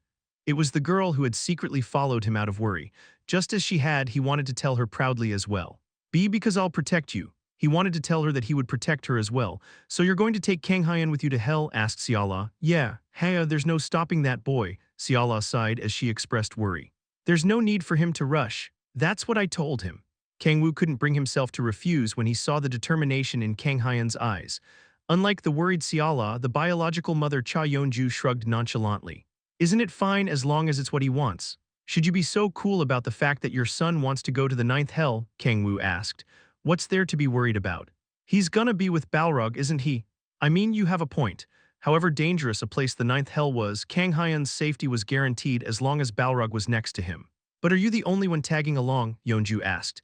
Yeah, for now, I see. Yeonju pondered momentarily. She then grabbed Kang-woo's butt and smiled. I want to go too. Why would you want to come? It's only natural for me to tag along as his mother when my son is going somewhere bustling with demons. You're not wrong, but I thought you said there was nothing to worry about. Ahem. I'm still his mother, so can you blame me for being worried? I'm positive she's plotting something. Yeonju, didn't you say you have to go to work this weekend? Asked Siala as she listened to their conversation in silence. Yeonju flinched and averted her gaze from Siala. How can I go to work when such an important family matter came up? So what you're saying is, you want to go to hell as an excuse to skip working on the weekend and enjoy a date with Kang-woo? Oh, of course not. I don't believe you. Ahak. Say no to violence. Yeonju ran away as Siala charged at her and hid behind Kang-woo. Siala stared at Yeonju and snorted. If Yeonju's going, so am I, you darling. I'm also Kang Hyun's mother, am I not? That's. Kang-woo had no way to refute it since he had suggested they shouldn't distinguish whose child was whose and love them all equally. Then do I have to take care of Kang-hee and Leah by my lonesome? Asked Lilith. You on nigh that's. The two women flinched as they argued. Lilith giggled with her mouth covered and winked. Fufu, I'm joking, leave Kang-hee and Leah to me, you two can go with my love. Lilith unnigh. Come to think of it, the two of you haven't been to the nine hells, have you? Lilith mentioned. Yeah, I haven't. Me too, I've only heard stories but never visited. Kang-woo was now able to go to and from the nine hells whenever he wanted after gaining the ability to freely control rifts, but they never had a reason to go to the nine hells. Then take this chance to visit the ninth hell with my love. But is there anything to see? Yeonju asked. It's far more bare, arid, and desolate than here, but Lilith smiled faintly and turned to Kang-woo. It's where my love survived for 10 millennia. It was such a long time that it felt unrealistic. Okay, I'll take this chance to see for myself, said Yeonju. Me too, unnigh, Siala said as well. You don't have to make such serious faces. The ninth hell has some sights to see, so enjoy them with my love. Lilith stretched out her arms to gently hug Yeonju and Siala and kissed them on their cheek. It's kinda like seeing a mother and her daughters. It could work since Lilith was far older than Siala and Yeonju, far older than the age difference between a mother and daughter. What are you thinking about? My love's nothing at all, Kang-woo replied. Lilith hates her age being brought up, so I'll keep quiet. He continued, why don't we just make it a family trip? He felt bad leaving Lilith by herself to watch the children. Fufu, thank you for being so considerate, my love. Lilith kissed Kang-woo and shook her head, but I will sit this one out. Why, we can take Kang-hee and Leah with us. They might get scared by the demons of hell. You have a point. Kang Hyun was an exception since he said he wanted to go to hell willingly, but Kang-hee and Leah were only first graders. They might be shocked by the grotesque demons. I'll watch the kids, so have fun in hell with Siala and Yeonju. We're not going there to have fun though, but you have nothing to do while Kang Hyun is training with Balrog, do you? Well, no, as Lilith mentioned, Kang-woo was only tagging along just in case. It was not like he had business in hell. Balrog would be Kang Hyun's teacher, not him. Then you can use your free time to go around hell with Yeonju and Siala. Yes, just think of it as an outing. An outing, huh? No husband would refuse to go on an outing with their loving wives. If the outing wasn't in hell, that is. Kang-woo smiled bitterly and nodded. Okay, then let's go together. To the arid and desolate ninth hell filled with countless demons under a crimson sky. Epilogue Chapter 26, Outing to Hell, Part 3, Crackle. The air shattered like a broken mirror and a black rift was created from it. This place is the ninth hell. Holy shit, what the hell, why is the sky so red? Kang-woo's two wives frowned as they looked around the ninth hell. The sky was red, the ground was arid, pointy rocks were sprouting toward the sky and the place reeked of blood. It was a place one would commonly imagine when they thought about hell. 10 millennia, in a place like this. Han Xiala bit her lip as she looked around the miserable scenery of the ninth hell. How hard must he have suffered? However long ago it was, the scars in Kang-woo's mind had likely not faded. Xiala felt stifled just thinking about the harsh life Kang-woo likely had to suffer through. Hea, I never brought you here because I knew you'd react like this. Kang-woo gently patted the teary-eyed Xiala's back and continued, it's all in the past, so don't make that face, darling. But there's not much to look at, but this place has some tourist spots. Lilith had taken Kang-woo around the ninth hell back when he was the Demon King. Tourist spots. There are things like that in hell, Yeonju asked. They looked around but they couldn't see anything of the sort anywhere. Well, we can check them out later. Are you okay, son? Kang-woo asked. Oh yes, I'm okay. Kang Hyun nodded, grabbing Kang-woo's clothes without realizing it. He seemed to have been overwhelmed by the ninth hell's savage environment. I see, you rose to become king in a place like this. Do you see me differently now? No. I believe it would have been more than possible for you. You're making me blush a bit. Why don't we head to the castle F? Rumble. The earth shook as Kang-woo turned toward the direction of the Demon King's castle. He saw a dust cloud from afar. What the hell is that? Yeonju asked as she pulled out red chains from her bracelets. My King, a familiar voice echoed. Balrog's eyes shone like those of a dog greeting its owner as he ran to Kang-woo from afar. Boom, crumble. Rocks in his path were blown away into smithereens as Balrog collided against them. His charge was no different from a natural disaster. He stopped right before Kang-woo as he pounded his rock-hard chest and shouted, I have been waiting for you after hearing that you would come to visit. It hasn't been that long since we've seen each other. What's with the fuss? Kang-woo had not gotten to talk as much with Balrog as he wanted to when he was here with Lilith on their wedding anniversary, but they had talked before he left. Balrog is a loyal subordinate, but he's not one to greet me so fervently as he destroys everything in his path. Hee. It's only natural that I would when the chance to meet my prince again after so long has arrived. I knew it. It was because of Kang Hyun. My prince, have you been well? Balrog stared at Kang Hyun hiding behind Kang-woo and got on one knee. Kang Hyun smiled awkwardly and walked out from behind Kang-woo. You Uncle Balrog. You promised you would stop calling me my prince last time. Had I? You did, so please call me Kang Hyun instead of my prince. Gasp, how could a mere vassal like myself dare to call his prince by his name? You uncle, please. Kang Hyun stared at Balrog teary-eyed, begging him not to use such a burdensome title. Balrog smiled and lifted Kang Hyun to put him on his shoulder. Jehe, you've grown in the time I haven't seen you. You might not fit on my shoulder soon. I think there would still be room on your shoulder even if I lied down on it. Balrog laughed heartily as he stared at Kang Hyun, flustered by the sudden rise in his field of view. That aside, did the princesses not come with you? Balrog asked. Yeah, Lilith is looking after Lear and Kang-hee. I see, Balrog expressed disappointment. Yo, muscle pig. Are we invisible to you? Yeonju frowned as she crossed her arms. HMPH, I see you tagged along, boar woman. What, be boar woman? Yes. Who are you calling a boar, you son of a bitch? Ignorant, violent, and impatient. You fit the bill exactly, do you not? What the hell did you say? Do you think you're smart and gentle or something? Balrog snorted and clicked his tongue. I am at least better than you. It's been a while, Balrog, Xiala greeted. Oh, I see you have come as well, Queen Xiala. Did you have a safe trip here? Excuse me, Mr. Balrog. I'm a queen too, just like Xiala. What's with the difference in treatment? HMPH, a queen, how could you have the same title as Queen Xiala when you lack both the class and elegance befitting the king's partner? Damn it, I can be elegant too. Yeonju covered her mouth with one hand and placed the other on her hip as she twisted her body oddly. She might think she was posing like a noble lady, but suited her so badly to the point it was pitiful. How could this prince with such a bright future have been born from a queen like that? Shut up. I know it doesn't suit me. Yeonju kicked Balrog's shin, her face as red as a tomato as she glared at Balrog with clenched fists. Balrog laughed heartily. Jehe. Yes, this suits you best. They might look to be on bad terms, worse than Balrog's relationship with Lilith, but they got along rather well to the point that Balrog always drank with Yeonju whenever he visited Earth. More importantly, what business do you have on hell with the prince? Balrog asked. Did Lilith not tell you? She did not. I have only heard you would be coming with the prince today. We came because… Wait, father. Kang Hyun struggled to make his way down from Balrog's shoulder and continued, please let me say it. Balrog looked down at Kang Hyun in wonder. Kang Hyun gulped and clenched his fists. Please teach me how to become stronger, he said, full of determination unlike a child his age. How to become stronger, you say? Yes. Balrog scanned the anxious Kang Hyun up and down. Are you sure you can handle it? Yes, I'll do my best. Anyone can do their best. You must produce satisfactory results if you are to be my student. I can do well, he. I like the look on your face. Balrog smiled and placed his giant hand on Kang Hyan's head. Then from today you will spend every day and night in hell with me to train. Oh, you can't do that, Kang-woo interjected. Pardon, Kang Hyan has school so he has to return to Earth on weekdays. Then he will only be in hell to train on the weekends. Yeah, for now. Kang-woo had wanted to let his children play to their heart's content on weekends, but it couldn't be helped since this was what Kang Hyan wanted. One must not be shackled by academics if they are to become a true warrior. Oh, do you want to say that to Siala's face? But a king must master both the pen and sword. No matter how strongly one desires to become a true warrior, they must not neglect their academics. Balrog was about to suggest Kang Hyan skip classes and focus on training, but yielded as soon as he saw Siala smiling scarily at him. All right, I'll leave my son in your good hands, Kang-woo said. Yes, my king, you can trust me. Balrog pounded his chest and lifted Kang Hyan again. Then I will take him back to the Demon King's castle to begin the training. Okay, have fun. Are you not joining us, my king? I'm gonna have an outing with my wives. I'll be back around evening so you can start with the training.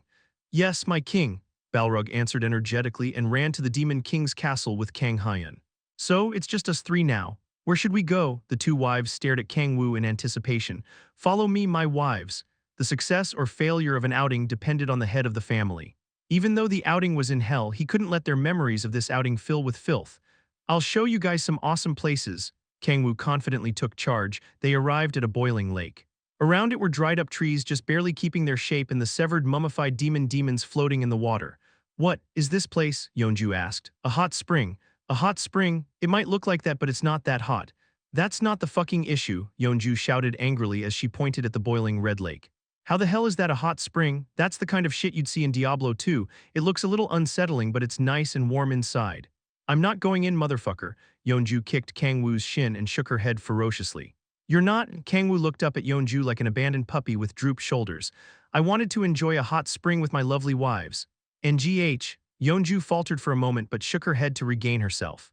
Hot spring, my ass, how do you expect me to get in that thing? Even if it was to spend a lovey-dovey time with her husband, Yeonju couldn't bring herself to enter a red boiling hot spring that looked as if it were cursed. Just then Siala smiled as she took off her shawl. Oh, that means you aren't going in, right, Yeonju? Siala, you're not. You're seriously gonna go in there? No fucking way. No sane person would go in that water. I'm gonna go in with Kang-woo. I could enter a volcano if it's with Kang-woo. Siala smiled as if it were no big deal.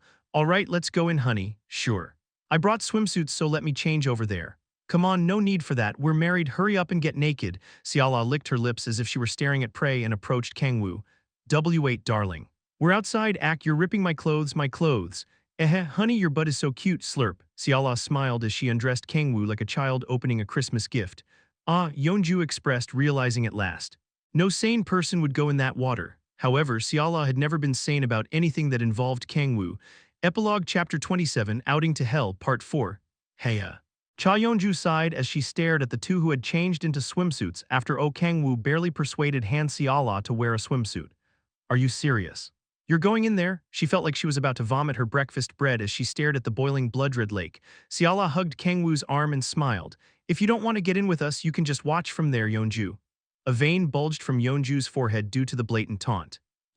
Arg, you guys are driving me insane. Yeonju, on a tightrope between logic and instinct, pulled on her hair and ran behind a rock a short distance from the lake. She changed into the swimsuit Kang-woo had prepared and walked reluctantly toward the blood-red lake. You'd better watch out if what you said about the lake is a lie, Kang-woo.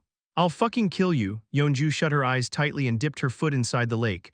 Arg, this feels disgusting, huh? A gentle warmth traveled up her foot once she dipped it into the lake. What the hell? Why does it feel good? I told you it only looks unsettling. Kang-woo smirked as he looked at the dumbfounded Yeonju. I was like that at first too. He had entered the lake because of how much Lilith begged him. He recalled how perfect the temperature was and how it did not smell disgusting. You're right, said Siala in surprise. She seemed to have agreed to go in because it would be with Kang-woo but did not expect it to feel good. The water temperature isn't too hot, and it smells rather fragrant for some reason. It looks like it would suck the life force out of whoever goes in though, Yeonju remarked. Actually it does, Kang-woo answered. What the fuck did you say? Yeonju stood up immediately as she was shoulder-deep in the blood-red lake. So it is a cursed lake then. It's fine, it does suck life force but it barely has any effect on us. Kang-woo's cells were made of the demonic sea. Siala possessed the powers of celestial goddess Seraph and a portion of the demonic sea, and Yeonju possessed divinity thanks to Kang-woo. They could not be harmed by the likes of a mere lake. NGH, I know, but knowing that makes me unpleasant. Rather, it'll feel even better over time. Eh.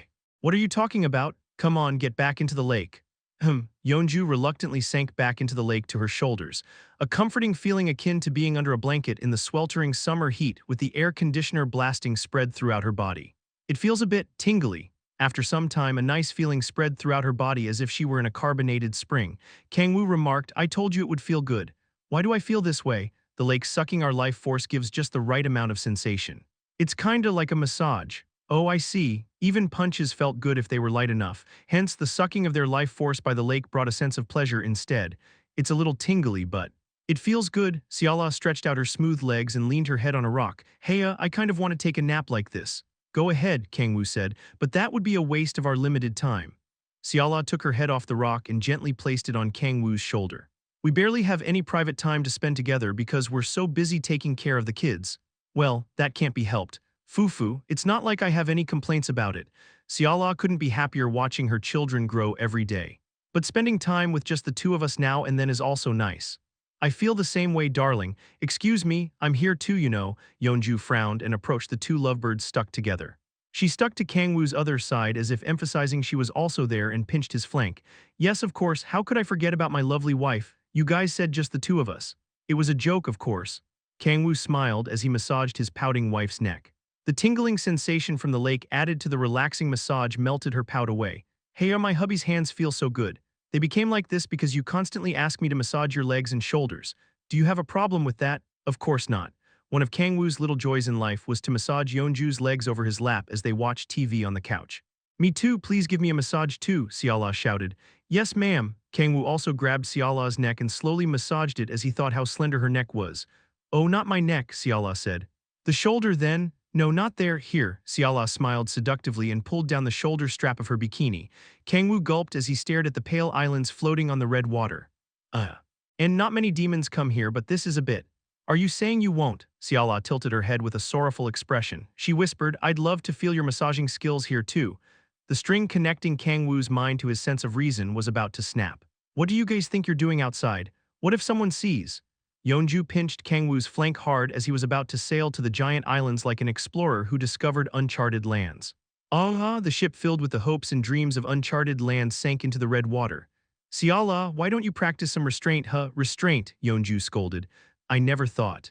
I'd hear something like that from you, Yeonju. What the hell did you say, bitch? Fufu, I'm joking. Siala pulled her shoulder straps back up and stretched. That aside.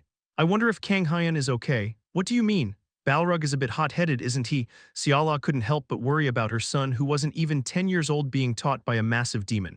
He'll be fine. Balrog is at least better at teaching than me. Oh, is that so? Siala asked in surprise. Yeonju added, I can't imagine him teaching others. Balrog was the one who trained my army back in the day. Wow. I never expected that muscle pig to have that kind of talent. Yeonju nodded with great interest. Siala sighed in relief and placed a hand on Kang-woo's chest. But I don't know if it's okay for us as Kang Hyun's guardians to enjoy our time like this as he's training hard. I don't think you should be saying that as you're groping your husband, Yeonju retorted. You should touch them too, Yeonju, they're so hard. Well, if you insist. Yeonju placed her hand on Kang-woo's other chest. Whoa, it's so hard, right? Excuse me, wives. Weren't you just worrying about our son? Right, let's get back on topic. Damn it, stop groping me, you two. Oh, I'm sorry, my hands moved on their own. Why are you getting so mad? It's not a crime for a wife to touch her husband's chest. You grope our boobs when you're bored all the time. Kang-woo mentioned, you don't even have anything there for me to. What did you say? Yeonju interjected. Nothing, keep talking, motherfucker. Kang-woo averted his gaze from his fiercely frowning wife and changed the subject. Anyway, it'll only hinder Kang Hyun's training if we watch over him. Keeping our distance will help him in the long run. You have a point. Kang Hyun is rather delicate unlike Yeonju after all, Siala added. I am delicate too. Okay, sure, you're so delicate, my wife. Arg. Hey, alright, Kang Hyun is nothing like me. Happy, said Yeonju in dejection as she hugged her knees. Kang-woo smiled and patted his wife's back. That's not the case, you guys have one thing in common. You're not gonna say hair color, are you? No, then what? The fact that you do whatever it takes to protect those precious to you. Yeonju tried to hide it, but Kang-woo knew better than anyone the blood, sweat, and tears she had shed to protect her precious son. In the first place, Kang-woo had gotten to know Yeonju because she had been hunting down the demon cult that killed her guild members. What the fuck, man? Why the hell are you being so cringe? Yeonju coughed as she turned away, her ears bright red. In any case, all we can do right now is to trust our son and wait. I see, Siala said. Don't worry, darling, Kang-woo consoled as he thought about his son. Our son will overcome any hardships thrown at him. He believed Kang Hyan would conquer any harsh training Balrog could give him. After all, that boy takes after me the most. Balrog and Kang Hyan stood across each other in the basement of the Demon King's castle, surrounded by giant walls. I will refrain from using honorifics during our training, my prince. Okay, of course. Fu, then. Balrog looked down at Kang Hyan with deeply sunken eyes. You wanted to learn how to become stronger, correct? Yes. What do you think you should do to become stronger? Well, being able to use demonic energy. Ha, Balrog snorted as he shook his head. You do not need the likes of demonic energy to become strong. Then what? Fear to become stronger. You must overcome the fear lying dormant inside you. Overcoming fear. Kang Hyan couldn't picture him doing anything of the sort because it was so abstract. What should I do to overcome fear? You must first confront it, but I know. It's not as easy as it sounds to confront true fear rooted inside oneself. Not many could confidently face their deeply rooted fears. Hence, we will begin by creating fear for you to overcome. Think of it as a stepping stone to one day confront the true fear inside you. Okay, creating fear, huh? Is he going to beat me senseless or something? Violence was the easiest way to create fear. There is a limit to fear created by violence. Then, if you have inherited his blood, there is a very effective method. Balrog smiled and looked toward the entrance. Yuri. Kang Hyan did not understand why Balrog would call Aunt Yuri. He tilted his head and looked toward the entrance. Squelch. Just then an unpleasant and sticky sound echoed from the darkness. Epilogue Chapter 28, Outing to Hell. Part 5, Phew, it's been a while since we've fully enjoyed ourselves like that. All my stress was blown away. Cha Yeonju snickered as she stretched under the crimson sky that was getting dark. You don't even have anything to get stressed over, Oh Kang-woo retorted. Do you have any idea how much responsibility comes with being a guildmaster? Okay.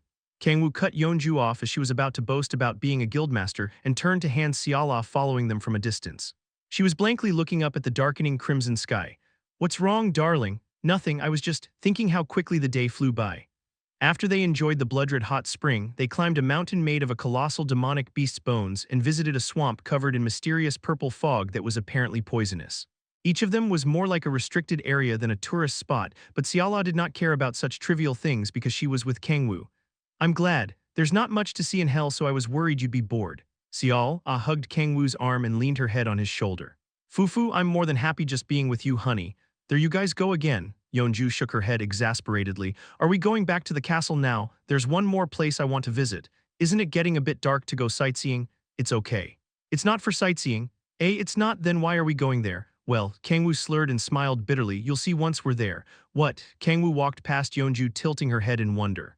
They walked for about 10 minutes and arrived at a cave where the ground was split and covered in broken rocks. No, it was more exact to say that it was the remains of a cave. The cave's entrance was half destroyed and the other half was damaged to the point that it might crumble with just a touch. What is this place? Although the ninth hell was arid and ruined, this was on another level. Yeonju looked around with a frown. Was there a war here or something? If the ground was merely split and covered in broken rocks, Yeonju would have thought it was simply an earthquake, but there was a reason why she didn't. People used to live here. Most of it was worn down, but there were definitive traces of people living in this cave. Not one or two demons, but enough to form a village. Oh, this must be the place.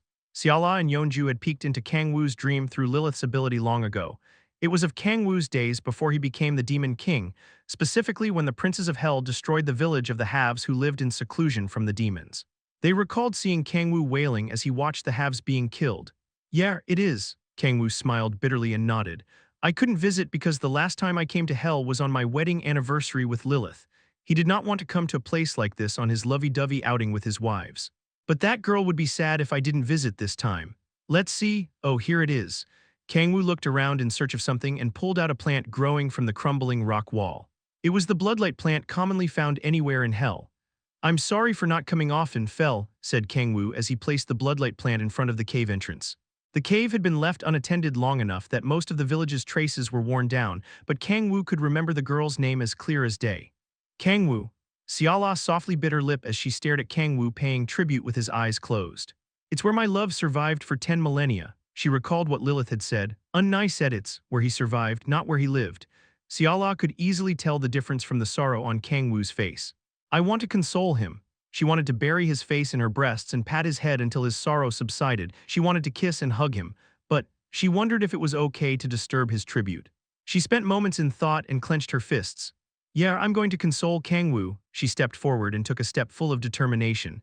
Just then, Yeonju pulled out a bloodlight plant from a nearby rock wall and placed it next to Kang-woo's. This is a bloodlight plant, right? She asked.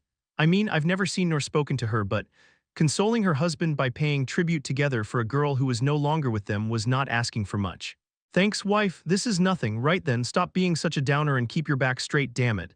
Yeonju walked behind Kang-woo and squeezed his shoulders with all her might. Ack. Why you're gonna break them, woman? Don't be such a baby. Yeonju snickered and hugged him from behind. Well, I'm sure you went through tons of hardships in hell, but wouldn't you say your life turned out alright since you have a pretty wife like me now? Wow, are you consoling me? Why? You disapprove? Of course not, I would die if I were any happier. Hee hee, you'd better be. Yeonju smiled as she turned Kang-woo around. She brought his head to her chest to gently caress his head like a baby. Why, Yeonju? This is, what, are you about to cry from joy? It's so flat and hard, motherfucker. I'm joking. Kang-woo smiled and pulled himself out of Yeonju's embrace. His somber mood from thinking about the past had been blown away thanks to his wife.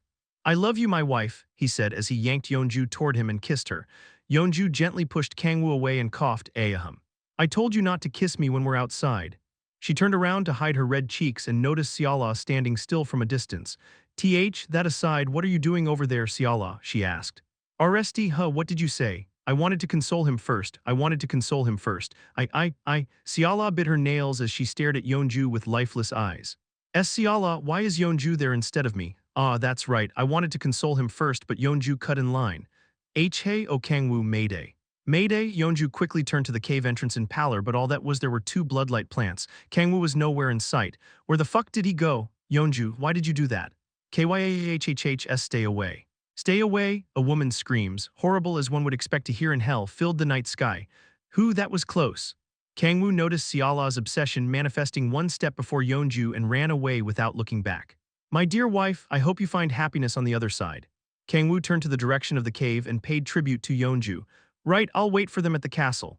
Kang-woo sent Seala a message and the location of the Demon King's castle to her communication orb so that she would notice it once she calmed down and headed straight to the castle. Let's see, I wonder if Kang Hyun is training well. He had assured his wives there was nothing to worry about but couldn't help but worry as a father. Kang-woo had not planned to check up on Kang Hyun since he did not want to interrupt the training. But delivering food should be okay, right? Kang Hyun was being trained by Balrog of all people. Forget meals in between, Kang Hyun was likely going through brutal training with no breaks. A kid should eat at least 3 meals a day. Kang-woo touched his shadow, satisfied by the excuse he had made to check up on his son during his training. Wriggle, a large ice box popped out of his shadow. He pulled out a lunch box from inside it and went down to the castle basement to look for his son. The training room should be around Kang-woo heard his son's screams from afar. He could sense intense fear from it, indicating the severity of the training. Balrog, that son of a bitch, isn't he going a bit too far? Kang Hyun wanted this, but he wasn't even 10 years old yet. I should give him a piece of my mind. Kang-woo frowned and entered the training room where the screams were echoing from. There he saw them. Do not look away, confront your fears. See, confront, Hey. I told you not to look away. Kang Hyun was trembling before squirming tentacles and Balrog was scolding him for it. What the hell is going on? Father. Kang Hyun ran toward Kang-woo after noticing him. It was rare to see the mature Kang Hyun act this way, but Kang-woo had no leeway to think about that. Squelch, because the tentacles standing before Kang Hyun began to chase him. Stay away, father. No, not you, Kanghyun, behind you, behind me, gasp. Kang Hyun belatedly noticed the tentacles chasing after him and jumped into Kang-woo's embrace in shock. Father. I'm so scared. I'm scared too. Kang-woo and Kang Hyun hugged each other in pallor as the hideous tentacles engulfed them. Fearful screams, horrible as one would expect to hear in a Demon King's castle, echoed throughout the training room. Epilogue Chapter 29, Outing to Hell, Part 6.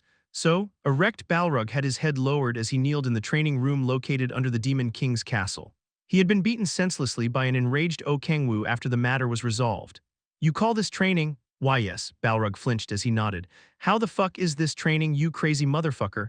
Overcoming your fears is the best way to become a true warrior, my king. I'm sure you know that as well. Even so, how could you show that disgusting thing to a kid who isn't even 10 yet? Disgusting thing? Did you just call my wife a disgusting thing? Oh right. Those tentacles belong to my sister-in-law. How could you, my king? And no, I mean, I'm sore him. Wait a second.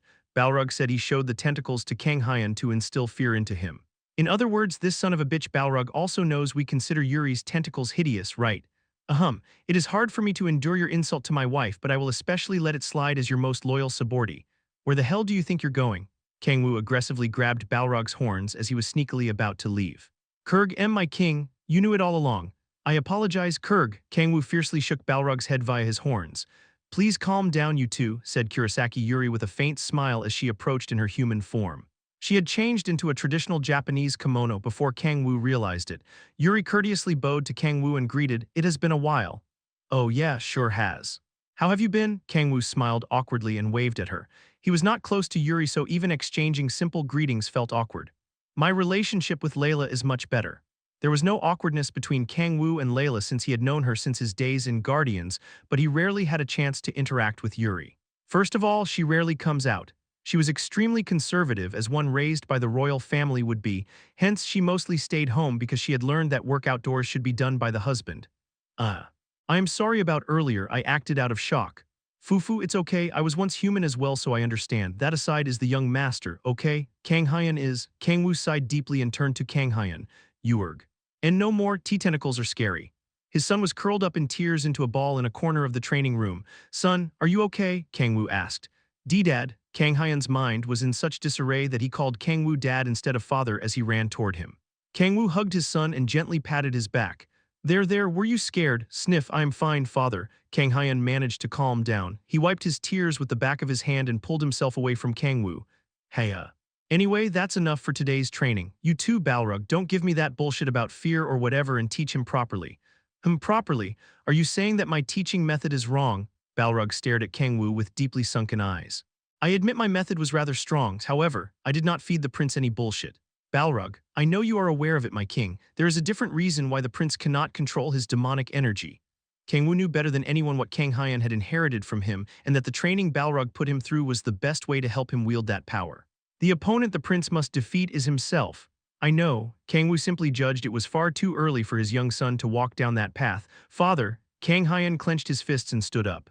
I want to train more. After what you just experienced, Kang-woo asked. NGH, even so, if I can become stronger with that, I can endure it. It was obvious to anyone he was forcing himself. Haya. I can't believe this. A parent can't break their child's obstinance. Fine, I brought you some food, so at least eat first. Thank you very much. You'll probably puke it all out though. However, Kang-woo couldn't allow his growing son to train without meals. Thank you for the food. Kang-hyun must have been famished because he emptied the lunchbox in a flash. He gulped down some water and stood up energetically. He shouted, "Let's get right back into it, uncle." Are you sure about this? Balrog asked. Yes, I am. Balrog stared at Kang-hyun worryingly. The method may have been ridiculous, but the objective to instill fear into Kang-hyun was successful. This kind of training isn't one an ordinary child can handle. Physical training merely brought physical pain, but training to overcome one's fears ate away at one's mind, especially if Balrog was the trainer. Even powerful demons of the ninth hell gave up shortly after beginning the training, but a mere human child who wasn't even 10 years old stood strong. You can't fool blood. Balrog turned to Kang-woo and smiled bitterly. All right, Yuri, once again. Yes, my beloved. Yuri bowed courteously and squirming tentacles sprouted from her. Uerg, the hellish training resumed as tentacles crawled up the boy's body. Kang-woo turned away from the horrendous scenery of the training room and climbed the stairs to the Demon King's castle. He noticed Cha Yeonju walking staggeringly from afar. She was in tatters, likely from having been made a mess of by Han Seola. Yeonju noticed Kang-woo and ran toward him with fiercely gleaming eyes. Why, you asshole, how could you run away without me? Kurg, I can't breathe. You don't even need to breathe to stay alive, motherfucker. Yeonju shook Kang-woo as she grabbed him by the neck. Kang-woo waited for her to calm down and turned to Seola as he touched the skin of his neck, which had become blue. Darling, have you calmed down? Yes, I'm fine now. Seola averted her gaze from Kang-woo, her cheeks red from embarrassment because she failed to control her obsession. She looked around and asked if changing the subject. That aside, where is Kang-hyun? It's almost time for dinner. Oh, the thing is, Kang-woo explained what happened in the underground training room. So he's still training? Yeonju asked. Yeah, I suggested we stop for today, but he was obstinate about continuing. He's still just a little boy. Isn't he pushing himself too hard? Seola wondered. I think so too, Kang-woo sighed and shook his head. But it's what our son wants, so what can we do? NGH, true, he's my son, but his stubbornness is out of this world. Yeonju also sighed and clicked his tongue. But keeping a little kid without proper meals is, he ate. though I bet he'd puke it all out during training. Heya, I have mixed feelings about this, Siala remarked. Kang Hyun is staying because he wants to, so don't be so anxious. Kang-woo grabbed his worried wife's hands and toured the Demon King's castle. This is my throne, he said. Sheesh, look at that tacky design. What kind of idiot made this? Lilith did. Now that I take a closer look, I can feel the dignity and power befitting a demon king from it. They went to the bedroom after looking at the overlord's throne. Is this your room, Kang-woo? Asked Siala. It's not as extravagant as one would expect from a demon king's room, added Yeonju. It's pretty much like this anywhere you go in the ninth hell. Kang-woo flopped on the bed made of demon leather. Heyo, that's enough looking around for today, let's get some rest. Thank you for taking us around. HMPH, thank you my ass, he ditched us midway. The two women lay down on either side of Kang-woo. So what did you think about hell, he asked. It was worth experiencing once, Siala answered. I never want to come back though. Yeonju smiled bitterly and looked around the nearly empty room. I wouldn't have been able to do it. Huh, do what? I wouldn't have been able to endure 10 millennia in a place like this. Me neither, Kang-woo's wives gently caressed Kang-woo's head. You did so well, my hubby. We'll fill you only with happy memories from now on. Kang-woo had not brought them along to be sympathized with, but it's not a bad feeling. Looking back on it, Kang-woo had never heard anyone tell him that he did well. It felt like the unpleasant feelings deep in the corner of his mind were melting away. He smiled faintly and stared at his wives. Thanks. He wished for their promise to fill him with happy memories to apply to them as well. Oh, right. I asked Yuri to prepare rooms for you too, so let me show them to you, said Kang-woo as he was about to sit up. However, Yeonju and Siala pushed his chest back down. Kang-woo was left dumbfounded as he was forced back into bed. Come to think of it, Kang Hyun is probably gonna be with Balrog until late. Since it's just the three of us, it's a waste to spend the time apart, don't you think? Wait a second. Are we gonna? You said you only have bad memories of this place, right? Yeah, and we just promised to fill you with happy memories. W8 my clothes. You're ripping them? With that, Kang-woo's outing to hell ended happily as two starving lionesses pounced at him. Epilogue Chapter 30. Aftermath. Mother and son. A month passed since Kang Hyun decided to receive special training every weekend in hell. Kang-hee's patience was almost bottoming out as she was forced to be apart from her beloved big brother every weekend. Slam, Mom. Kang Hyun barged into Cha Yeonju's room with a bright expression. Yeonju, who was having fun playing games on the gaming laptop Kang-woo gave her as a gift, slammed the laptop shut in surprise. Son, WHWH, what's up? Were you gaming? And no. I wasn't. Yeonju shook her head as she hugged the laptop like Gollum with the one ring. Heya, Kang Hyun sighed deeply in exasperation. That aside, what's up? Yeonju asked. Oh, I did it. Did what? Kang Hyun approached Yeonju, tilting her head in wonder. Just a moment. Kang Hyun closed his eyes to focus. From my heart, slowly down my arm and spouting from my hand. He recalled the sensation he felt during his training and controlled the demonic energy inside him that used to not budge no matter how desperately he tried to move it. However, it squirmed down his arm, albeit a negligible amount compared to the amount of demonic energy lying dormant in his heart. Hop! Kang Hyun shouted as he stretched his arm forward. Swing. The palm of his hand split open and a black blade sprouted from it. Whoa, Yeonju stood up in surprise. Did you finally succeed in using demonic energy? Kang Hyun smiled in embarrassment. Yes. I'm still nowhere near Kang-hee and Leah's level though. Yeonju smiled brightly and lifted her son to hug him tightly.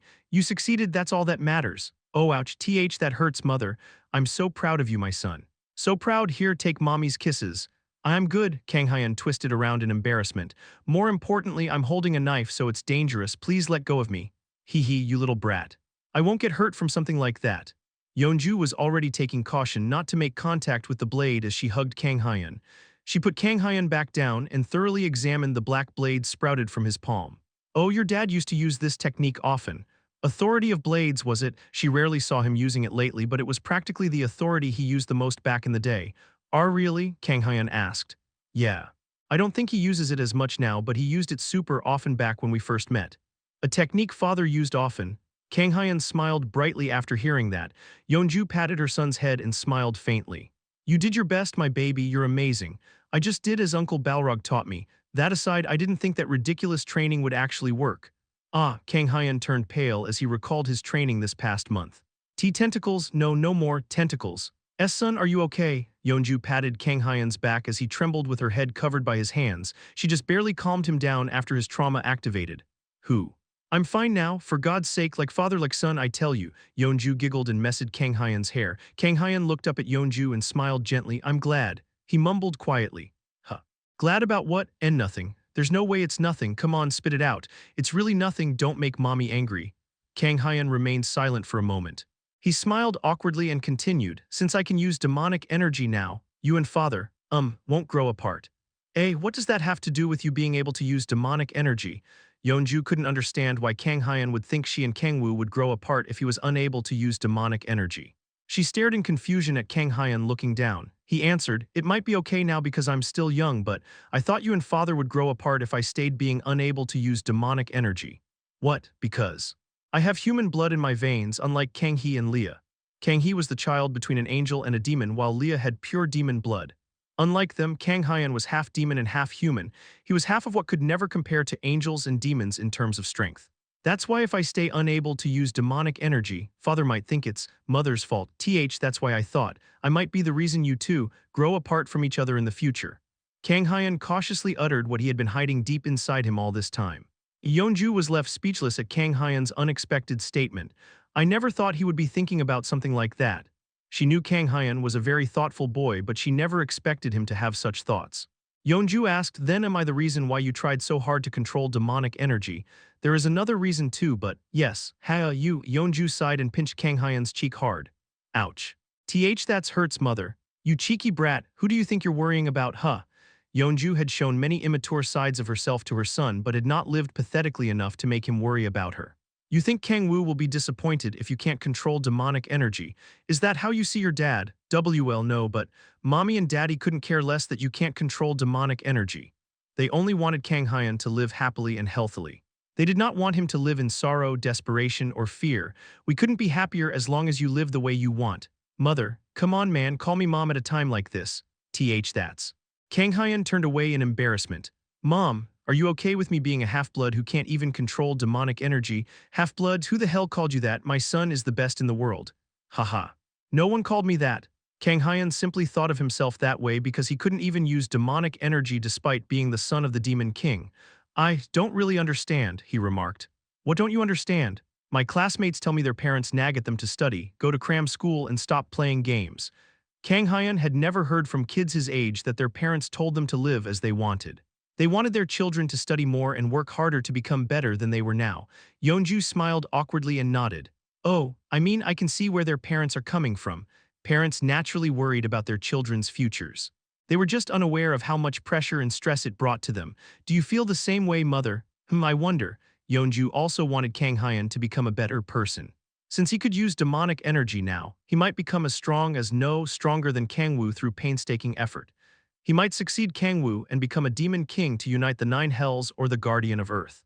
However, one couldn't definitively say it would make Kang Hyun a better person. No, I like my baby as he is now the best, Yeonju remarked. She didn't care if he couldn't use demonic energy. It didn't matter if he was half human. It would simply mean he lacked talent, not his worth as a person. I like my kind son who acts mature despite being a brat and knows how to work hard for others the best. Yeonju smiled brightly and placed her hand on Kang Hyun's hair to mess it up. And mother, anyway, no more worrying about pointless stuff like that, understood? Okay, no more, that's my clever baby. Yeonju smiled widely and hugged Kang Hyun tightly. What's wrong, son? Nothing, I was just curious what it would feel like if I had kids too. Kang Hyun was curious about the love parents had for their children. Yeonju burst into laughter. Biwahaha. What the hell are you thinking about at your age, you brat? Kang Hyun stared at his laughing mother and asked, Mother, can I ask you something? What is it? Actually, never mind, it might be better to ask father later. What? That's not fair. Yeonju raised her head high as she pounded her chest excitedly, getting a chance to teach her son something after being on the nagged end daily. Mommy will answer any question you have. She did not know what kind of question Kang Hyun would ask, but it was merely a 9-year-old's question. Unlike her husband who did not even finish middle school, she had graduated from high school. She was confident she could answer any question Kang Hyun had. How are babies made? Well, I said I was curious what it would feel like if I had kids, so I want to know how to make them if I have the chance to in the future. Oh yeah, I see, it's best to know for the future. How can I make babies? I'm sure you know since you gave birth to me, right? The thing is, I do, of course I know I do, but, hubby. Helps, Epilogue Chapter 31, Proper Sexual Education, Part 1, Kek, biwahahaha. Oh, Kang-woo rolled on the living room couch laughing. Cha Yeonju sitting next to him glared ferociously at him. Stop fucking laughing. Kay, how do you expect me to hold it in? Kang-woo almost died from laughter after Yeonju explained what happened with Kang Hyun this morning. Yeonju frowned and stepped on Kang-woo's head on the couch with her slender foot. This wouldn't have happened if you were home. What do you want me to do? I was closing a rift. Kang-woo had fortunately been away from home when Kang Hyun asked Yeonju how babies were made.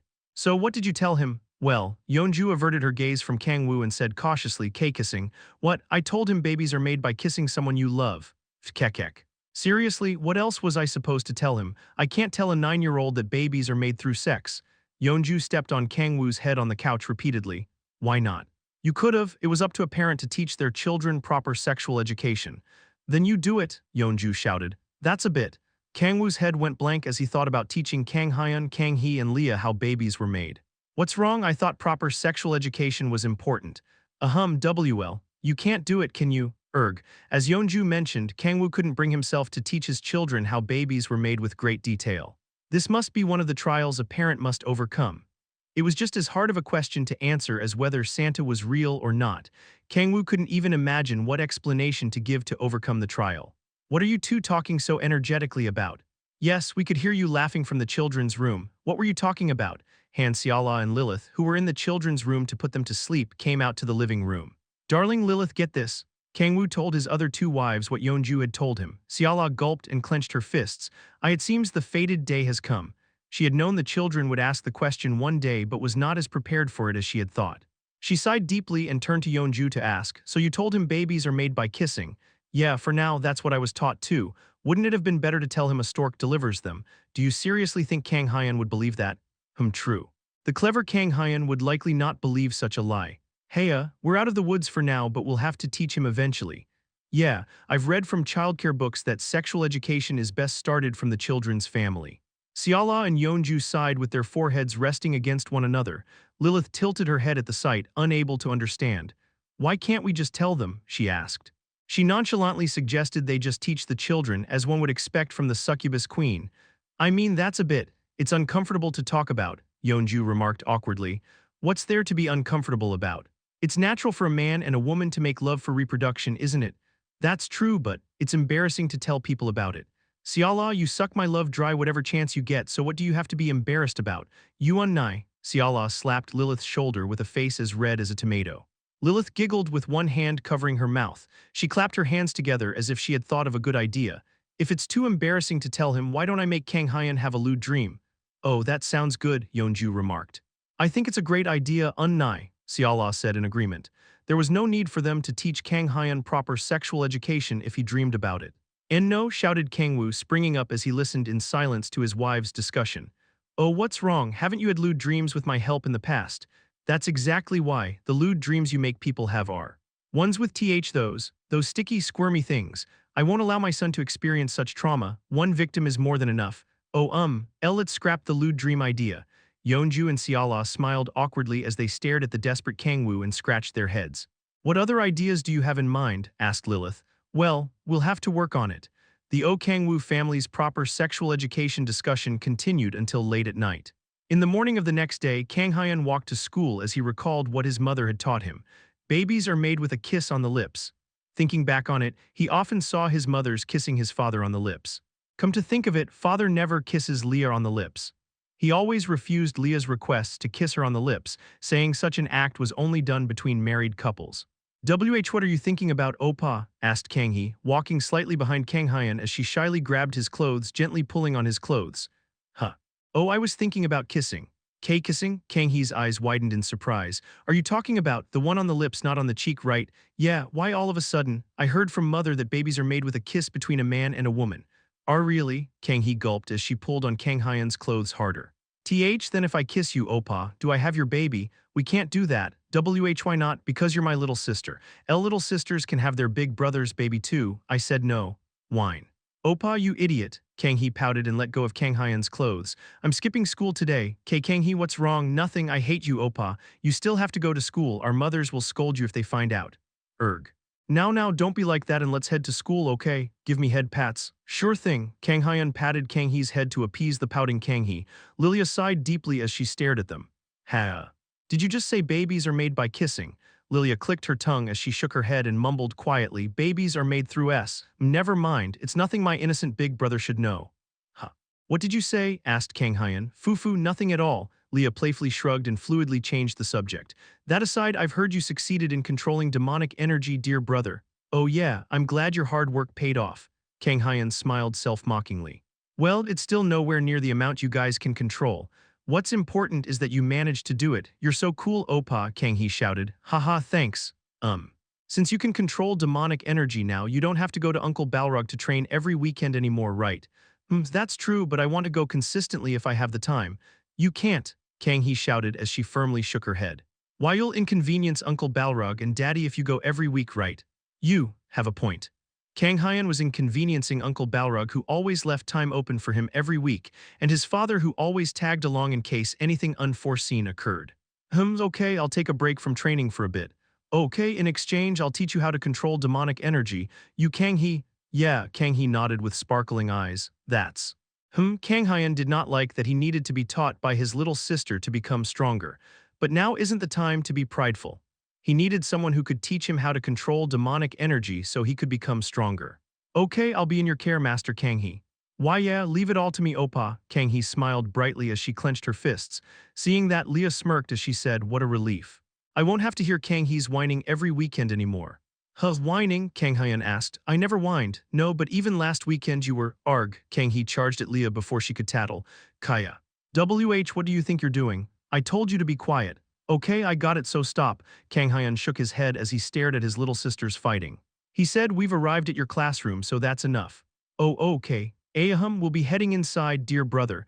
Kang Hyun headed to his classroom after seeing off his little sisters to theirs. He saw a familiar lock of silky black hair around the corner leading to the stairs. Sia, NGH, Kim Sia, hiding around the corner, flinched. What are you doing there? The stairs on the other side of the hall were closer to their classroom. I just wanted to use these stairs today, she stuttered. That doesn't explain why you were hiding. Shut up. Sia averted her gaze from Kang Hyun and twirled the ends of her hair around her finger. More importantly, I heard you can use demonic energy now. Oh yeah, when did she find out about that? I see. Sia fell into thought with her arms crossed. She touched the leather sheath containing her bamboo sword and continued, do you have time after school? Epilogue Chapter 32, Proper Sexual Education, Part 2. After school, Kang Hyun sent his little sisters home after telling them he had things to do with his friends. Kang Hee was adamant about following him, but Kang Hyun barely persuaded her against it. He headed to the supply storage behind the school. Students and staff rarely used the storage, so it had become a hideout for delinquents like Jeon Yongwoon. However, Yongwoon barely came to school after that incident, and even when he did, he caused no trouble. I hope he stays that way. Kang Hyun did not have his hopes up that ill-tempered bastard would eventually show his true colors. He did not know when, but there was a good chance Yongwoon would revert to his old self. Kang Hyun was young, but he knew people did not change so easily. You're finally here. Kang Hyun noticed Sia, who had been waiting for him. Her silky black hair reached her waist, her skin was pale, and she had well-defined facial features. She was more beautiful than cute despite her age. She stared at Kang Hyun with her uniquely haughty eyes as she placed her hand on the child-sized bamboo sword on her waist. Yeah, what's up? Kim Sia had asked Kang Hyun to meet her after school, but he had yet to hear what for. Is it true? You've been training under Mr. Balrog every weekend lately. Oh yeah, I was, yeah. I can control demonic energy now, so I won't be going to see him every weekend. I'm sure Uncle Balrog has other stuff he needs to do. Is that so? Sia turned her head away, crossing her arms as if uninterested. Kang Hyun thought he saw the corners of her mouth rising slightly. Then, are you going to train by yourself from now on? I've heard demonic energy is more dangerous than mana because of its ferocity, asked Sia as she twirled the ends of her hair around her finger. She seemed worried that Kang Hyun might cause damage while training by himself with the demonic energy he had just succeeded in controlling. To put her at ease, Kang Hyun answered energetically, it's okay. Kang Hee offered to teach me how to control it. Kang Hee did. Is it me, or did her eyes turn a little scary? Yeah, Kang Hee might be my little sister, but she could freely control demonic energy since she was 3. That's why there's nothing for you to worry. Smack. Sia kicked Kang Hyun's shin as she was listening in silence. Intense pain shot up Kang Hyun's leg. Ouch, what was that for? HMPH, no reason, Sia snorted and turned around. Kang Hyun rubbed his aching shin, frustrated by the unfair violence. I'll teach you too, Sia remarked. I'll help so you can control demonic energy too. Kang Hyun was left dumbfounded by her sudden proposal. But you don't use demonic energy, Sia. Don't you use, chi? Right, don't you use chi? Although demonic energy, mana, and chi were fundamentally similar, they had different properties. Tigers and cats were both felines, but they're different. Demonic energy was far more aggressive and rough than mana and chi, and it stimulates one's desire. Kang Hyun remembered hearing from his father that he needed to learn how to control his desire before learning how to control demonic energy. Compared to that, chi is. He did not know about chi in detail, but from what Uncle Si-hun had told him about it when he once asked out of curiosity, chi was almost the complete opposite of demonic energy. It was calm and highly refined, far more than the mana used by regular players. In comparison, demonic energy was like a raging fire while chi was like a tranquil lake. Hence, Kang Hyun did not understand how Sia would teach him how to control demonic energy when the properties of the powers they used were the complete opposite. Sia scoffed. HMPH. You're just a fledgling who only just learned how to control demonic energy. Are you in any position to worry about that? I mean, even so, don't worry. Whether it be demonic energy, mana, or chi, it's all the same when controlling the power inside yourself. I guess you have a point. Besides, my dad taught me how to control demonic energy before. Huh. Uncle Si-hun did? Kang Hyun tilted his head in confusion. Uncle Si-hun was purely human, unlike Kang-woo, a pure demon, so he shouldn't know how to control demonic energy. Sia shook her head. I don't know. I'm not sure about the reason either. He didn't answer me even when I asked. Could it be Uncle Si-hun once used the power of a demon? He could have fallen into a demon's trap during the war against demons and become their familiar, or borrowed the power of a demon to protect those precious to him.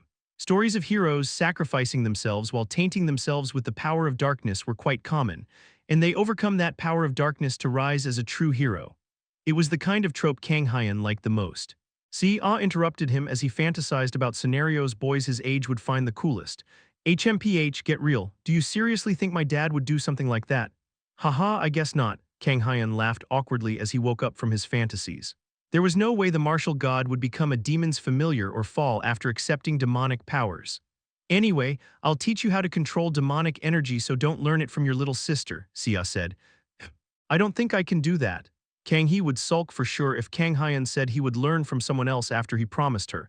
Not even Kang Hyun could handle a sulking Kang Hee. I promised to learn from her first.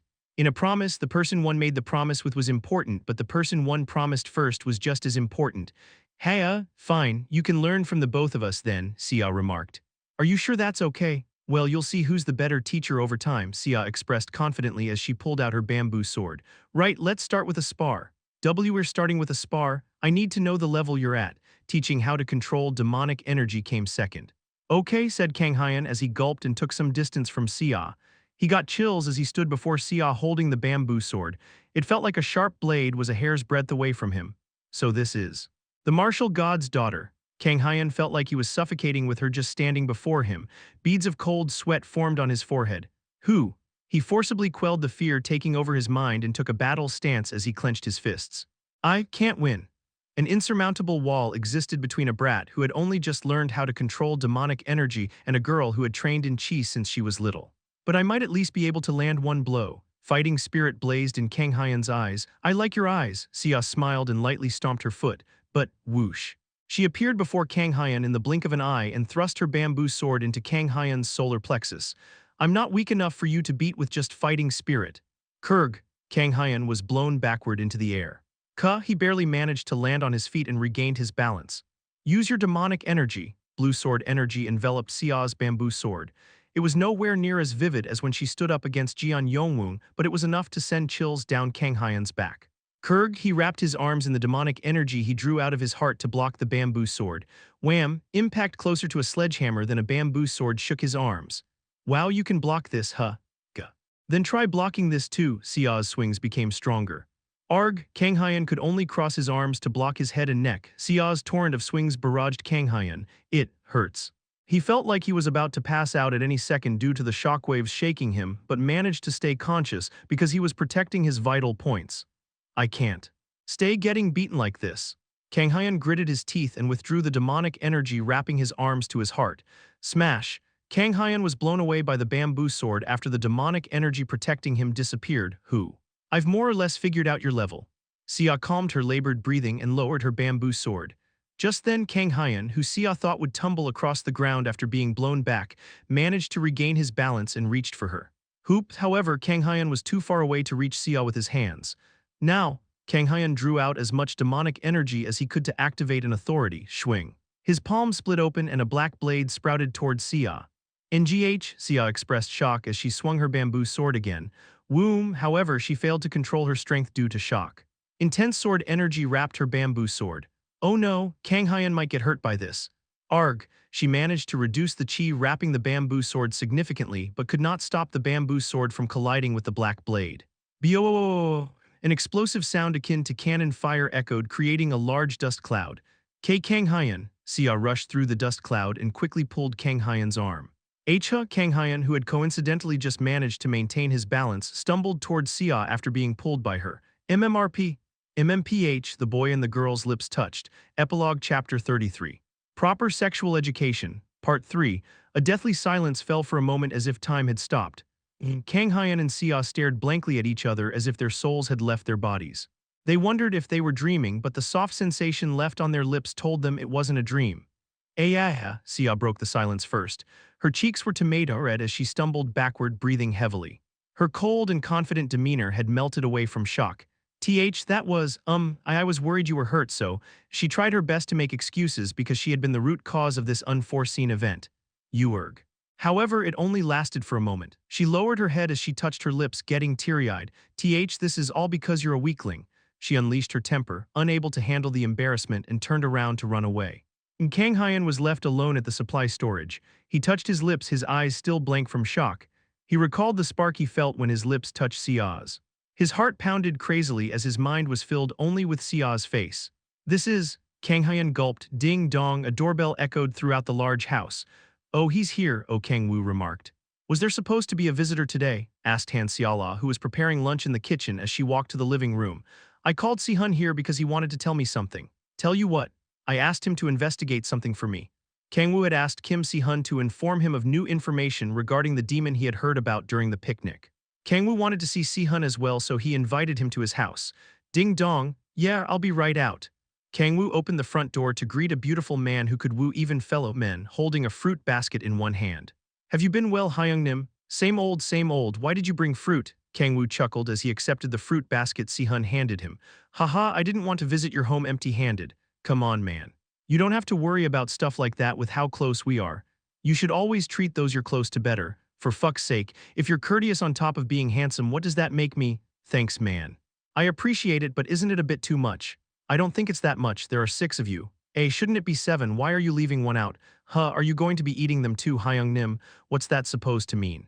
I'm not allowed to eat fruit, but you only eat kimchi stew. I eat other stuff too, damn it. Do you think I eat kimchi stew for every meal? Now that I think about it, I could, right? Si-hun chuckled. Haha. I'm joking, you bastard. You dare try to make a joke of your almighty older brother. You sound like a boomer, Hyung-nim. I know, damn it. The two men made jokes as they laughed and went inside. It's been a while, Si-hun, Xiala greeted. Were you preparing lunch? Si-hun asked. Yes, would you like to join us? Oh, that would be wonderful. Si-hun was even willing to pay for Xiala's food. Fufu, that's great. I happen to make too much. You make a bit too much every time, darling. It reflects the amount of love I have for you, honey. Then I guess it can't be helped. Kang-woo grinned as he hugged Xiala from behind. Haha. You two get along as well as always, Si-hun expressed. I could say the same for you and Layla. Let's see. What did she call you again, doggy? That's. Si-hun turned away in a cold sweat. He looked around for a different topic and asked, come to think of it, are Yeonju and Lilith away? Yeah, Yeonju went to work and Lilith went shopping with Kang-hee and Leah. What about Kang Hyan? He said he was meeting with Xia for a bit because she called him.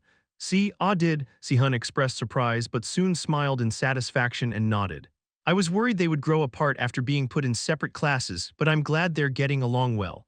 I sensed something in the air between them during the picnic in Uedo, you know. Haha.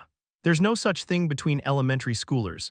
Nah man, you shouldn't underestimate elementary schoolers nowadays. You wouldn't believe the pace at which they progress. Indeed, I've heard children these days learn things much quicker. Also, Kang Hyan and Asaya are quite mature. That's true. Although children these days grew up quickly, Xia and Kang Hyan were so mature that they sometimes felt more like high schoolers. Oh, I don't think that's the case, said Xiala as she brought cups of coffee to the table and sat next to Kang-woo. What do you mean? Si-hun asked. They might seem mature, but you can tell they're still children from their words or actions. Oh, you have a point. Even yesterday, Kang Hyan had asked how babies were made. You're right, Xia might pretend to be mature, but she's just a tomboyish little girl if you get to know her. Si-hun grinned as he thought about Xia. Would you like to see pictures of her when she was little? She was adorable. I would love to, Siala said. Sihun placed his smartphone on the table and opened an album titled My Daughter. Kang-woo did not know how many pictures were in the album since the number on it was 999 plus, but considering the scroll bar was barely moving as Sihun scrolled down, there were likely thousands. Haha. This is when Sia crawled for the first time. This is when she grabbed the bamboo sword during her doljanchi. How cute. Oh, I remember this. She had her doljanchi with Kang Hyun. Sia and Kang Hyun's birthdays were very close, so they just held their doljanchi together. The album also contained a picture of Sia putting her finger in Kang Hyun's mouth and pinching his cheek, making him cry. Fufu, thinking back on it now, they were already very close since then, just based on the pictures. It looks like he's running away from Sia. The next picture was of Sia grabbing the fleeing Kang Hyun by his ankle and riding him like a horse. That aside, I can't believe you added a bamboo sword as one of the doljabi items. You're so weird sometimes, man. Haha, oh, now that you mention it, what did Kang Hyun grab? A pot that held kimchi stew. I don't think you have the right to call me weird. Slurred Sihun as he stared at Kang-woo dumbfoundedly. I mean, I put it up there as a joke, but he ended up grabbing it. I remember Yeonju grilling you about why you would put something so useless on the table, Siala added. FYI, Yeonju had put the latest gaming console on the table. Haha, it's a strange feeling, Sihun remarked. What is? The fact that this tiny baby girl is an elementary schooler now. I would think you're sending her off to marry if I didn't know any better. Marry? No, I will not allow Sia to marry anyone, never. Sihun slammed his fist on the table and firmly shook his head. Kang-woo burst into laughter. Biwahahaha, you sure become an idiot when it comes to your daughter, huh? Why you're no different, Hyung Nims. Think about sending Kang-hee and Leah off to marry. Marrying off Kang-hee and Leah. Why am I boiling with bloodlust? See, you're no different from me, Hyung Nim. I'm not as bad as you at the very least. Clack, just then someone opened the front door as the married men were chatting away. Kang-woo walked to the front door expecting to be greeted by Lilith, but it was Kang Hyun. I'm home. Didn't you have plans with Sia today, son? Oh yes, WL. Kang Hyun was acting incredibly suspicious. Kang-woo narrowed his eyes as he stared at his flustered son. Did he fight with Sia? Kang Hyun was a clever boy but was a dunce at times. Kang-woo didn't know why the two kids met, but Kang Hyun might have troubled Sia by acting insensitively. Oh, welcome home, Kang Hyun. You Uncle Sihun? Kang Hyun was startled by Sihun as if he had seen a ghost. What's wrong? Sihun asked. No, Kang Hyun stumbled backward in a cold sweat.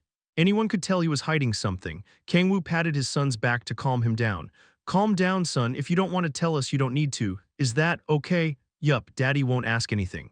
All good, right? Kang-woo was curious about what was making Kang Hyun act like this, but he did not want to forcibly pry into his flustered son. Thank you very much. Kang Hyun bowed as he ran toward his room but stopped midway. He took a deep breath and turned to the adults as if he had made his resolve about something. He puffed out his chest proudly and continued, No, I should tell you. That's my boy, so what's wrong? Did something happen with Sia? Kang Hyun touched his lips as he clenched his fist and shouted, I impregnated SIAH. A deathly silence fell, shatter, the coffee cup in Sihun's hand dropped to the floor. 1. Doljanchi Kodadanchi Inus is a celebration of a baby's first birthday. There is a ritual ceremony held during the Doljanchi where items with symbolic meaning are placed for the baby to choose, determining what luck they will have in the future. 2. Doljabi Kodadapi Enus is the ritual ceremony mentioned in the first reference. Epilogue Chapter 34 Proper Sexual Education Part 4 Boom! A thunderous sound echoed throughout Kang-woo's home as the chair Kim Si-hun was sitting on split into two. The powerful shockwave sent the table made of marble flying. Hey Si-hun! Kang-woo just barely grabbed Si-hun's shoulders as he was about to charge at Kang Hyun. Calm down, damn it. Let go of me, Hyung Nim. Si-hun's eyes were filled with so much bloodlust that not a hint of reason could be seen in them. Although he did not unsheath his sword because there was at least a sliver of reason remaining, Si-hun's entire body was no different from a weapon as his title of martial god would suggest. If he were to slap or punch Kang Hyun in this state, darling, help me hold Si-hun down. I impregnated, my son, impregnated the precious daughter of another family. Hello, child parents. Cold gazes from society, ostracized by classmates, a tragic decision my head. The hell, not you too, darling. There is no need to worry, shouted Kang Hyun as he clenched his fists. I will. Take responsibility for Sia. Silence fell again, rumble, Si-hun, your chi, withdraw your chi. The building is gonna collapse. I know we're still young, but I'm sure I can make a happy family with Sia. Kang Hyun, how dare you, my precious daughter. Son, please shut the hell up. What the fuck? When the hell did this son of a bitch Si-hun get so strong? Kang-woo grabbed Si-hun by his waist and just barely managed to pull him away from Kang Hyun. He shouted, Jay, just calm down for a second, I'll ask Kang-hyun what happened. Heya who? Kang-woo's frantic effort paid off. Si-hun took deep breaths to calm down his breathing and withdrew the chi blasting from himself. I understand. Si-hun stepped backward as he glared at Kang-hyun as if ready to cut him down at any second. Kang-woo sighed in relief and approached his son, trembling from Si-hun's overpowering bloodlust. Are you okay, son? He asked. Yes, I am fine. Kang-woo could tell he wasn't fine from his face as white as a sheet. He did not want to pry Kang-hyun for what happened in this kind of situation, but he had no choice because of Si-hun's intense glare. All right, son, you take deep breaths too. Good, do you feel better now? Yes, okay, so what do you mean by that you impregnated Sia? Well. Kang-hyun glanced at Si-hun and cautiously explained what happened. I was sparring with Sia behind the school, but I tripped and we ended up making a bee-baby. What? Wait, so your thing penetrated her as you tripped? Are you a Saudi millionaire or something? Si-hun frowned intensely. What a blatant lie. Kang-hyun quickly shook his head. I am not lying, I tripped and we ended up kissing. Kissing. Si-hun and Kang-woo stared at Kang-hyun dumbfoundedly. Oh, Kang-woo expressed, feeling dizzy as if a sledgehammer smashed into his head. Right, yeah, I see what happened. He had completely forgotten due to the absurdity of the situation, but he had more or less figured out what had happened. What's the meaning of this, Hyungnim? Oh, you see, Oppa, kissed. Kang-woo noticed Kang-hee frozen at the front door as he was about to explain to Si-hun what was going on. Lilith was also there, holding shopping bags with an awkward expression, and Lilia watching the scene as if she would love some popcorn. What's with this timing? Oh, Oppa, what do you mean? You kissed that bitch Sia, shouted Kang-hee as she approached Kang-hyun in shock. Kang-hyun slightly frowned. Kang-hee, that's no way to talk about someone older than you. Who cares about that right now? That cat burglar kissed you, and if they kissed, Kang-hee recalled what she and Kang-hyun talked about on their way to school today. I heard from mother that babies are made with a kiss between a man and a woman. Babies are born through kissing. Oppa and Sia kissed, that means. Oppa and Sia and I made a baby. The light in Kang-hee's eyes disappeared, leaving only darkness. Her empty eyes gazed at Kang-hyun. Oppa, my Oppa. Kang-hee bit her nails as she mumbled, unforgivable, forgivable. Kang-hee continued to repeat the same word as she slowly approached Kang-hyun. Ah. Kang-woo groaned at the sight and covered his face with his hands as he drowned in regret. Fuck. I shouldn't have bullshitted and taught him properly, so this is why people say sexual education is important. Kang-woo understood the importance of proper sexual education at last. He remarked, now, calm down everyone.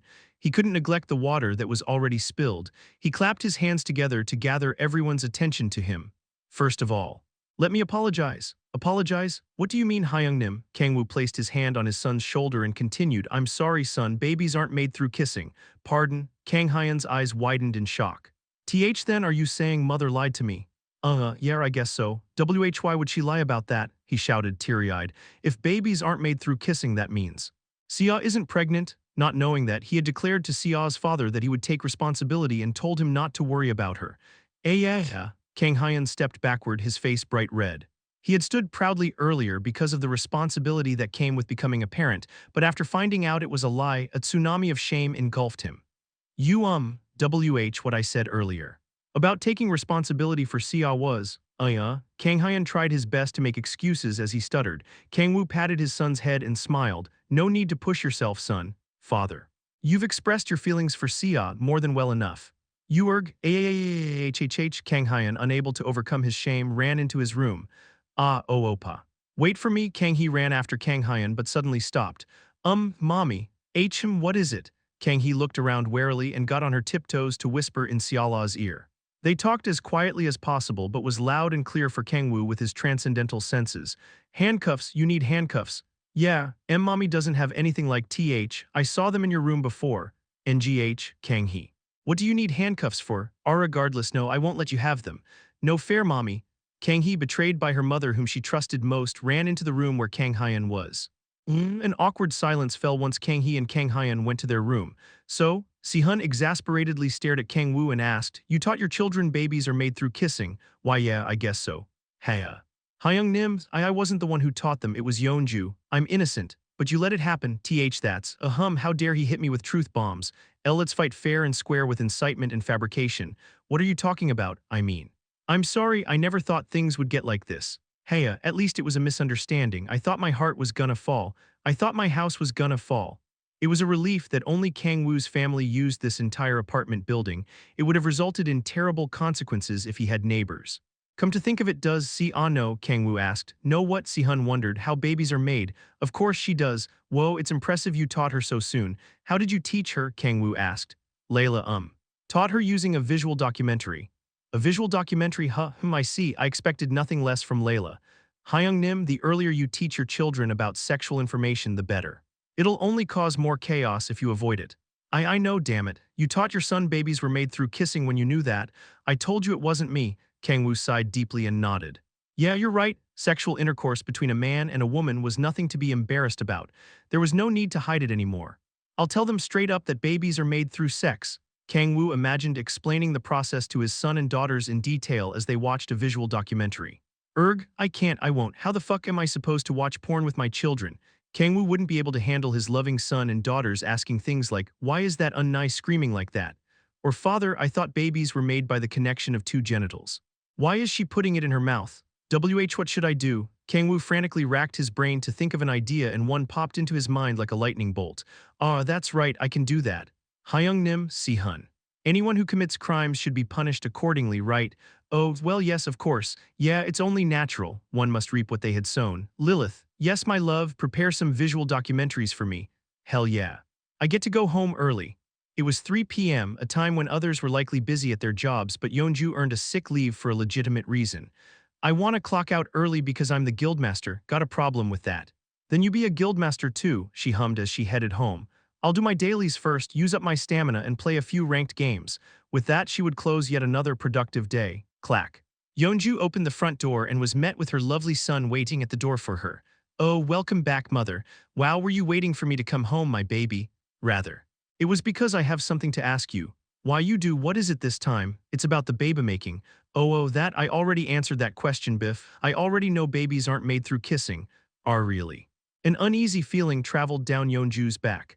I asked father how babies are really made, and he told me to watch this visual documentary with you to learn. Kang Hyun was holding a black flash drive the size of a finger. Yeonju did not need to think long and hard about what Kang Hyun meant by visual documentary. Mother, Kang Hyun called, you'll teach me how babies are made this time, won't you? Oh, Kang Hee will be watching with us. Yeonju frantically looked around the house. Where's your father? Father went out with the other mothers. That son of a bitch, he ditched me. Translator's note, can we fucking not?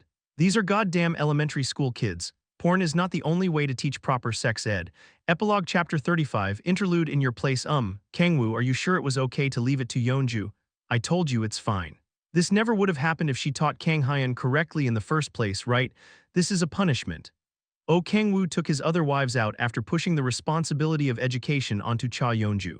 Kim Si-hun also joined them because they were supposed to discuss the information he had gathered about the demon after a late lunch. Since it's come to this, why don't we just eat out? Besides, they couldn't eat at home because their table and chairs were destroyed. I'm fine with that, but didn't Siala say she made too much food for lunch? Si-hun asked. It's okay. We can have it for dinner, Siala reassured. It wouldn't be as good as when it was just made, but they couldn't return home yet. Siala couldn't bring herself to watch those embarrassing visual documentaries with her children. Si-hun suggested, in that case, I know a place. We can talk in peace there after lunch. Come to think of it, you had something to discuss with Kang-woo, right? Ah, yes. That's the main reason I visited today. Kang-woo and Si-hun had completely forgotten about it due to the slight misunderstanding, but they had important matters to discuss. What is it about? Asked Lilith with great interest as she approached. Well, Si-hun glanced at Kang-woo as if asking for permission. Kang-woo shrugged and nodded. I mean, it's nothing worth hiding, he remarked. Understood, Si-hun told Siala and Lilith about the demon who had been growing in popularity as of late among player criminals. To think they would even lay their hands on children. How could they? Siala expressed displeasure as she heard about how elementary school players rampaged in school after making contact with the demon in the USA, resulting in dozens of casualties. Oh, so it was about that, Lilith said. You knew Lilith? Si-hun asked. Just rumors. I manage an intelligence organization after all. She was more focused lately on helping Balrog by analyzing movements in the ninth hell. Her information-gathering capacity on Earth had been reduced because of that, but as one would expect from her organization, which was on par with Guardians in terms of intelligence, she had heard some rumors about the demon as well. I asked to see Hyung-nim today because I acquired new information about that demon. Also, there was an incident. Incident? What incident? Well, Si-hun slurred as he looked around. The afternoon streets of Seoul were bustling with people. I don't think it's something to bring up here. Then let's continue the discussion after lunch. Kang-woo was starving due to mental fatigue after the fuss with Kang Hyun. Haha. Yes, let us do that. Oh, since you destroyed our furniture, lunch is on you, got it. I understand. Si-hun smiled awkwardly after remembering how he had lost all sense of reason earlier and headed toward the restaurant. They followed Si-hun to a restaurant designed like a traditional hanok. It looked so antique that one would think it had come straight from the past, owned by a nobleman of the Joseon dynasty. The only thing that indicated it was a restaurant was the sign above the gate. There wasn't even the commonly seen menu signboard in front of the restaurant. Holy. This place looks expensive as fuck. It is quite expensive. Man, I said lunch was on you, but you didn't have to take us someplace like this. Si-hun was also astronomically wealthy, as one would expect from the leader of Guardians. Eating in such a luxurious place was uncomfortable. Let's just go get some kimchi stew. It's not as good as the one Darling makes, but it's not bad. Haha, it's alright, I've been here many times. You have. Really? Si-hun's not the kind of person to frequent places like this. The leader of Guardians is obligated to interact with world leaders after all. Oh. Since Si-hun's job was to chase and arrest player criminals across national borders, it was important for him to maintain amicable relationships with world leaders.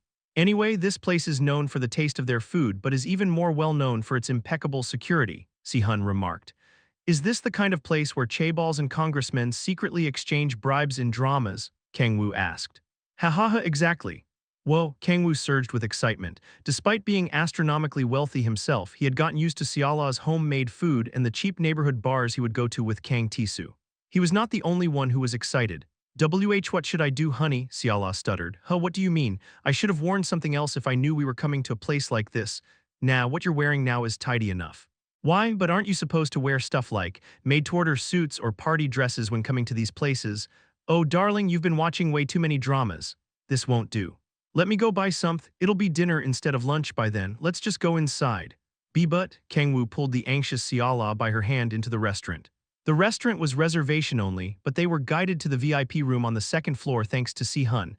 Kang-woo looked around the restaurant with great interest. Soundproof barriers are installed in each room. No security cameras either. Yes, even the next course arrives only when we ring a bell. I can see why higher-ups like this restaurant. There was no place better than this for shady dealings. Well then. Shall we eat before we get on with the discussion? Si-hun suggested. Sounds good. The food was served as a course. There was no menu, it was an omakase made by the chef with fresh ingredients from that day. Wow. It's so good, Seola expressed amazement after eating a dish made by a certain chef working in a 7-star hotel. Unlike Seola with sparkling eyes, Kang-woo ate with a lukewarm expression. Really? I think your meals are better. Oh, honey, you won't get anything from me with such blatant flattery, you know. The corners of your lips are almost to your ears, darling. It's not flattery, I'm telling the truth. Oh, you. That's enough, your kimchi stew is far better than food like this. Honey, Seola placed her hand on Kang-woo's thigh as she blushed and slowly rubbed it. Are they usually like this? Asked Si-hun to Lilith. Their lines were straight out of a 2000s cringe-inducing web novel. Lilith replied, usually when they're alone. I guess their marital relationship is a little too good. Foo-foo. Is it different for you, Si-hun? I don't say cringy lines like that at least. Si-hun shook his head and frowned but did not stop the couple from flirting. The cringy meal ended soon after. Right then. Here is the information regarding the demon. The lovey-dovey atmosphere from earlier vanished and an air of seriousness filled the room. Kang-woo scoffed as he took the document Si-hun handed him. Come on, man. Who uses paper documents these days? Haha, doesn't analog have a nice feel to it? We're not in Japan. Kang-woo shook his head, unable to understand. It was far easier to store it in a tablet or a storage orb. Electronic information is often at higher risk of being leaked. Who's crazy enough to leak Guardian's classified information? Someone was, Si-hun answered bitterly. Kang-woo frowned and asked, what? It was for real leaked. I'm ashamed to say, yes, and that's the incident you were talking about. Yes, Si-hun nodded with a serious expression. Personal data of Guardian's members had been leaked not long ago. Holy shit. A data leak in Guardians of all organizations. Does that mean? Kang-woo slurred. Oh, your information wasn't leaked. Figures. Kang-woo had erased all information about himself before leaving Guardians. Did you find the leak? He asked. Yes, we found and arrested him, but what was there a problem? He died as he vomited maggots. Maggots? Kang-woo frowned just from imagining it. Died as he vomited maggots, huh? There was only one possibility he could think of. There must be someone who was pulling his strings. Yes, we tried to find them, but we have yet to find the true culprit. Si-hun sighed as he averted his gaze from Kang-woo in shame. Kang-woo patted his shoulder to tell him not to take it too hard. Well, it couldn't have been helped. I'm sure they planned it with the possibility that you would try to find the person responsible. Who, although. I have an inkling about who's behind it. Who? Si-hun pointed at the document he handed Kang-woo. The mysterious demon who grants players wishes. I suspect he is the true culprit of this incident. No, I'm certain of it. Based on what? All players who made contact with this demon had a unique mark on their left chest, and so did the leak who died. Mark. What mark? Kang-woo flipped through the document Si-hun gave him. Pictures of the mark Si-hun referred to were spread throughout the document. It looked rather familiar. A constellation? Yes. The players who made contact with the demon called it a stigmata. Kang-woo scoffed. Do they think they're apostles of a god or something? They seem to treat the demon like a god. Revering a self-proclaimed demon as a god, it did not seem like a demon from the nine hells, but it was hard to believe that a lunatic who proclaimed himself as a demon was revered like a god. Oh, the players who made contact with the demon call them by a different title. What title? Celestial. Si-hun continued in a deep voice. The players who receive stigmata from the demon call them celestial. Celestial. Kang-woo scoffed at the title. He turned to Lilith and asked, have you heard of terms like celestial or stigmata in the nine hells? No, Lilith shook his head. I'm sure you expect it as well, but I believe the culprit has nothing to do with the nine hells. Then it means they crawled out of a rift, but where? Kang-woo did not mean to brag, but he had not missed a single large-scale rift in the past decade. However, he left the small rifts to players since he couldn't dispose of all of them alone. But from what the bastard is doing, I doubt they came out of a small rift.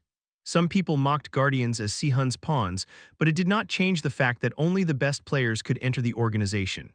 But such an organization was played like a fiddle, meaning this celestial guy isn't to be taken lightly. Should I help out or something? Kang-woo asked. Si-hun firmly shook his head. No, this is a matter for Guardians to handle. Kang-woo smirked and shrugged. Didn't you say I'm still a member of Guardians last time? That's true, but Si-hun smiled awkwardly. You have sacrificed yourself enough to protect this world. Si-hun still vividly remembered Kang-woo walking into the demonic sea to protect the world. I would like you to continue living a normal life with your loved ones, just like he sacrificed himself for the world. I will protect the world in your place this time, Si-hun declared. Ha, you're so damn stubborn, Kang-woo chuckled and nodded. Well, all right, in exchange, make sure to let me know if you need help, got it? I'll help you, okay, Hyungnim. With that, Kang-woo's peaceful days went on. For now, one Hanok Kohanok Inus is a traditional Korean house of the Joseon dynasty. 2. This is a reference to Chef Edward Youngmin Kwon, a South Korean celebrity chef. Epilogue Chapter 36 For a Tomorrow Like Today, Part 1. Time went on to the sweltering hot July. It was so hot that those who worshipped martial god Kim Si-hun would defect to a religion-worshipping Willis Carrier as the savior of humanity. Yawn. Kang-woo stretched in his bed and checked his smartphone. It was 7 a.m. It's been a while since I slept this soundly. He had been unable to sleep for several days due to rifts opening worldwide, but had slept comfortably last night because none opened. Of course, sleep was not the only thing he enjoyed. Fufu, good morning, my love. Lying down next to Kang-woo and watching him sleep, Lilith kissed him and rested her head on his arm. Perhaps it's because it's been a while. You were amazing last night. Lilith smiled seductively and teasingly poked Kang-woo's chest. Kang-woo had been too busy lately to make love to his wives, but they had enjoyed themselves last night enough for even the succubus Lilith to be satisfied. I've been busy the past few days after all. Fufu, I guess I was lucky for it to be my turn when you were full of energy. Unless it was a special day, Kang-woo usually spent the night with one of his wives at a time to cherish his time with each of them. Lilith had said she was lucky because Kang-woo was present during her turn. Since he might have to close a rift which could open at any time of day, his wives might have to spend the night alone in the large bed when it was their turn, especially so for times such as the past few days where rifts opened non-stop. It should be alright for a while since a lot of rifts opened in a short period. From Kang-woo's decade of experience in closing rifts, a stable period usually followed a mass opening of rifts. There should be no more rifts opening for a few weeks to months. In other words, he could spend as much lovey-dovey time with his wives as he wanted. Fufu, what a relief, Siala's patience was almost running out. What do you mean? Rifts have been opening only when it was Siala's shift lately. Oh, have they? Kang-woo had been so busy that he had not noticed. Thinking back on it now, he had not spent the night with his darling for nearly 2 weeks. Yeonju only feels a little sad that she can't be with you, but it's been a very difficult time for Siala. Han Siala would naturally have difficulty handling Kang-woo's absence due to her obsessive nature as an angel. And maybe I should have tried harder to make some time for her. Fufu, it's her turn tonight, so make sure you give her lots of attention. Okay, Kang-woo nodded and tried to get out of bed, but Lilith grabbed his shoulder and pushed him back down. Kang-woo stared at her in confusion as Lilith pouted and she hugged him. Perhaps not as much as Siala, but I was lonely too while you were gone. Please lay with me a little longer. Haha, as you wish, my queen. My, that's nice. I like it when you call me my queen. Lilith giggled as she wrapped her slender legs around Kang-woo's leg. Kang-woo could feel the soft sensation throughout his body. Lilith embraced Kang-woo like a body pillow and caressed his chin like a treasure. How should I punish this slave who made his master lonely? Wait, what? I'm a slave now. I was downgraded from a demon king to a slave. Was there a French Revolution while I was gone? HMPH. Please focus. Lilith scolded her clueless husband by pinching his flank. Kang-woo snickered and nodded. A husband's gotta listen to his wife. All right, get in the mood, make my eyes tremble anxiously and add a hint of fear and anticipation in my voice. I will gladly accept any punishment you give me. My, is that so? In that case, no tentacles. What was that tongue click for? HMPH, I guess it can't be helped. Lilith placed her index finger on her lips as she thought about a good punishment. Her eyes shone after thinking of a good one and she straddled Kang-woo's stomach. Here, ah! Kang-woo opened his mouth as her queen commanded. Lilith stuck her finger in his mouth. Kang-woo tilted his head in confusion as he sucked on Lilith's finger. This is a punishment, he thought, thinking it was quite soft for Lilith. Yes, good slave. I mean as long as she's enjoying it. You're so cute. Lilith exhaled heatedly as she enjoyed the ticklish sensation traveling up her finger. It was not as hardcore as what Kang-woo likely had in mind. But it's the best, thought Lilith. Looking down at Kang-woo with her finger in his mouth stimulated a sense of domination deep inside Lilith, as if she had become a true queen. The mental stimulation from the fire lit in Lilith's desire was much greater than physical stimulation. The spark from Kang-woo sucking her finger like a baby while under her butt spread throughout her body. Fu, I think that's enough for me to forgive you. Ooh, wawi Rosito? Asked Kang-woo incomprehensibly with Lilith's finger in his mouth. He was trying to say, you want me to stop. Lilith thought for a moment and slid her finger out of Kang-woo's mouth. On second thought, no. A slave who dared to make his master lonely deserves more punishment. Kang-woo's saliva stretched down from the end of Lilith's finger. Nom! Lilith put the finger she had inserted in Kang-woo's mouth into hers and licked it like a lollipop. Perhaps because of the mental satisfaction, the saliva that should usually be tasteless was the sweetest thing she had ever tasted. Right, for the next punishment. She smiled seductively and stretched one arm upward. Her pale armpit was bare because she was wearing a see-through black negligee. Don't tell me. Kang-woo gulped as he stared at Lilith's armpit. Lilith grabbed the back of Kang-woo's neck and brought it toward her armpit. You know what to do, don't you? Your tastes are rather maniacal, my queen. Would you like tentacles then? Wow, my queen. How can even your armpits be so beautiful? Kang-woo embraced Lilith and buried his face in her armpit. They had not taken a bath yet, but instead of smelly, it smelled as if she had sprayed perfume. Heya, Lilith exhaled even more heatedly. It feels good, my love. Was I promoted from slave again? How is this country even running properly? That's done. I don't care about that anymore. Lilith couldn't care less about being called a queen. She panted heatedly as she pushed Kang-woo back down on the bed, letting her blazing desires take control. With that heat as blazing as the summer sun, so hot that not even the air conditioner could cool it down, filled the room. Let's get out of bed now. The kids have gone to school too, Kang-woo remarked. Siala and Yeonju usually knocked on their door when it was time for breakfast, but they let him and Lilith spend time together in peace, because it had been a while since Kang-woo could relax. It kind of feels like summer break. It was like waking up at 10 a.m. when they were forced to wake up at 7 or 8 a.m. to go to school.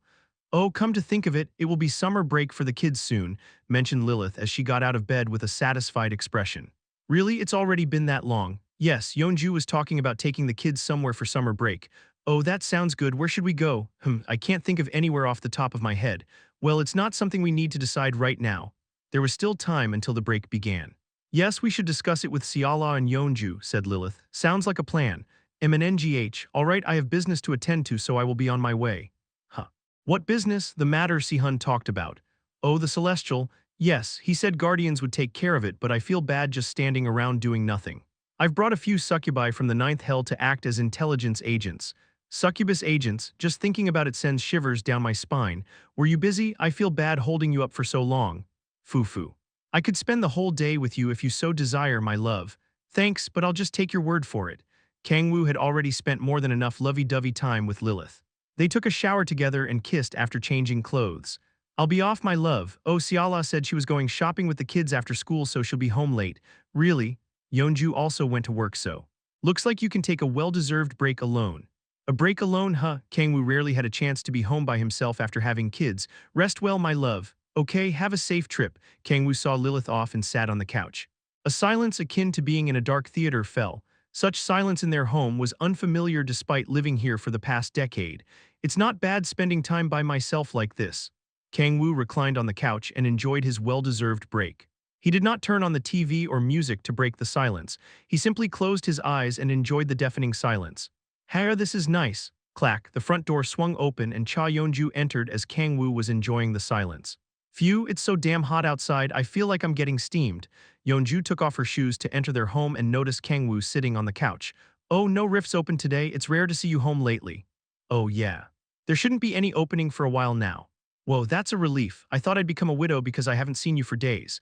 I guess they didn't enter the room not because they didn't want to interrupt, but because they thought I wasn't home. It was understandable since the soundproofing in the master bedroom was so impenetrable to sound waves that they wouldn't hear anything even if a nuclear bomb went off inside. They might not have known Kang-woo was inside. "That aside, why are you home already? I thought you went to the guild for work." "Me, I clocked out for the day." "You clocked out? Why is my wife clocking out at 1 p.m.? Epilogue Chapter 37. For a tomorrow like today, Part 2. I've been meaning to tell you this, but... Oh, Kang-woo glared at Cha Yeonju. "Aren't you taking your guildmaster role too much for granted?" He knew Yeonju was not fit for business management since she was a combatant through and through. The vice guildmaster, Park Hyun-woo, managed the guild in her place. However, it would negatively affect the guild members' opinions of Yeonju if she did not appear sincere about her guildmaster position. Kang-woo continued, "I won't tell you to be the stellar example of a leader, but shouldn't you at least do the bare minimum?" Kang-woo was obligated to scold Yeonju because her negligent attitude could negatively affect their children. "What do you want me to do? You've left me nothing to do because you've been closing all the rifts," Yeonju replied. That's... Kang-woo had been closing even the small rifts he would normally leave to players because of the recent incidents caused by the otherworldly being known as the Celestial. Some small rifts remained but were only a few meters wide, not important enough for Yeonju to handle. Dispatching Yeonju to dispose of such rifts was like killing a cockroach in one's house with a flamethrower. In other words, the wife had nothing to do because the husband had been working too hard. "Well, why you should have other stuff to do, right, like management or business," Kang-woo stuttered. "Hyun-woo deals with all that stuff." Park Hyun-woo, the vice guildmaster of Red Rose, led the guild in the frontman Yeonju's place. "Ha, you call that an excuse? Hyun-woo is being forced to do all your work because you're so bad at it." The vice guildmaster was being forced to do even the guildmaster's tasks because of the guildmaster's incompetence. "I heard from Kang Hyun that Hyun-woo does over 20 hours of overtime. Is that true?" Kang-woo asked. "Oh, yup. He tends to work a lot overtime when he's busy. A guildmaster clocks out at 1 p.m. while the vice guildmaster works non-stop overtime. However earnest Hyun-woo is at his job. You shouldn't expect him to do all your work with nothing in return. Hyun-woo's salary is 120 billion won. For God's sake. At least put a bed in his office. He could live in the company building if he makes over 100 billion a year. Besides, he doesn't have to work that hard but always does more. He does. Why? It's not even his guild, so why would he make more work for himself? Because I gave him shares, Yeonju answered. Ah, a 120 billion salary in shares, huh? Considering Red Rose was one of the top 5 guilds in the world, its share prices were astronomically high. "Oh, come to think of it, you have some too." "I do," Kang-woo asked. "Why do I have shares in Red Rose?" "Because you're my husband, duh, I gave you some from mine." "Wow. You're amazing for going to work in this sweltering heat, my dear wife. Would you like a shoulder massage?" "Hee, let me take a shower first." Yeonju shrugged as she put down her bag. "Where are Lilith, Unnai, and Siala?" "Lilith left to take care of some business and Darling went shopping with the kids." "Really?" In other words, Yeonju could spend quality time alone with her husband after a long time. She hummed excitedly and pulled on Kang-woo's arm. "What's up?" "Well, I'm gonna take a shower, but I was thinking it would be great if my hubby washed my hair for me." I gave you shares, didn't I?" "Please?" Kang-woo smirked as he stared at his wife trying to seduce him as she stole glances at him. "I don't need to be given shares to wash my wife's hair for her, dummy." Hee. "Are we going in together then?" "Sure. As I'd thought, my wife is normally blunt but acts like a baby when we're alone." Pour warm water sprayed from the shower head, making the bathroom steamy. "Why are you taking a hot shower when you complained it was hot outside?" Kang-woo asked. "No matter how hot it is, doesn't a hot shower feel the best?" "I've gotta agree with you there. It's gotta be a hot shower even in the summer." "Wash my hair, hubby," said Yeonju as she clung to Kang-woo like a child begging their parent to buy them a toy. Kang-woo almost lost all sense of reason as he was assaulted by soft sensations, but managed to keep calm because he had spent the morning being lovey-dovey with Lilith in the morning. "Heya, that feels good." Yeonju grinned and leaned on Kang-woo as he shampooed her hair. Just like how it felt much better to be massaged than massaging oneself, having someone wash her hair felt more pleasurable for some reason, especially when the one washing was her loving husband. Heya, I'm melting. It far surpassed having one's hair washed by a hairdresser at a hair salon. Sparks traveled from the crown of Yeonju's head throughout her body via her spine each time Kang-woo pressed on her scalp. Is the water up to par? Kang-woo asked. Why yes, Utopia. No, I said up to par, not Utopia. WL, it's the water. I can't hear you well, shouted Yeonju, thinking of an excuse. Kang-woo snickered and caressed Yeonju's hair. You've grown your hair a lot. Yeonju's hair was only long enough to barely reach her shoulders. Why did you like me with short hair better? Hard to say.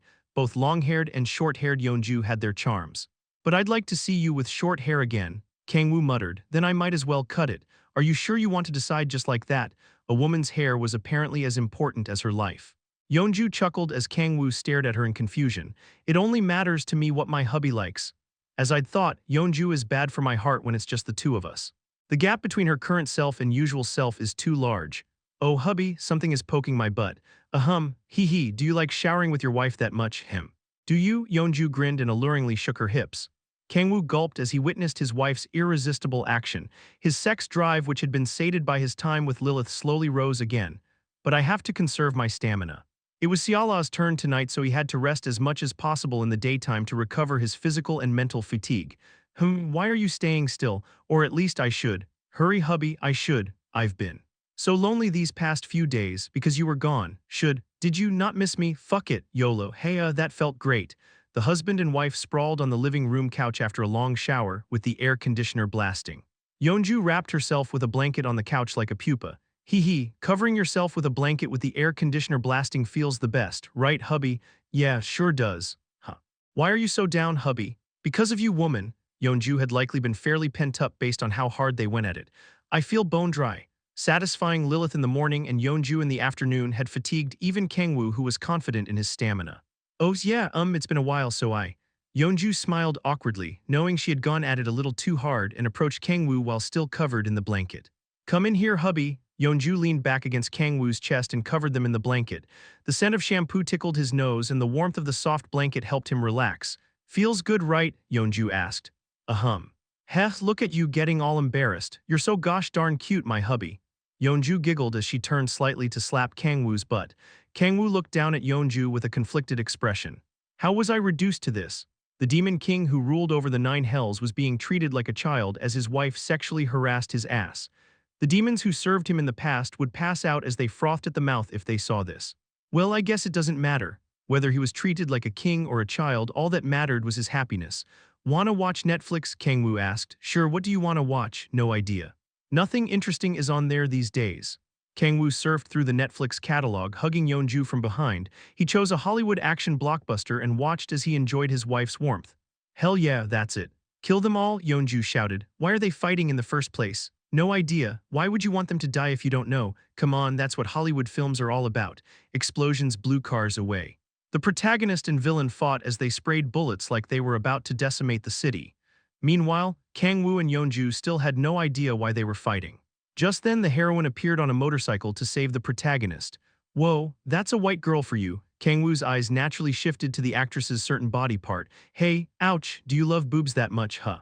Do you? No, I know my ass, you just went whoa. That was, I was just so amazed by how much fun I'm having watching a movie with you after a while. What a load of bullshit. Yeonju scoffed and turned away. Come on, don't be like that, wifey, just look at that actress. Who cares if she has a huge rack? She's nowhere near as pretty as you. She looks gorgeous to me. What are you talking about? You're way more gorgeous. Really?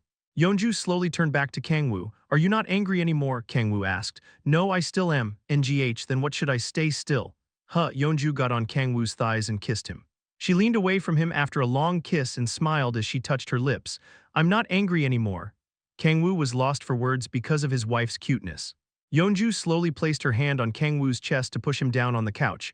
We still have time, until the kids come back, right? Oh fuck, I seriously can't go on anymore. I seriously can't. Your hands are cold, I'll hold them for you. For fuck's sake, I can't. I love you, hubby. I can. Epilogue Chapter 38 For a Tomorrow Like Today, Part 3 Clack. The sweltering sun was setting on the western horizon. The front door opened as Han Seala and the Kang-woo Juniors returned from their shopping trip. Oh, you're back. Cha Yeonju approached with a towel around her neck, seemingly having just finished showering. What took you guys so long? I bought some stationaries and swimsuits for the kids, Siala answered. Swimsuits? Yeah, it's almost summer break after all. Oh, that's right. They would need swimsuits to go to the beach or valley in the summer. But don't they still have the ones from last year? Yeonju asked. Do you think those will still fit them? As Siala mentioned, Kang-hyun, Hang-hee, and Leah had grown significantly in 1 year. That aside, Kang-woo. Siala anticipatingly looked around the living room but shrugged in disappointment. Must have gone to close another rift. She had not seen Kang-woo in days. She knew his job's importance to the world, but her heart hurt whenever she looked at the empty living room. I shouldn't think this way, Siala softly bit her lip and shook her head. Their family could have a peaceful life only because Kang-woo did his best to close the rifts. She couldn't get in his way with her selfish desire. But an unquenching thirst burned her throat. Her breathing turned heavy and cold sweats trickled down her back. The pulsing of her obsession grew stronger the longer she was away from Kang-woo's side. I have to endure it for Kang-woo. No, for our family. Oh, hubby, he's sleeping in the room. Huh, Siala stared at Yeonju wide-eyed. He didn't go to close a rift. Oh yeah, I asked him and he said he'll be free for the time being since he's been closing them non-stop for the past few days. Are really? Siala smiled unbelievably widely. Yeonju smirked and nodded. P put these away for me. Hey hand Siala. Siala pushed the heavy shopping bags to Yeonju and quickly walked toward the room. Honey. Oh. Welcome back, darling. Kang-woo woke up looking as lifeless as someone who ran a distance equivalent to 3 marathons. Are you okay? Siala asked. Oh yeah, I'm fine. You don't look fine. You look exhausted. Siala caressed Kang-woo's cheek with concern. She could only think of one reason why he was this exhausted. As I'd thought, you've been pushing yourself too hard to close so many rifts lately. Huh, oh yeah. Ha ha ha, I guess. Kang-woo was in truth exhausted from satisfying Lilith and Yeonju, but this kind of misunderstanding is better for me. I've bought dinner ingredients from the supermarket, so I'll make you something stamina-filling. Siala's eyes blazed passionately. The corners of Kang-woo's mouth rose faintly. By stamina-filling, Kang-woo could only think of one thing. Please wait 30 minutes, I'll make you some delicious kimchi stew. Siala stormed into the kitchen, excited to have dinner with Kang-woo after a long time apart.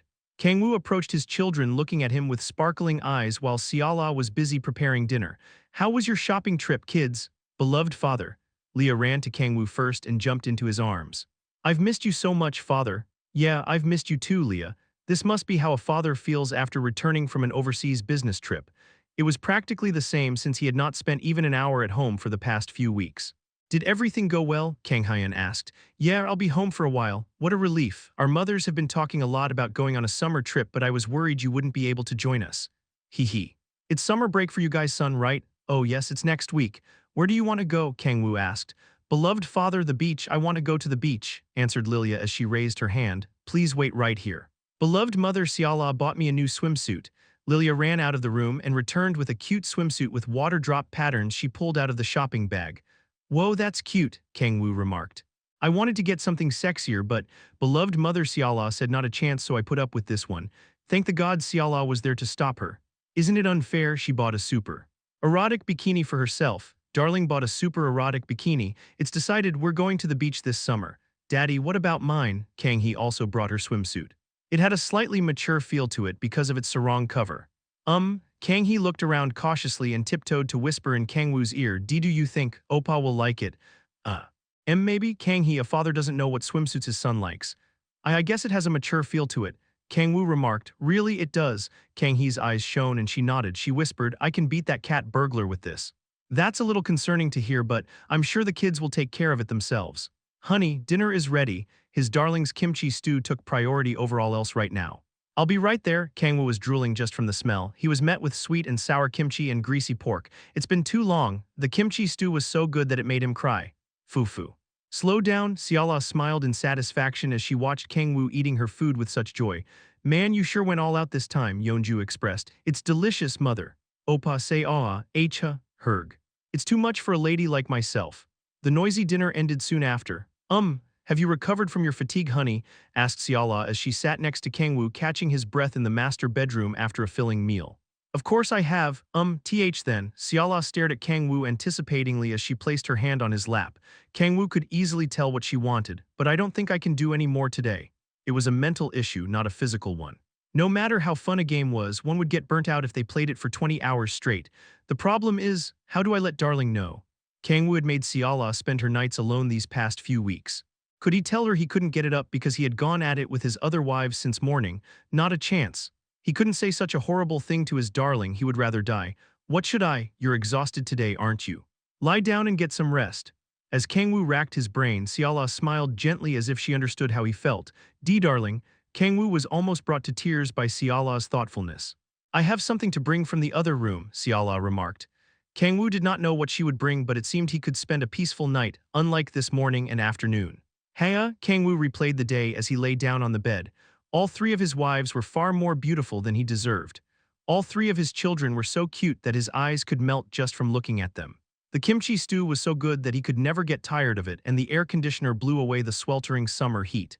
Am I allowed to have such an amazing day for a tomorrow like today? Kang-woo desperately wished. Clack. Siala entered the room. Welcome back, Darl, Kang-woo froze once he looked toward the door. Siala was wearing a see-through negligee and her hair was slightly wet. It seemed she had just gotten out of the shower. Darling, didn't she tell me to lie down and get some rest because I must be exhausted? I'm not getting that vibe from what you're wearing. Siala smiled, noticing Kang-woo's confused gaze. You're exhausted from traveling all over the world, aren't you? Siala asked. Yeah, so you don't have to do anything today, not you anyway. What do you mean by? Siala smiled and raised what was in her hands, silver handcuffs, a rope, and a blindfold. I'll do everything for you tonight. She approached Kang-woo like a predator eyeing her prey. Click. The cold handcuffs restrained Kang-woo's hands. I don't think a day like today needs to continue, he thought. Darling, I'm gonna get squeezed to death at this rate. Epilogue Chapter 39, Summer Vacation, Part 1. Lastly, a speech from the principal. Mic test, dear students of Eunju Elementary School, I understand you are excited for summer break. The break? Who's digging holes over there? The bald principal's boring speech continued in the sweltering heat. Various students were gathered on the sports field for the vacation ceremony, which every minute felt like an hour. Some were excited about the break, some were frowning because of the heat, and some were fidgeting with their feet as they wondered when this boring ceremony would end. Some were also listening attentively to the principal, standing nice and tall. Scratch that, a red-haired boy was the only one listening attentively to the principal among the over 300 kids. Geez, look at Kang Hyun. That's the teacher's pet for you. He's like that even at a vacation ceremony. I'd bet he would be in cram school even during the break. For real. The honor student Kang Hyun, who was so clean-cut that he made his classmates shake their heads, focused on the principal's speech while paying no mind to the whispers around him. To be more exact, he pretended to focus. Even I get bored, guys. Kang Hyun sighed and clicked his tongue in his head. No one would like such a boring speech with no substance. He wanted to dig holes in the ground with his foot or look for bugs crawling around the sports field like the others. But I can't. Children represented their parents. If Kang Hyun lashed out, it would reflect badly on his parents. Of course, no one would blame the parents' education incompetency because their child wasn't paying attention to a principal's speech. But I have to be more careful. No one cared about a cigarette butt in a landfill, but it stood out when it was in the middle of a spotless road.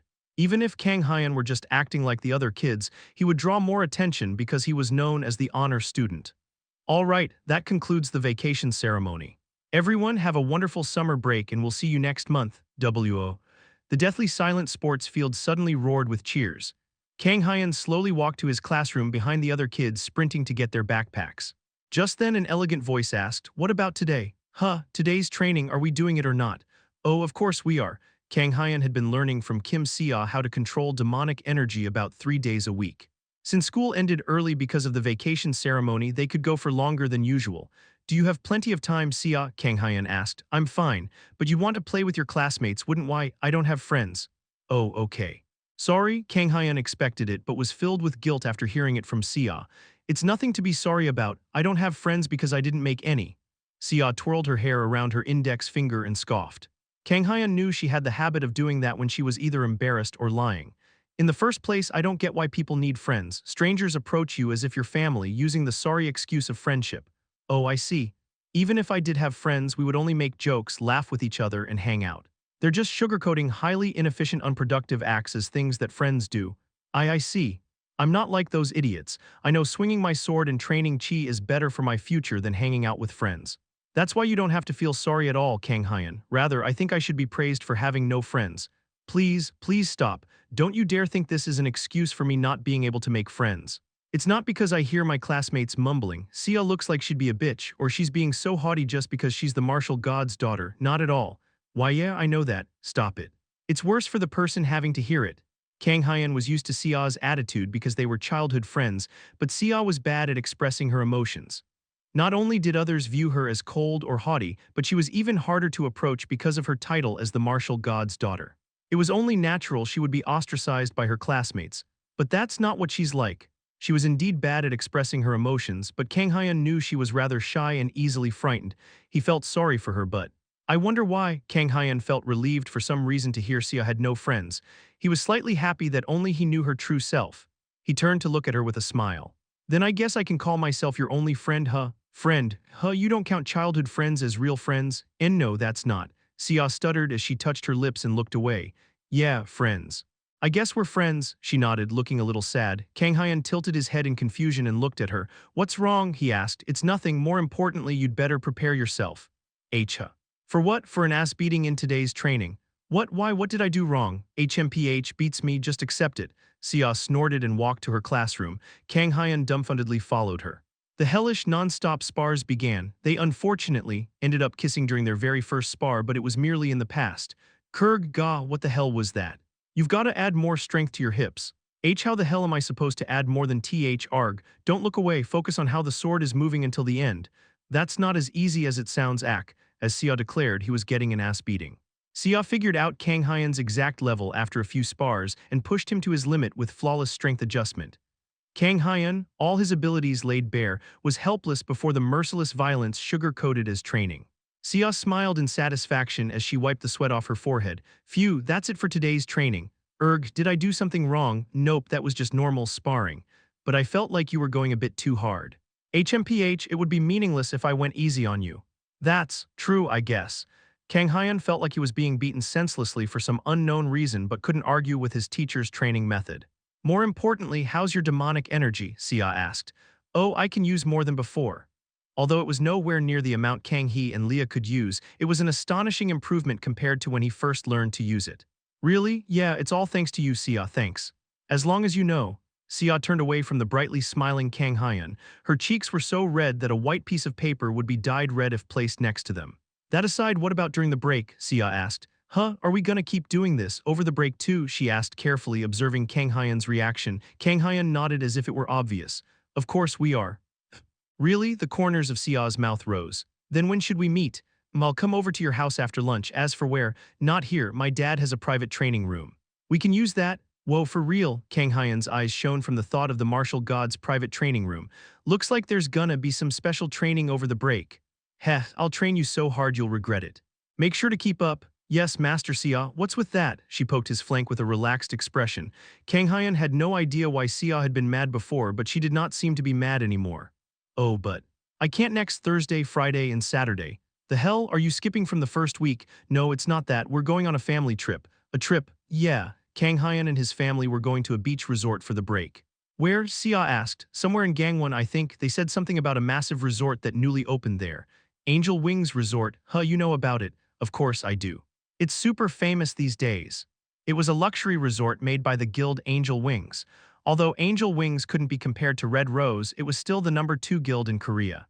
I've heard the guildmaster there is super close to your mother, Sia remarked. Huh, really? It was the first time Kang Hyun heard of such news. Yeah, Jeong Hyun-ju of Sanary is famous for having an amicable relationship with Red Rose. I see. I've heard they became close through games, but I'm sure it's just a baseless rumor. How could the leaders of the top 2 guilds of our country get close to each other by gaming? Kang Hyun thought it was more than plausible. Anyway, you're going next week, right? Yeah. I don't think I can meet with you on those days. Got it. Sia turned around uninterestedly, her silky black hair fluttering. That's enough for today. I'll see you tomorrow. Okay. Take care on your way home, Sia. Kang Hyun put on his backpack and walked to the school gate. Sia stared at Kang Hyun's back as she twirled her hair around her index finger. She mumbled to herself anticipatingly, next Thursday to Saturday, Angel Wings Resort. Epilogue Chapter 40, Summer Vacation, Part 2. Wow, beloved father, look, it's the sea. Stay still, Leah. Daddy's driving. Whine. Lilia, clinging to the driver's seat, was pulled away in dejection. Oh, Kang-woo snickered and stared out the window to look at the blue sea. It's been a while since we've come to Donghee, he expressed. It sure has. We haven't had the chance to go on trips lately, after all. They were busy raising 3 kids, so they did not have many chances to go on relaxing family trips. Han Xiala looked at the sea from the passenger's seat and brought an iced coffee toward Kang-woo's mouth. Here thanks. The uniquely sweet taste of the coffee mix filled his mouth. Hee hee. I made it before we departed, Siala remarked. It's good. Would you like some more? No, it's okay, we're almost there. They could see the Angel Wings Resort, the destination of their trip, from a distance. But are you sure you're okay with Gangwon? Kang-woo asked. Huh, what's wrong with Gangwon? I mean, there's nothing wrong with it, but I thought an overseas trip would be better than domestic. A trip abroad sounded cooler than a domestic trip for some reason. Kang-woo suddenly felt a kick to his backrest from the back seat. Looks like my hubby doesn't know worldly matters because he's been working so hard lately, said Cha Yeonju. Huh. What don't I know? Don't you know Gangwon is considered to be way better than Hawaii or Bali lately? That's the first time I've heard such a thing. Gangwon is more popular than Hawaii or Bali. How does that make any sense? Of course it makes sense. Think about who lives in this country. Oh, you mean, this is the martial god's country. Ever since rifts opened and monsters began to swarm out of them, the most important factor in a getaway destination wasn't the beautiful scenery or whether it was safety. It was only natural to care about safety when picking out a resort usually visited by families or couples. In that sense, Gangwon was the perfect getaway destination because of its proximity to Seoul, where the martial god resided, and its beautiful scenery. Angel Wings built this resort because of its massive demand, Yeonju explained. I see.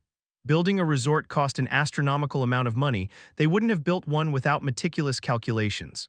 That old lady sure knows how to make dough. Come to think of it, Yeonju, you're close to Miss Jeong Hyunju, right? Kang-woo asked. Close, my ass, we're just acquaintances. You guys seemed pretty close to me. You even gamed together last week.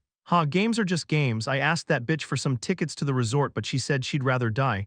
Oh, so that's why she was angry. We've known each other for 10 years. Shouldn't giving us the sweet the least she could do? How much is a suite? 30 million won per day, I think. Have you no shame? We're gonna be there for 4 days, so that's over 100 million. You wanted that kind of treatment for free. Whatever, I'm not close to that old lady, so don't expect to get any special treatment from her. Oh sure, I mean I never expected anything like that anyway. Yeonju was the only one among them who was acquainted with Hyunju.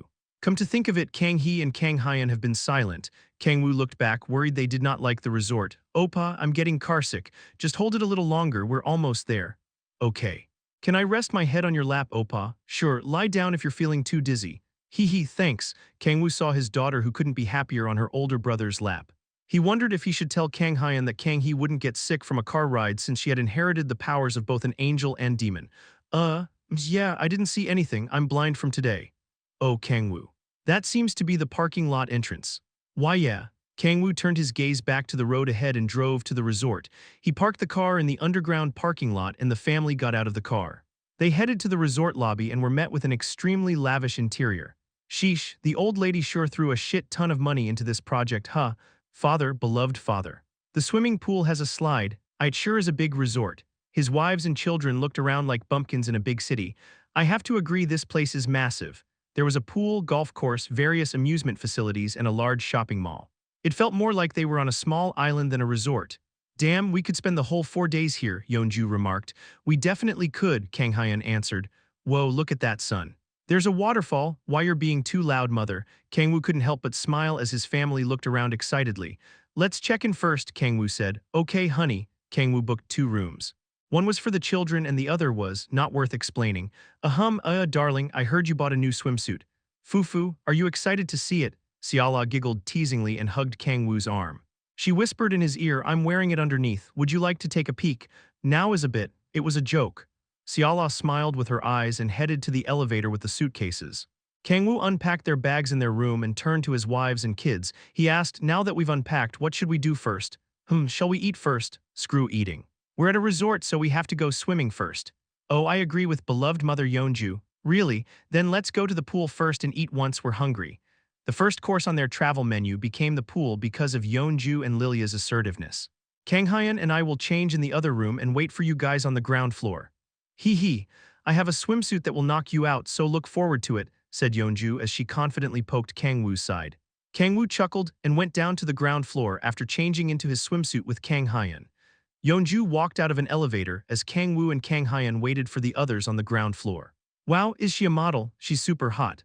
All eyes focused on Yeonju. She had cut her hair to shoulder level because Kang-woo had mentioned he wanted to see her with short hair again. She was wearing a baseball cap to hide her face and a chain necklace and a bracelet to give off a punk feel. She was wearing a black bikini with a bright red rose pattern on it. The swimsuit accentuated her healthy, muscular, and slender body. To top it off, when did you get a belly button piercing? Kang-woo asked. Fufu, what do you think? Pretty right. The silver piercing shining from her belly button stood out. The aura Yeonju exuded felt different from just one piercing, changing her image from healthy to sexy. Do you like it, hubby? Ahem. Kang-woo gave her a silent thumbs up. He was shocked by the unexpected belly button piercing. Hee, I like that you're honest. Where are Siala and Lilith? They're helping Kang-hee and Leah change into their swimsuits. They'll be here soon. Yeonju shrugged and stretched, putting her arms over her head. Kang-woo tilted his head as he stared at his wife stretching. Yeonju, did you pad your boobs? Wanna die? No, I think they got a little bigger. What? Yeonju touched her breasts. They got bigger. The change was so minute that not even Yeonju could tell until she touched them, but they had undeniably grown bigger. Kyahhhh. Hubby, I got bigger, they seriously got bigger. Why yeah, I get it, so calm down. Mother, you shouldn't run in a swimsuit. Yeonju's excitement did not die down despite Kang-woo and Kang Hyeon's frantic efforts to calm her down. I knew it, I'm still in my growth period. Sparks traveled throughout her body. People could argue that it was a natural occurrence during one's menstrual cycle or their physical condition, but she didn't need such a logical explanation at the moment. What should I do, hubby? My boobs have grown so big that my shoulders hurt. Kang-woo was surging with the desire to say something in response to Yeonju's cringeworthy behavior. Hold it in, he did not want to spoil their family trip before it barely started. Yeonju giggled as she looked down at her breasts. Ding, just then the elevator opened and Siala walked out. Honey, Siala ran to Kang-woo with a smile after discovering him. Boing boing, Kang-woo couldn't see what swimsuit Siala was wearing because she was wearing a windbreaker, but the zipper looked as if it was screaming from being pulled apart. Kang-hee and Leah wanted to go to the bathroom, so Lilith and I went with them. Okay. Fufu, would you like to see my swimsuit? Siala winked and tried to unzip her windbreaker. NGH. However, the zipper would not budge past her breast region. Man, I bought one size bigger on purpose and it's still like this. Siala sighed and shook her head. It's been a real issue lately because they won't stop growing bigger. Oh really? I'm fine with it because you like them big, but they're just cumbersome at times like this. They're hard on my shoulders too. Oh yeah, I could see that. I honestly wish they'd stop growing bigger, but my body doesn't agree. What's wrong, honey? A deathly silence fell. Siala tilted her head in confusion while Yeonju stared at Siala lifelessly. Kang-woo couldn't imagine the emotions in Yeonju's eyes. Would a starving orphan who picks breadcrumbs from the ground to eat look at a noble who throws away a loaf of bread because they're getting fat like this? Han Siala, why you bitch? Crimson mana surged from Yeonju. Son. Grab her, yes father. Kang-woo and Kang Hyeon quickly held down Yeonju as she was about to rampage mindlessly. Arg wife, calm down, mother. Let go. Let me go, you motherfuckers. Did I say something wrong? Siala asked. Don't do or say anything, darling. It's falling apart, the lobby is collapsing, mother. Let it fall, let this filthy world end. Yeonju. I will apologize if I did anything wrong, Siala shouted. Shut up, you bitch, you're the worst of them. Son, bring Lilith now, Lilith. Yes, father. Summer arrived for the Kang-woo family. Epilogue Chapter 41. Summer Vacation, Part 3. I'm exhausted. Kang-woo sighed lifelessly and lay down on a beach chair. He had used up all his energy calming down a rampaging Cha Yeonju before they even had the chance to enjoy their vacation. I'm sorry, hubby. Yeonju, having come back to her senses, scratched her cheek awkwardly. Forget it, that aside, this entire area is ours, right? Yeah, I rented it for 4 hours. Nice not to be pestered by anyone. Those who said money didn't buy happiness were bullshitting. They would normally have had to compete against other tourists for a good spot, but they easily saved themselves from the trouble by renting a private resort pool area. They'll deliver food and drinks with the ring of this bell, added Siala. Yay for capitalism, but the rental fee is a little expensive. It feels like a waste of money. The cheapskate Siala expressed discomfort as she held the rental receipt. Let's not worry about stuff like that today. It's expensive, but our family can play in peace thanks to it, right? That's true, Siala nodded and brought their bags inside. The private area contained a hut and 2 parasols for them to use. The hut was large enough to easily fit 8 people and covered in an awning screen so they could play without worrying about others' gazes. Let's play in the water already, shouted Yeonju, holding a large tube and beach ball, more excited than the children. Go ahead and play with the kids, I'm gonna take a short break, Kang-woo said. The hell, hubby, are you tired already? Whose fault do you think that is? Yeonju coughed and walked toward the children. All right. Daddy wants to take a short break, so let's play with mommy. I wanted to play with beloved father. Can I just play with Oppa? Why you're too cruel? Yeonju teared up due to her daughter's cold responses. Kang Hyun approached Yeonju and said, "Let's play mother, son. You said you wanted to go on the water slide, right? Let's go there first. You're the best son." Yeonju hugged Kang Hyun, his head on her chest. Erg. "It's too hard, mother. What did you just say, son?" "And nothing. I said it's too hard to breathe because they're so big." Looks like I hugged you too hard, huh?" Yeonju grabbed Kang Hyun's hand and headed to the water slide. Kang Hee naturally followed since Kang Hyun was going. Leah, staring at Kang-woo in disappointment, sighed and followed behind them. "Fufu, Yeonju seems more excited than the kids," said Lilith as she approached Kang-woo lying on the beach chair. "I've brought some mango juice, would you like some?" "Oh, thanks." Lilith lay on the beach chair next to Kang-woo as he drank the mango juice through a straw. Kang-woo thoroughly examined her black silky hair, pale skin, slender legs, and breasts, which were not as large as Siala's but larger than most. Is there a hole in the parasol? My skin feels a little hot." Lilith, noticing Kang-woo's gaze, smiled as she turned to him. She slightly lifted the white sarong wrap and posed like a gravure model. "What do you think of my swimsuit?" she asked. "It's the best." It wasn't as skimpy as the slingshot bikini from last time since they were with their children, but it suited her rather well because her appearance was that of an elegant noble lady. "What about me, honey?" Siala took off her windbreaker after putting away their bags and sat on the beach chair. She was wearing a bright pink swimsuit. It was not skimpy nor exotic but had one unconventional feature. "Is that a Z-zipper?" There was a zipper on the chest area of the bikini for some reason. "Hee hee, yes it is." Siala smiled, satisfied with Kang-woo's reaction. Kang-woo understood why Lilia was frustrated by how only Siala bought an extremely erotic swimsuit. "Does this zipper open by any chance?" "Yeah, it's probably there for appearance, not function." I wonder, are you curious?" Siala smiled alluringly and whispered in Kang-woo's ear, "Would you like to check whether it opens or not?" Kang-woo was at a loss for words from the temptation. He gulped and stared at the zipper like Eve approaching the forbidden fruit from being tempted by Satan. "If I pull down that zipper, he would be met with the forbidden fruit hiding underneath." He slowly reached for the zipper, guided by his blazing desire. "You haven't forgotten we're outside, have you?" Lilith asked scoldingly. "Even if we're in a private area, please control yourselves. We're here with our children." I wasn't going to open it." "HMPH, you say that but you were reaching for it." Lilith giggled and turned to Siala. "You too, Siala, don't egg him on." "Hee hee, I'm sorry, Unnai." Siala cutely stuck out her tongue and put her windbreaker back on. Lilith sipped her mango juice and crossed her slender legs. "That aside, men sure are incomprehensible creatures," Lilith remarked. What do you mean? It's just a regular bikini. Does something change with just a zipper on it?" "Of course it does," said Kang-woo firmly. "Zippers are filled with a man's hopes and dreams." It was a doorway in an insurmountable wall covering something one wouldn't just show anyone. An insurmountable wall with a door and one with no door were completely different. It allowed Kang-woo to enter the forbidden zone no one else could. "Zippers stimulate the primal desires of man. Stop, honey." Siala ran to Kang-woo as he gave a sermon about the glory of zippers and covered his mouth. She did not expect him to love the zipper this much. Zippers are filled with a man's hopes and dreams, huh? It seems I've learned something new today." Lilith nodded and smiled in satisfaction. Kang-woo said, "Why don't we play too?" "I don't want to do nothing when we're in a resort." "I'd be fine with spending time like this. It's a bad use of our time." Kang-woo did not intend to go as wild as Yeonju but wanted to at least get in the water since they were at a resort pool. "All right, let's go swimming then, honey. I saw in the pamphlet that they have a bubble onsen. Would you like to go there?" Siala and Lilith hugged each of Kang-woo's arms. He would go on a resort pool exploration with his wives. "This is what I call a vacation." Kang-woo smiled as he thought about the restless days endlessly closing rifts. They left the private area and walked toward the bubble onsen Lilith recommended, but came across a certain lovey-dovey couple on the way.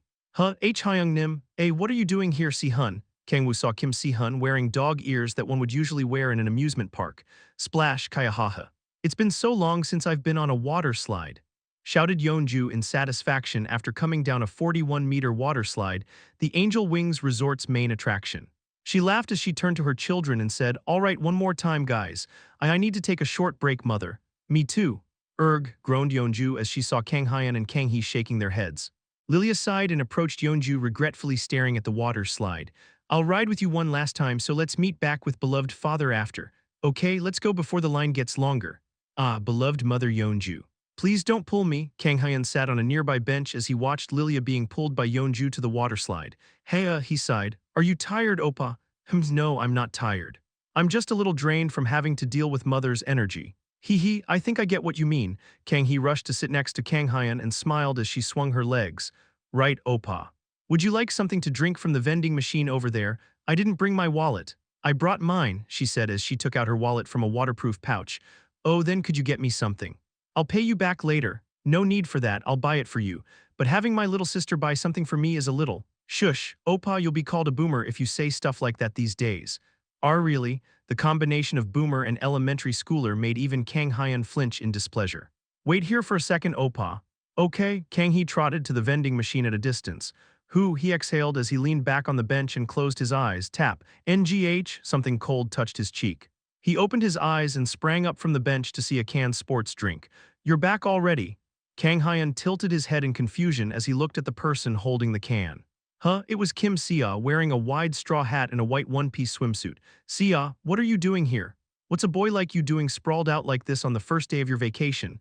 Sia snorted in dissatisfaction and handed Kang Hyun the drink. Here, drink this and pull yourself together.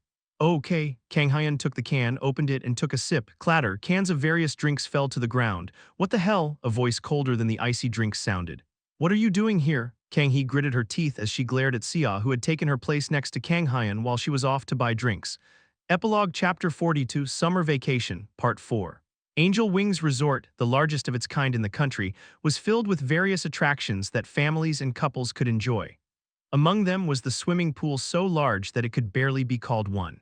Some tourists visited the Angel Wings Resort just to go to the water park, hence the massive crowd.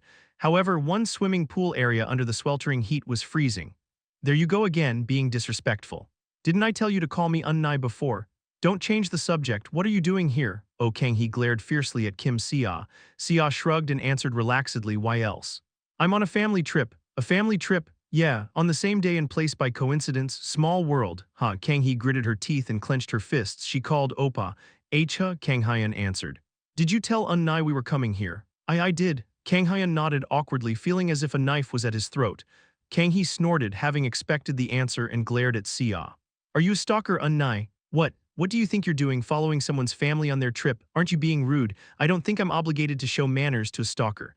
Who are you calling a stalker? Sia frowned, crumpling her flawless forehead.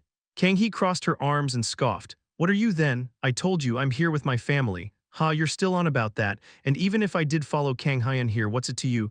What do you mean? I'm his little sister, that's right, his little sister, not his girlfriend or spouse, just a petty little sister. Petty, did you just call me petty? I did, what of it? Sia smiled and looked around at the various beverage cans rolling on the ground. You ran to the vending machine to buy a drink for Kang Hyun but got one of everything because you didn't know what he liked. NGH, Kang Hee flinched. For future reference, Kang Hyun likes sports drinks the best. How do you know that, Unnai? How could I not? We've been spending time after school every day, just the two of us. Just the two of you, Kang Hee turned to Kang Hyun, staring intently at him as if demanding an explanation. The thing is. Kang Hyun had lied that he had joined a school club after the kissing incident. He stepped backward with a flustered expression. Opa, did you lie about the after-school club and was playing around with Sia Unnai? We weren't playing around. I was learning how to control demonic energy from her. You're learning that from me, aren't you? Besides, how could she teach you something like that when she doesn't even have demonic energy? Well, I thought the same thing at first, but she was actually a lot of help. As a student, Kang Hyun did not want to judge who was the better teacher between Kang Hee and Sia, but honestly speaking, Sia was the better help. Kang Hee stops everything when I try to push myself even a little. On the other hand, Sia pushed him to the point he begged her to stop. Spartan training methods weren't necessarily the best way, but Kang Hyun could feel more improvements when he was learning from Sia than Kang Hee. You heard him, any complaints? Sia swept down her silky black hair as she smiled victoriously. As she had mentioned, Kang Hee couldn't complain when Kang Hyun was vouching for Sia. Kang Hee quelled her rage as she gritted her teeth. A fierce war of nerves was breaking out between the two girls. Kang Hyun smiled awkwardly and got between them. Now. Both of you calm down. Whose fault do you think this is? Stay out of this, Kang Hyun. Oh, okay. Kang Hyun turned around dejectedly, intimidated by the two girls staring daggers at him. Just then, a saving grace shone down on him to put an end to the fierce war. What are you doing here, son? Cha Yeonju and Lilia had come back from the water slide. Mother, what's wrong? What happened, son? Yeonju tilted her head in confusion as she stared at Kang Hyun, who jumped into her arms. She then shifted her attention to the two girls. What are you doing here, Sia? Hello, Auntie. Sia bowed modestly and told Yeonju that she had also come to the Angel Wings Resort for a family trip. Whoa, what? Then we met by pure coincidence. It's not a complete coincidence. I wanted to come here after Kang Hyun told me about it, and it just so happened that Dad could take time off around this time. Even still, that's amazing. How could our times match so perfectly? Yeonju's eyes shone. Kang-hee scoffed and remarked, naturally because it's a barefaced lie MMRP. Sia quickly covered Kang-hee's mouth and walked forward to say, more importantly, I just got a text from Dad that he met Uncle Kang-woo. Really? Yeonju asked. Yes, the two of them said they were heading to the bubble onsen. Are you sure you don't want to join them? Yeonju imagined Kang-woo getting intimate with Lilith and Siala in the bubbly hot spring. Beloved mother. Let's hurry to the bubble onsen. Which way is it? Yeonju asked. Just head straight that way, Sia answered. Mother, let me join. Why ouch? Sia stepped on Kang Hyan's foot as he was about to follow Yeonju. Kang Hyan seems a little tired, so I'll stay with him and join you later.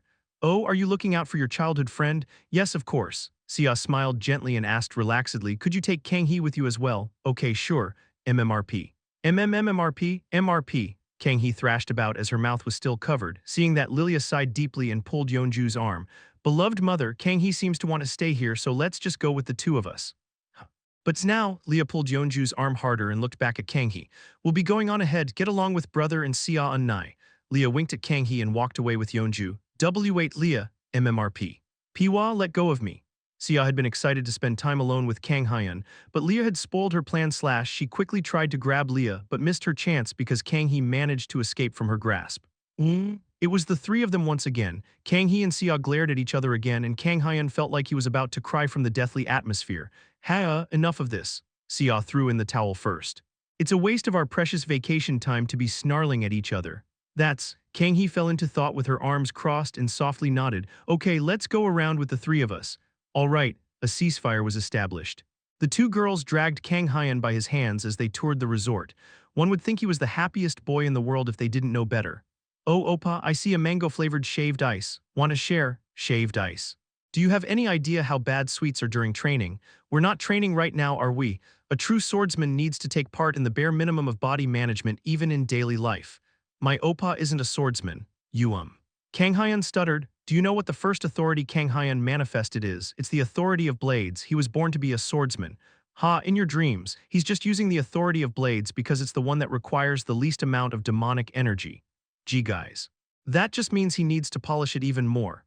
HMPH, why are you blabbering as if you know everything unnigh? You don't even have demonic energy or authorities. Flowers in each hand. More like dynamite sticks, no nukes in each hand. Kang Hyan wept as he was dragged like a cow to a slaughterhouse, overwhelmed by the war of nerves on the level of the Cold War. Father. Please help. Kang Hyan shed a single tear as he looked up at the clear summer sky. Honey, look, we can rent a family hot spring among the bubble springs. Then we can spend the time without worrying about anyone. We don't need to go that far. That's right, Unnai. Wait just a second. Oh, there happens to be two of them. We can use one and Si-hun's family can use the other. Isn't it way too expensive, darling? Ho. You're the one who said not to worry about money during this trip, Kang-woo. The door is sturdy and there are curtains so no one will see what we're up to inside. And not necessarily. This place isn't very soundproof and there are tons of people around. All right, time to head inside. Leave the soundproofing to me, my love. W8, wait a second. Hee. You were curious about whether this zipper worked, weren't you? All right, I'm closing the door, okay? Clack. A desperate scream faintly leaked from the closed door. Son, help me. The father and son's desperate cries for help evaporated from the sweltering sun's heat. Translator's note, Yeonju. Even if they're strong as hell, you would leave 3 children by themselves with no guardian. They're not even 10 years old. Epilogue Chapter 43, Summer Vacation, Part 5. Thankfully, because Cha Yeonju and Lilia regrouped with them just in time, the zipper test in the bubble onsen managed to be cancelled just in time. It might have continued if it was just Yeonju, but they couldn't make love with Lilia present. It feels so good. Yeonju stretched in satisfaction after coming out of the bubble onsen. Siala walked out after Yeonju as she dried her hair with a towel and nodded. The water was warm and the bubbles were soft, so it felt very nice. I personally prefer the Bloody Spring. Lilith expressed, Bloody Spring. Where's that, Unnai? Asked Yeonju as she tilted her head. Haven't you been there with my love? Oh, that red lake. Yeah, there. What a name. It's good and all, but it drops the ball visual-wise. Doesn't the fact that it looks like a pool of blood make it even better? Oh, right, you're a demon. Yeonju shook her head in disgust. The blood red lake they had entered during their trip to hell was a nice hot spring, but a lake that sucked out one's life force couldn't compare to a bubble onsen in an ultra-luxury resort. Father, beloved father, I'm so dizzy because it's been so long since I've been to a hot spring. Leah excessively swayed as she placed her hands on her head. Kang-woo chuckled at Lilia's obvious wiles. You look fine to me. I'm so dizzy that I'm losing strength in my legs. I don't think I can move unless you carry me in your arms. All right, come here, my little princess. I love you, beloved father. Kang-woo carried Lilia in his arms and headed to the family spring occupied by Kim Si-hun and Layla, who had come out just in time. Did you spend a nice time with sister-in-law Si-hun? Kang-woo asked. Ah. Oh, of course. The hell, what did you do in there for you to be so flustered? Fufu, we had a very nice time together, didn't we, my little doggy? Layla smiled as she groped Si-hun's butt. I told you not to call me that in front of Hyung Nim. Ho, how could I not when you're this cute? Kang-woo could easily imagine what happened inside from how glistening Layla's skin was. Let's see. Where should we go this time? I saw a wave pool on my way here. Wanna go there? Yeonju asked. Oh, sounds good. You've got to go to a wave pool in a water park. That aside, how much goddamn money did they throw at this place to have a wave pool at a resort? This is on the same level as a water park at this point. The resort was extremely expensive, but it was worth it. Are you coming with us, Si-hun and Layla? Asked Kang-woo. Of course. Oh, but Layla frowned worryingly. Sia isn't back yet. Oh, wasn't she with Kang Hyun and Kang Hee? Yes. Yeonju said they would join us later because Kang Hyun was tired, but she hasn't called yet. I'm sure they're having fun as a group. That's what I'm worried about. Layla was worried that 3 children who weren't even 10 years old were going around by themselves without a guardian. She's with Kang Hyun and Kang Hee. It's not like she's by herself. It should be fine as long as they're sticking together, right? That may be true. Kang Hee aside, Sia and Kang Hyun were mature enough to take care of themselves. Even so, I don't feel comfortable leaving 3 kids without a guardian. Let me call them, said Layla as she pulled out her smartphone to call Sia. Wait a second, sister-in-law, Kang-woo interrupted. Yes. What's wrong? Si-hun and I are here, aren't we? They could easily handle any incident that might hypothetically occur in the resort. Why don't we leave the children to play on their own? Spending time with parents is important, but kids need time to play with other kids too. Kang-woo did not want to spoil the precious memories the kids could make when it was just them. Layla fell into thought with her arms crossed. I'm not forcing you or anything. If you're worried, you're more than welcome to call her and have them regroup with us. Layla shook her head and smiled faintly. No, as you said, I think it would be better to let them play on their own. As Kang-woo mentioned, kids needed time for themselves as well. They couldn't be bobbied like a baby kangaroo forever. Thanks, Kang-woo replied. Fufu. In that case, shall we spend some quality time as couples? Adults need some quality time too after all. I mean adults plus Leah. Layla giggled and headed to the wave pool. He's with Sia, huh? Kang-woo crossed his arms as he watched Layla get further away. He recalled Kang Hyun when he blurted out that he had impregnated Sia. It was a misunderstanding, and Kang-woo had been mind-blown beyond belief to think carefully about it at the time, but he remembered his son saying he would take responsibility for Sia. My son has a crush on Sia. Kang Hyun may not have realized it, but Kang-woo was sure he had some feelings for her. Maybe they'll become a thing for real. Kang-woo welcomed it. He had not talked much with Sia, but knew she was a well-mannered and kind-hearted girl, and she's as pretty as one would expect from Si-hun's daughter. She would grow to become the most beautiful woman in the world. It won't be just the two of them since Kang Hee's there, but Kang-woo was sure some special feelings would bloom between them as he spent time at a resort with his childhood friend whom he only spent time with at school. Kang-woo couldn't help but smile as he imagined Kang Hyun together with Sia. Si-hun, he called. Yes, Hyung-nim, you might become my actual little brother at this rate. Pardon, what do you? Kang-woo paid no mind to the confused Si-hun and headed to the wave pool as well, smiling in satisfaction. Son, I've set the stage for you, so it's all up to you now.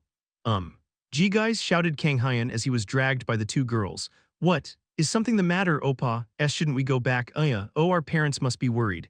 I just got a text from Mom that we can play together more. Oh. Really? Oh, as I'd thought you didn't want to hang out with that girl any longer, right, Oppa? Oh, Kang Hyun, is that true? And no, that's not it. Kang Hyun furiously shook his head. Kang Hee smiled and pulled Kang Hyun toward her. You heard him, Unnai. Why don't you stop acting like a clingy girlfriend and go away? Sia pulled Kang Hyun toward herself and answered, Are you deaf? Kang Hyun clearly said that wasn't the case. How can you live being so clueless? Oh right, you have no friends besides Oppa, right, Unnai? I can see why now. You say that, but do you have friends? It's not that I can't make any, I don't make any. Oh. Sure, the 2 girls glared at each other ferociously. Gee guys, please stop. A single tear flowed down his cheek. It's already 2, time sure flies when you're having fun, said Siala as she checked her smartphone. I'm getting hungry, shall we get something to eat? Kang-woo suggested.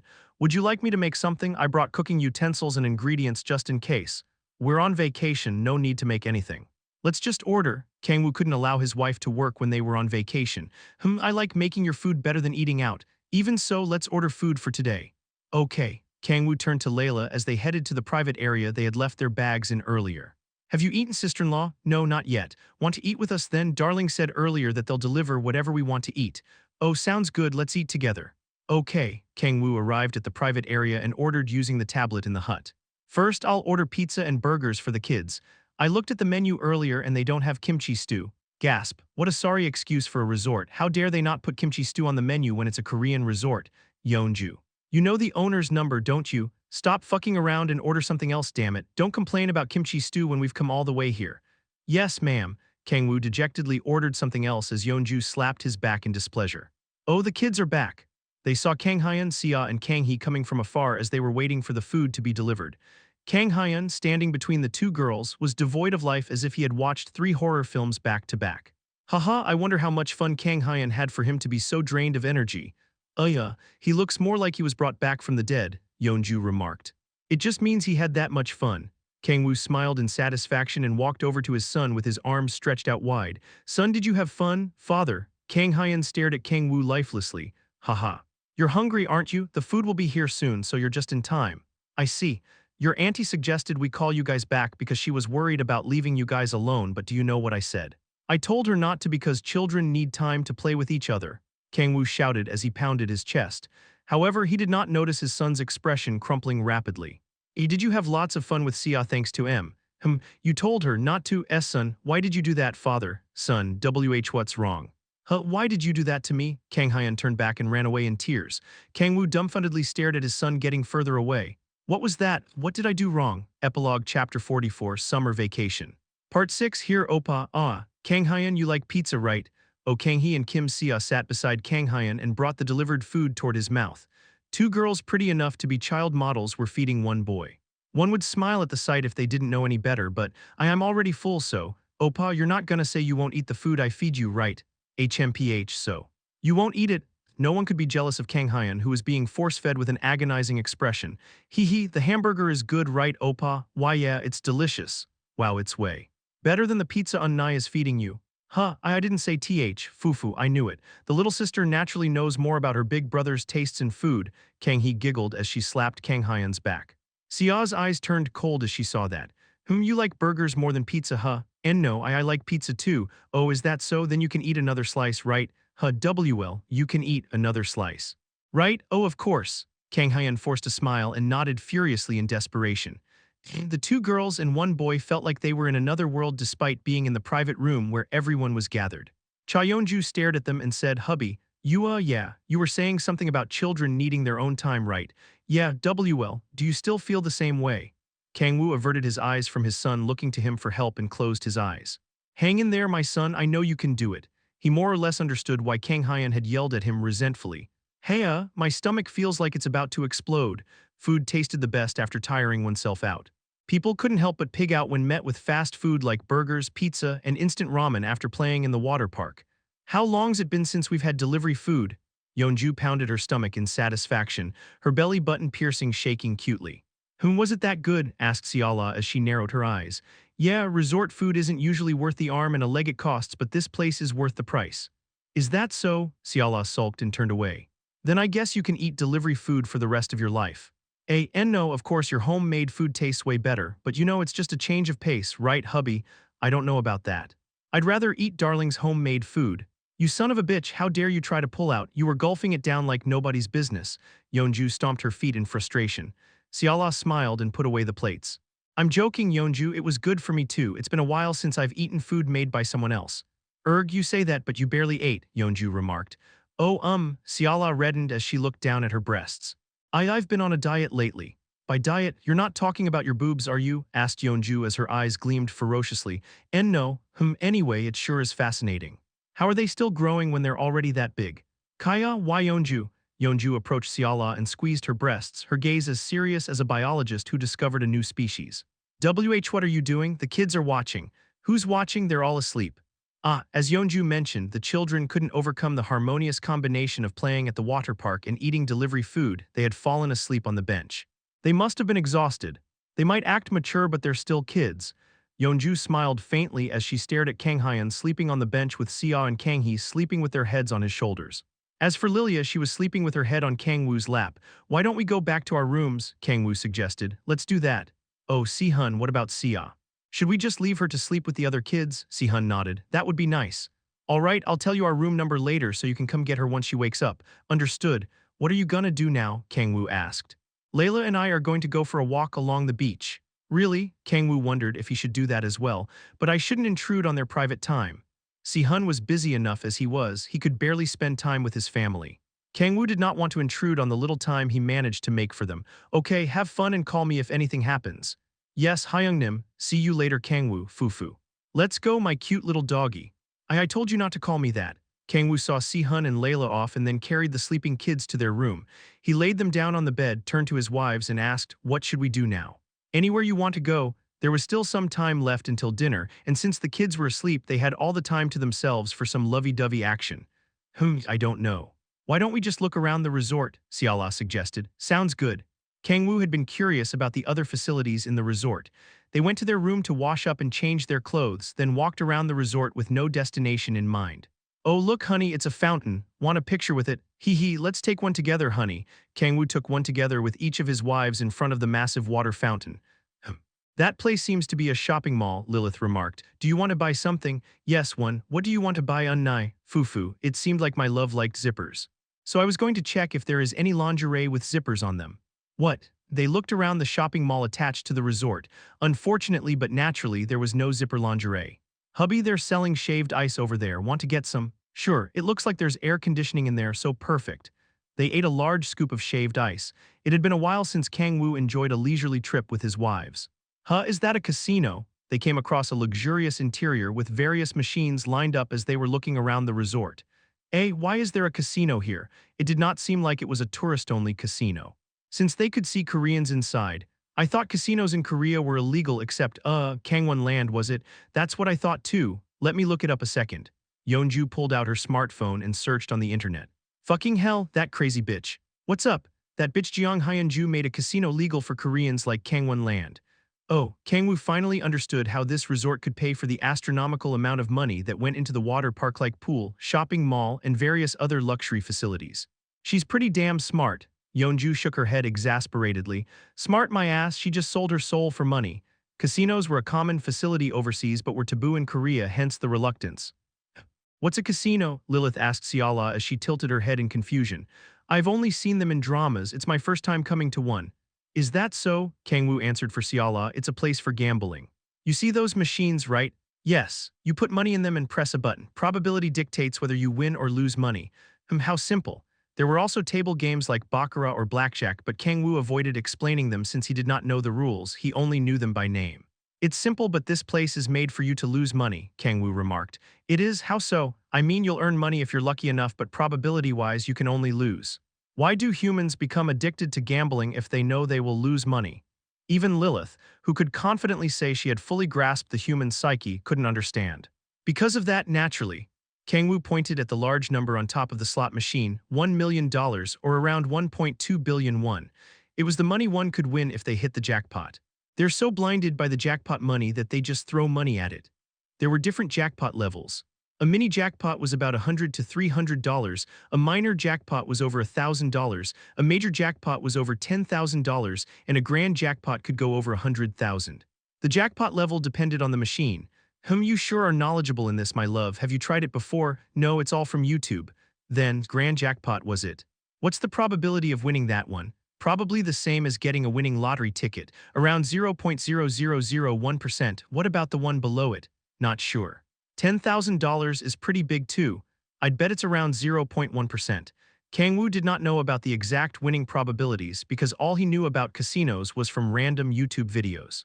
Lilith expressed shock and muttered, 0.1% even when it's not the highest.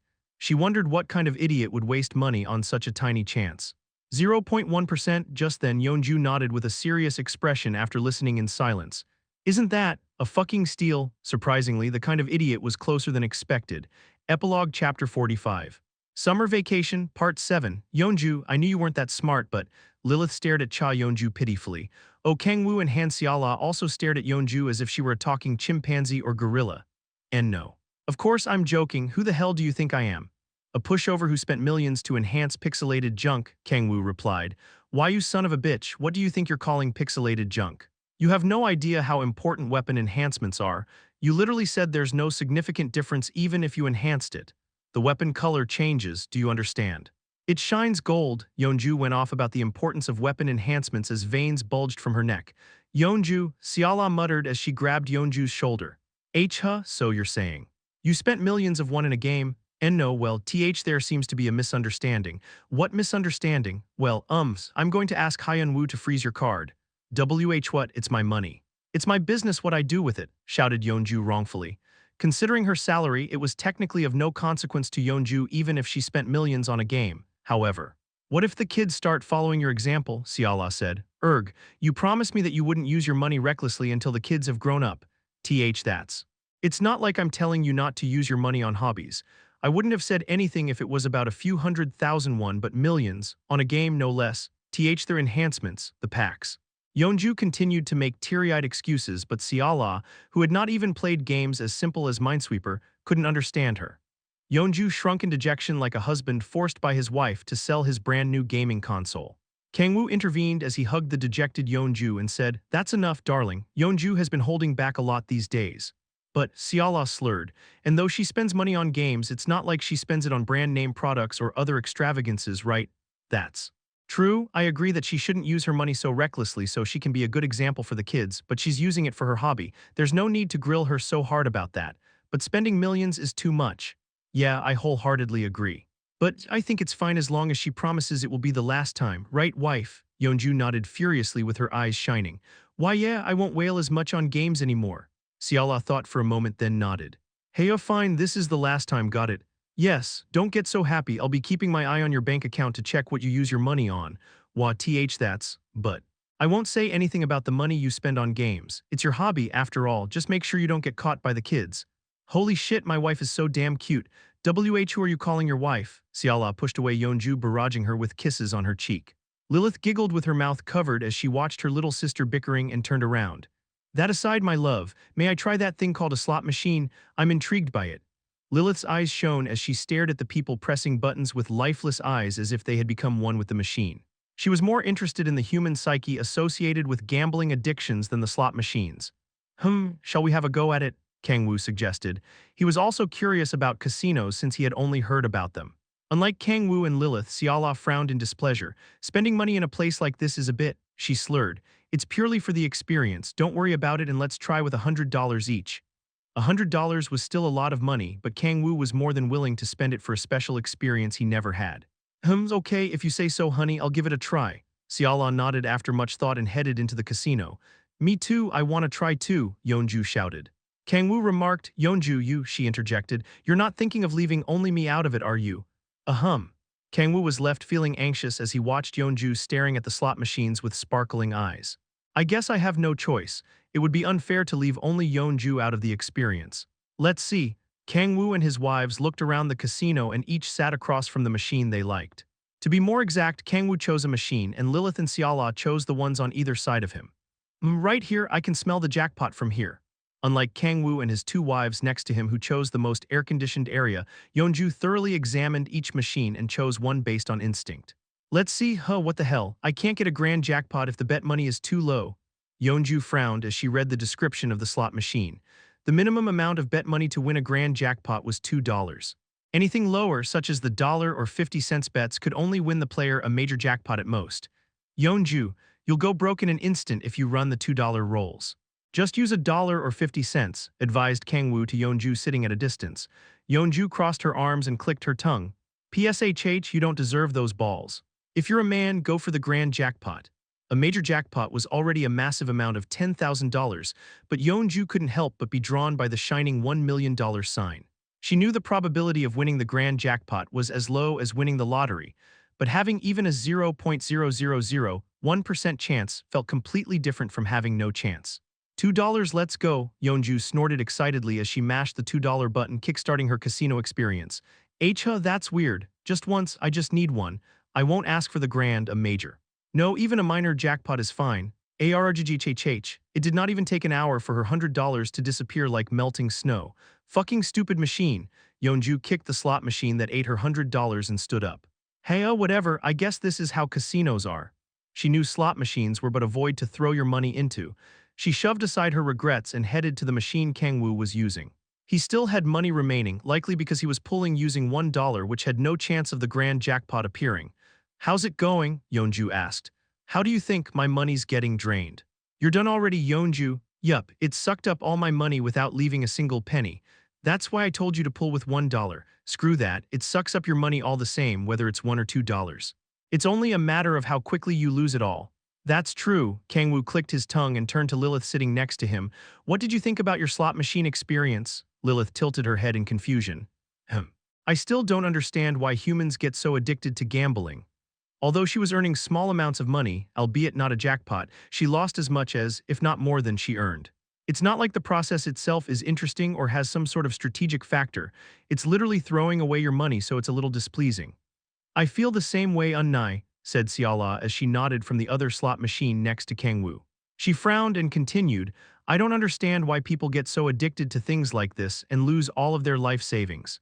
She expected to feel something different if she tried it herself, but was only left with more questions. "I think we've experienced it enough. Shall we leave?" Kang-woo suggested. "Yes, honey, let's get out of here. It's a bit of a shame, but I don't see a point in continuing. Let's get the hell out of this shitty place." Beep, swoosh. Loud noises and flashing lights came out of the slot machine Siala was using as they were about to pack their things and leave. What the hell? Huh. Siala stared blankly at the words "Major Jackpot" written on the slot machine screen in disbelief. "I won $10,000. She had earned roughly 13 million won just from pressing buttons. Honey, I won, I really won." Siala jumped in place, wide-eyed in disbelief. Kang-woo could tell how excited she was from her breasts violently shaking along with her jumps. "Wow, I didn't think I'd see it. Congrats, darling." I kind of feel.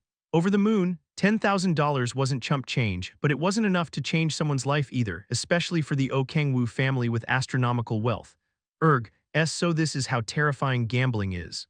Money earned from gambling brought about pleasure on another level compared to money earned through hard work. It was to the point that one would be willing to spend hundreds of thousands of dollars just to experience the feeling again. "Aha, I think I get it now." Lilith snapped her finger as she examined Siala's reaction. "The unexpected luck of winning a jackpot after a losing streak. Humans get addicted to this feeling of victory, I see. One could only know the terrors of gambling after earning money through it." The pleasure of winning a jackpot was inexplicable. It was to the point that Siala, who had been apathetically spinning the spots, had jumped for joy. The humans addicted to the taste of victory will continue to pour money into gambling, I'm sure. Regardless of how much they lose. To gambling addicts, it didn't matter how much money they lost. They could never quit gambling due to their pursuit of the exhilaration of winning the jackpot again. Let's get out of here, Unnai. I feel like I'll want to keep going if I stay here any longer." Siala, feeling uneasy, grabbed Kang-woo's arm and headed toward the exit. "You should at least claim your winnings, darling." "Oh, right, but where do I do that? Let's go ask at the counter." Kang-woo, Siala, and Lilith went to find their earnings, leaving Yeonju by herself. Her eyes shone brightly. Jackpot. If Siala won $10,000 with just 100, I could win too if I spin just a little more, right? Not the major, but the grand jackpot. Yeonju smiled as she stared at the $1 million sign. There was one thing Lilith failed to understand. The true terror of gambling was that it influenced not only the person who won but also those around them. Epilogue Chapter 46, Summer Vacation, Part 8. After Han Siala hit the jackpot, Kang-woo and the others received their earnings at the casino counter and headed to the shopping mall with their newly earned money. "Everything is on me today. Pick out whatever you want," said Siala excitedly and confidently as she walked into a brand-name store. "How about this watch? I think it would look great on you, honey." She pointed with sparkling eyes at a watch that cost a few million won. "Or what about this wallet? I think it would cost around 1.5 million won. The one you're using is quite worn out." "Darling, holy, is this really the cheapskate I know and love?" Wah. The saying that money earned through gambling did not feel like one's own seemed to be true. Siala, who was usually too cheap even to spend 51 for a plastic bag at a grocery store, had become a flexing bourgeois. "Darling, you don't have to push yourself." "Pardon, what do you mean?" "I mean, you don't have to feel obligated to buy us expensive stuff." It was not like they couldn't afford to buy brand-name goods before they won the jackpot. Kang-woo couldn't help but criticize Siala for acting so differently despite being the one who always taught them to be frugal. Siala expressed, realizing how she was acting. I'm sorry. I must have been too excited. Man, but gambling sure is scary if it was enough to make my cheapskate darling change." Please don't say that." Siala's cheeks reddened in embarrassment. She gently pulled on Kang-woo's clothes and continued, "Indeed, I got a little ahead of myself because of the earnings, but that's not the only reason." Then why? It's a little embarrassing to say this, but I'm not earning money like Yeonju. Oh, well, yeah. Unlike Yeonju, who ran the globally renowned Red Rose, Siala did not earn money because she spent her time doing housework and raising the children. Even if I made this money through luck, I just felt that it's been a while since I made money. Is that why you wanted to buy me an expensive gift? Kang-woo asked. Yes. Siala averted her gaze from Kang-woo, her lips quivering. Kang-woo, unable to hold back his urges, embraced his lovely wife. Man, you're too good for me, darling. Kaya. Honey, how can you be this beautiful and have such a kind heart? Huh, people can see. Who cares? Let them see. Kang-woo smiled and kissed Siala. He could hear people mumbling, but he paid no mind to them. Darling, he called, yes, you don't have to feel guilty about not earning money. You're doing something far more important than that. Han Siala was like the pillar of the Kang-woo family. She raised the three children like her own despite two of them not being hers, did all the housework that others might put off due to laziness, and resolved any conflicts that occurred or were about to between family members. He was not trying to compare which was harder, but Siala's role was not something she should feel guilty over because it was too simple. Honey, Siala stared at Kang-woo with teary eyes. She wrapped her arms around Kang-woo's waist and leaned in for another kiss. Don't you think you should dial it down a little? Lilith interjected to stop their expressions of love. Why don't you save the confirmation of your love for each other for tonight? Yes, Unnai, Siala smiled faintly and nodded. Oh, but since I earned this money, I at least want to buy you some clothes as a commemoration. It doesn't have to be expensive. I suppose that's fine. Mai, are you buying me something too? Of course, Unnai. They chatted as they walked around the shopping mall when they noticed they had forgotten something. Come to think of it, where's Yeonju? Kang-woo asked. She said she was going back to our room because she was tired. Really? Yeonju did not have much interest in shopping, so it didn't matter that much if she was absent. In that case, let's take a look around quickly before the kids wake up. Okay, you can trust me to be the guide, Siala expressed confidence as she held the card containing her jackpot earnings. Darling. Why don't we head back? Asked Kang-woo, his hands filled with shopping bags. Oh, I have somewhere to stop by with Unnai, so you can head back first, replied Siala. Where? Fufu. I wonder. Siala and Lilith smiled mysteriously as they glanced at each other. Kang-woo flinched, feeling a strange sense of uneasiness. Lilith and Siala approached Kang-woo and whispered into each of his ears. As for what we're going to buy, you'll find out tonight. Their sweet voices tickled Kang-woo's ears. Lilith and Siala hummed as they headed into a lingerie store.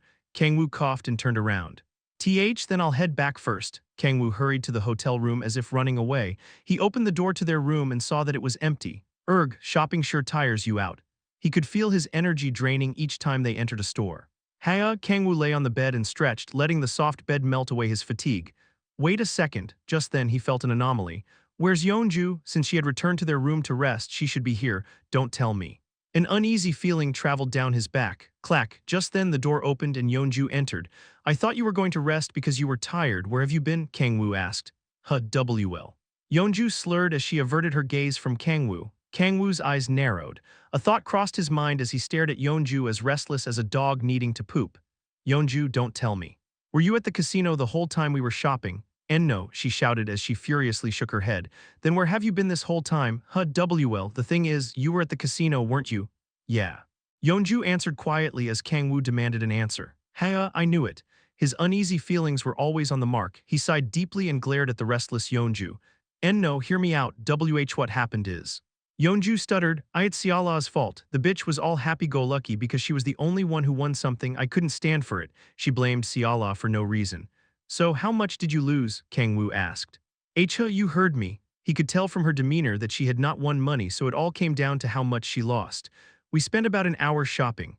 Hence, she could only have lost about $1,000 or $2,000 at most.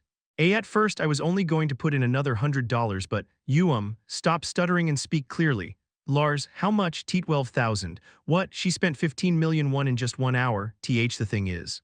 There was an option where you could bet $40 per spin, and I had said online that those spins had higher jackpot chances. What has this crazy bitch done? If Siala finds out about this. If Siala, who had been that excited just from winning $10,000, found out that Yeonju had lost more than she had won, there was no need to explain the disaster that would ensue. And no. Anything but that. Yeonju ran to Kang-woo anxiously and grabbed his pants. Hubby, please let me borrow some money. You want to borrow. Siala will find out if I don't put what I lost back into my account. Oh. Come to think of it, Siala said she would be checking Yeonju's bank account. I'm begging you, please.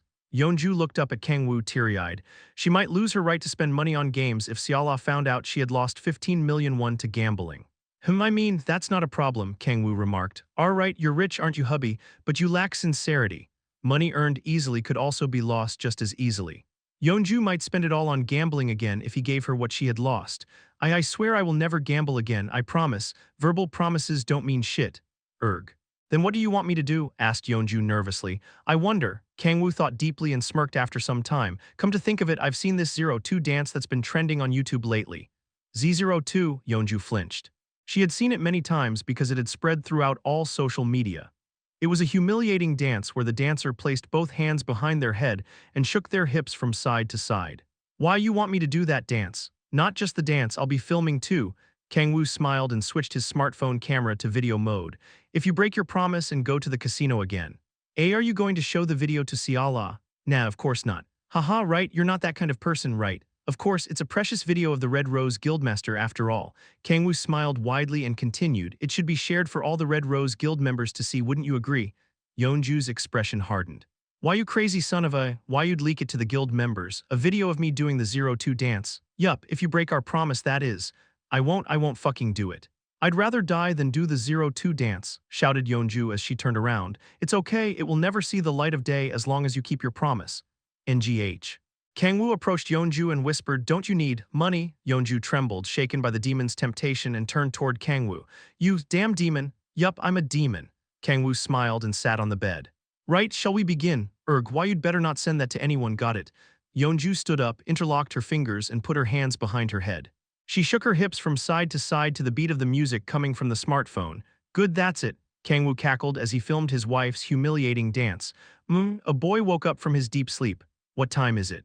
He checked the clock on the wall of their hotel room and got up as he rubbed his eyes. He noticed the two girls sleeping beside him. He got out of bed carefully so as not to disturb their sleep and left the room. Hey, I was so rude to father. He had shouted at his respectable father for the first time. It's not like he knew what I was going through. He went to his father's room as his heart felt heavy with guilt. Okay. I'll apologize. The boy resolved himself and used the spare key his parents gave him to carefully open the door to his father's room. Wara, hubby, how long do I have to keep dancing? Longer. Keep shaking those hips. No more, please forgive me. The boy witnessed his father filming his mother, who was shamefully shaking her hips from side to side. Clack, the boy closed the door. Epilogue Chapter 47. Summer Vacation, Part 9. A deathly silence fell in the hotel hallway. Kang Hyun rubbed his eyes after closing the hotel room door and shook his head as if denying what he had just seen. I guess I'm still half asleep. Yeah, I must be seeing things. There was no way his respectable and stern father would force his mother to dance so shamefully. Kang Hyun calmed his heart and took deep breaths. What are you doing here? Asked Kim Sia as she exited the room. When did you wake up? Just now. What about Kang Hee, still asleep? Sia crossed her arms and scanned Kang Hyun. What are you doing in the hallway? I said, what are you doing just standing blankly in the hallway? Did something happen? Nope, nothing happened. That's an obvious lie. You got extremely flustered the moment you saw me. Sia, wearing white sandals, walked right up to Kang Hyun. This is the room uncle and aunts are using, right? Are they inside? No. No one's inside, shouted Kang Hyun hurriedly and shook his head. I just opened it and no one was in there. That's fine, but why are you so flustered? WL. Anyway, since you said you opened the door, you have a key, right? The girls are still sleeping in there, so why don't we stay in this room? Cold sweats trickled down Kang Hyun's back. If they opened the door now, they would witness the scene which Kang Hyun desperately hoped to have been a hallucination. What the holdup? Let's go and see Kaya. Follow me. Kang Hyun grabbed Sia's hand and pulled her away, only thinking he couldn't let her enter the room. What the hell are you doing? Let's go play somewhere. Play, right now? Kang Hyun turned to the blushing Sia and nodded seriously. Yeah.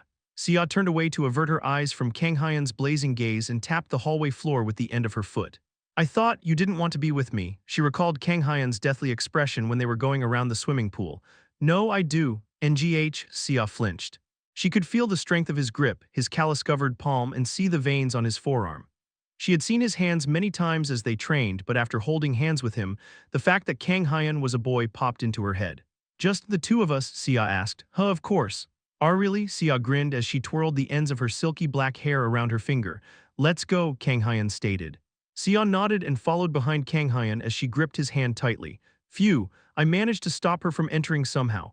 Kang Hyun sighed in relief after successfully leading Sia outside. He managed to prevent Sia from witnessing the sight inside the hotel room. But now that I think about it, isn't this a date? Although they were childhood friends, a boy and a girl were hanging out together. It was a date situation he had only heard about. So, where are we going? Sia asked. More cold sweat trickled down his back after he realized it was just the two of them. They had been together many times as Sia trained him, but this was not training. It's a date. It was his first date with a girl. He had dragged Sia outside on impulse to stop her from entering the room, but he was blanking on what to do now that they were outside. Well, why don't we get dinner? Dinner with the two of us. Even if people don't pay much attention to others these days, they're bound to ask us where our parents are if we enter a restaurant by ourselves. Oh, and I'm not hungry yet because we ate so much for lunch. Then how about shopping? Do you have something to buy? Not really. Did you even bring money? No. Kang Hyan's shoulders drooped as his various date ideas were rejected. Sia sighed deeply and shook her head, which Kang Hyan found scarier than a ghost in a horror movie. Sweating profusely, Kang Hyan maximized his brain power to find something to do. Just then Sia suggested, if you have nowhere in mind, how about a walk? A walk? Yeah, there's a beach at the back of the resort. Why yeah. A walk sounds good, let's go, Kang Hyan nodded. Sia smiled as they walked to the back of the resort. As Sia mentioned, they saw the beach not long after they left the resort through the rear exit. The sky was orange due to the sunset, and the sky over the ocean was so beautiful that the boy and the girl were lost for words. It's beautiful, muttered Sia as she stared at the sunset. The sun was not setting over the ocean horizon because it was the east coast, but the orange sky itself was beautiful enough. Yeah, it's like autumn. Autumn, what do you mean? The leaves turn orange in autumn like the sky right now. Sia held her laughter with one hand covering her mouth. What? Why are you laughing? It's just that your expressions are so poetic. I am not trying to act cool. I never said that. Sia smiled teasingly and twirled as if dancing. The boy gulped as he stared at the hems of her white dress fluttering from the sea breeze. Then should this be called the autumn sky instead of the summer sky? Sia asked. I don't like that. Why not? That would mean summer break is over. What? Sia was left wide-eyed by the unexpected answer, but only for a moment. She burst into laughter as she grabbed her stomach. You sure love summer break, huh, Kang Hyan? Isn't that true for everyone? I thought an honor student like you couldn't wait to go back to school. What in the world do you think of me? Asked Kang Hyan sulkingly as he pouted. Sia smiled teasingly. What do you think I think of you? The sight of the orange sky over the ocean, the black silky hair and white dress fluttering in the sea breeze, and the blindingly beautiful girl made the boy think again that he was still half asleep. And what do you think I think of you? Sia asked again. I don't know. Kang Hyan found it fortunate that the orange sky helped him conceal his reddened cheeks, raving. Just then a bell chime rang from inside Sia's handbag. Oh, it's Mom. Sia pulled out her smartphone, however she did not answer immediately and stared at Kang Hyan. What's wrong, shouldn't you take it? Yeah, Sia smiled faintly after a short hesitation and brought the smartphone to her ear. Yeah, Mom, I'm on a walk with Kang Hyan at the beach. You're on a walk here with Dad too? Okay, got it. We'll meet up with you at the rear entrance. Sia put her smartphone back in her handbag. The boy and girl stared at each other in silence and simultaneously turned to the resort. It was nice, said Sia cautiously on their way to the resort. What was our walk? It was nice. Oh, Kang Hyan coughed and turned away. Too. I didn't catch that. It was nice for me too. Sia giggled as she covered her mouth with her hand. Kang Hyan managed to see several instances of Sia's rare smiles today. He turned back to Sia as he relished the feeling of Cloud 9. Russell. Just then he saw a black shadow suddenly rush out from the bushes along the street, aiming for Sia. Kang Hyan's body moved quicker than his mind. Swing! A black blade sprouted from his palm. He swung with one hand at the unknown shadowy figure charging at Sia and used his other arm to grab Sia by her waist and jumped backward. Crash! Losing his balance, Kang Hyan tumbled across the asphalt floor. The sharp pain on his back wiped away the feeling of Cloud 9 from earlier, dragging him back down into reality. Kang Hyan. What or why? Who are you? Kang Hyan paid no attention to the confused Sia in his arm and glared at the unidentified man who rushed out of the bushes. He seemed to be about 20 years old, was wearing worn-out leather armor and wielding a sharp sword. Who is he? A kidnapper, in a luxury resort where security is everywhere. Something's wrong. There were no cars anywhere for this to be a bold kidnapping attempt at a luxury resort. Besides, if this was a kidnapping attempt, there would have been no reason for him to charge with a weapon, especially since the target was a little girl who wasn't even 10 years old yet. The man groaned unsettlingly as he glared at Kang Hyan, his eyes dyed red from vessels popping. He scratched his neck into satisfaction and looked around. Where is it? I'm sure I smelled it. The man looked around as if searching for something. Kang Hyan gulped as he stared at the clearly deranged man. Just then the man's gaze fixed on Sia in Kang Hyan's arm. He sniffed like a dog and tilted his head in wonder for a moment. Then he looked down at Sia and smiled widely. Yeah, this is the smell, He, this is it. The man scratched his neck so hard that his nails ripped away his flesh. He walked staggeringly toward Kang Hyan and Sia as his sword dragged on the ground. Erg! Kang Hyan quickly got up and stood between the man and Sia. The man stuck out her tongue and licked his lips. All as. The man looked up at the darkening sky and widened his arms like a devotee praying to a god. The celestial wishes darkness fell on the beach. A blue light shone from his left chest between the scratches on his leather armor. That's Kang Hyan stared at the light shining from the man's chest and thought it looked like a constellation. Epilogue Chapter 48 Summer Vacation Part 10 Boom. The man stomped his foot and dashed forward at a speed that could barely be followed with the eyes. Kim Sia moved before Kang Hyan could even react. Dodge. NGH. Sia yanked Kang Hyan's arm. The man's sword passed by the area where Kang Hyan was standing. Sia bit her lip and stood in front of Kang Hyan. Kang Hyan, go get the adults, I'll hold him here. But you don't even have a sword. Sia had naturally left the bamboo sword she usually kept at her side in her room. This is good enough, she shouted as she tore off a tree branch. Whoosh, the man assumed a stance again and charged at Sia. She wrapped the branch in sword energy and blocked the man's sword. Crack, NGH. Naturally, the branch that collided with the sharp sword broke into pieces. Sia stumbled backward flusteredly after instantly losing her weapon. He, the man with blood-red eyes reached for Sia. Get your hands away from her, Kang Hyan charged like a wild beast and jump-kicked the man. He had put all of his weight behind it, but the weight of a boy who wasn't even 10 years old wasn't much. The man momentarily lost his balance but immediately regained it and gripped his sword tightly. The constellation on his chest shone brightly and an impure blue light, as if black dye had been mixed into it, enveloped the sword. Whoosh. The man's swings had no edge or finesse, but the power behind them could not be handled by mere children. Clang, arg, a powerful shockwave traveled up Kang Hyan's arms and throughout his body. Unable to handle the power, he was blown into the air, his field of view flipping. He tumbled across the asphalt floor and blood flowed from his scratches. Kang Hyan, Sia shouted. How dare you? She bit her lip and stepped forward. She straightened her hand to make an edge and focused her chi on it. Can I make sword energy without a sword? She thought. I can. She recalled watching in secret her father training when they had gone to a valley for a family outing. He was barehanded. It was at dawn when she witnessed Kim Si-hun standing in the middle of the valley, swinging his arms without even a wooden sword. She recalled seeing the world itself becoming his sword and slashing his surroundings. The air, breaths, leaves with dew formed on it, pebbles, the cries of birds, everything had turned into a sharp blade. I can't do it as well as Dad, but Sia was sure she could at least turn her hand into a sword. Heya, she shouted as blue sword energy ignited around her straightened hand. Unlike the man's poor swordsmanship, Sia's swing of her hand was a work of art. Slash. The blue sword energy around Sia's hand cut the man's chest. Jiga, the man staggered backward as blood sputtered from his chest. Bone could be seen between the severed flesh. It might not be fatal, but it should at least significantly hinder his movements. I smell. It, however, the man smiled widely and charged at Sia as if he couldn't even feel the injury. Sia, shouted Kang Hyan, quickly running to Sia as he stared at the man madly charging at her. It's okay, Sia did not falter and calmly blocked the man's attacks with her hand. Clang, clang, clang, her hand covered in sword energy deflected the man's shoddy swings. Unlike Kang Hyan, who was blown away with just one swing, Sia made up for their overwhelming difference in strength with her perfect swordsmanship. Kang Hyan stared blankly at the battle. No, he couldn't do anything else but watch. Even if he were to join the battle, he would only get in Sia's way. An overpowering sense of powerlessness suffocated him. He shut his eyes tightly and shook his head furiously to shake it away. Now isn't the time. He needed to call the adults as soon as possible while Sia was buying time. Kyahhhh, Kang Hyan heard Sia's scream as he turned on his smartphone. Sia, he turned to her, thinking she had been badly injured, however she did not seem to be injured. He ran to her, who was as frozen as a frog facing a snake. What's wrong? Sia, as white as a sheet, shakingly pointed at the man. Maggots. What? Kang Hyan looked at what Sia was pointing at and saw the man's chest exposed between his torn leather armor. His flesh, slashed by Sia's hand, was covered in countless squirming maggots. What the hell? Even Kang Hyan, who wasn't particularly scared of bugs or insects, felt queasy from the sight. Wait a second. He recalled when he went cherry blossom viewing with Sia.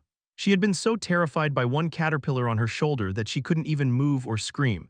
If she saw a group of maggots, maggots, Sia, in his flesh.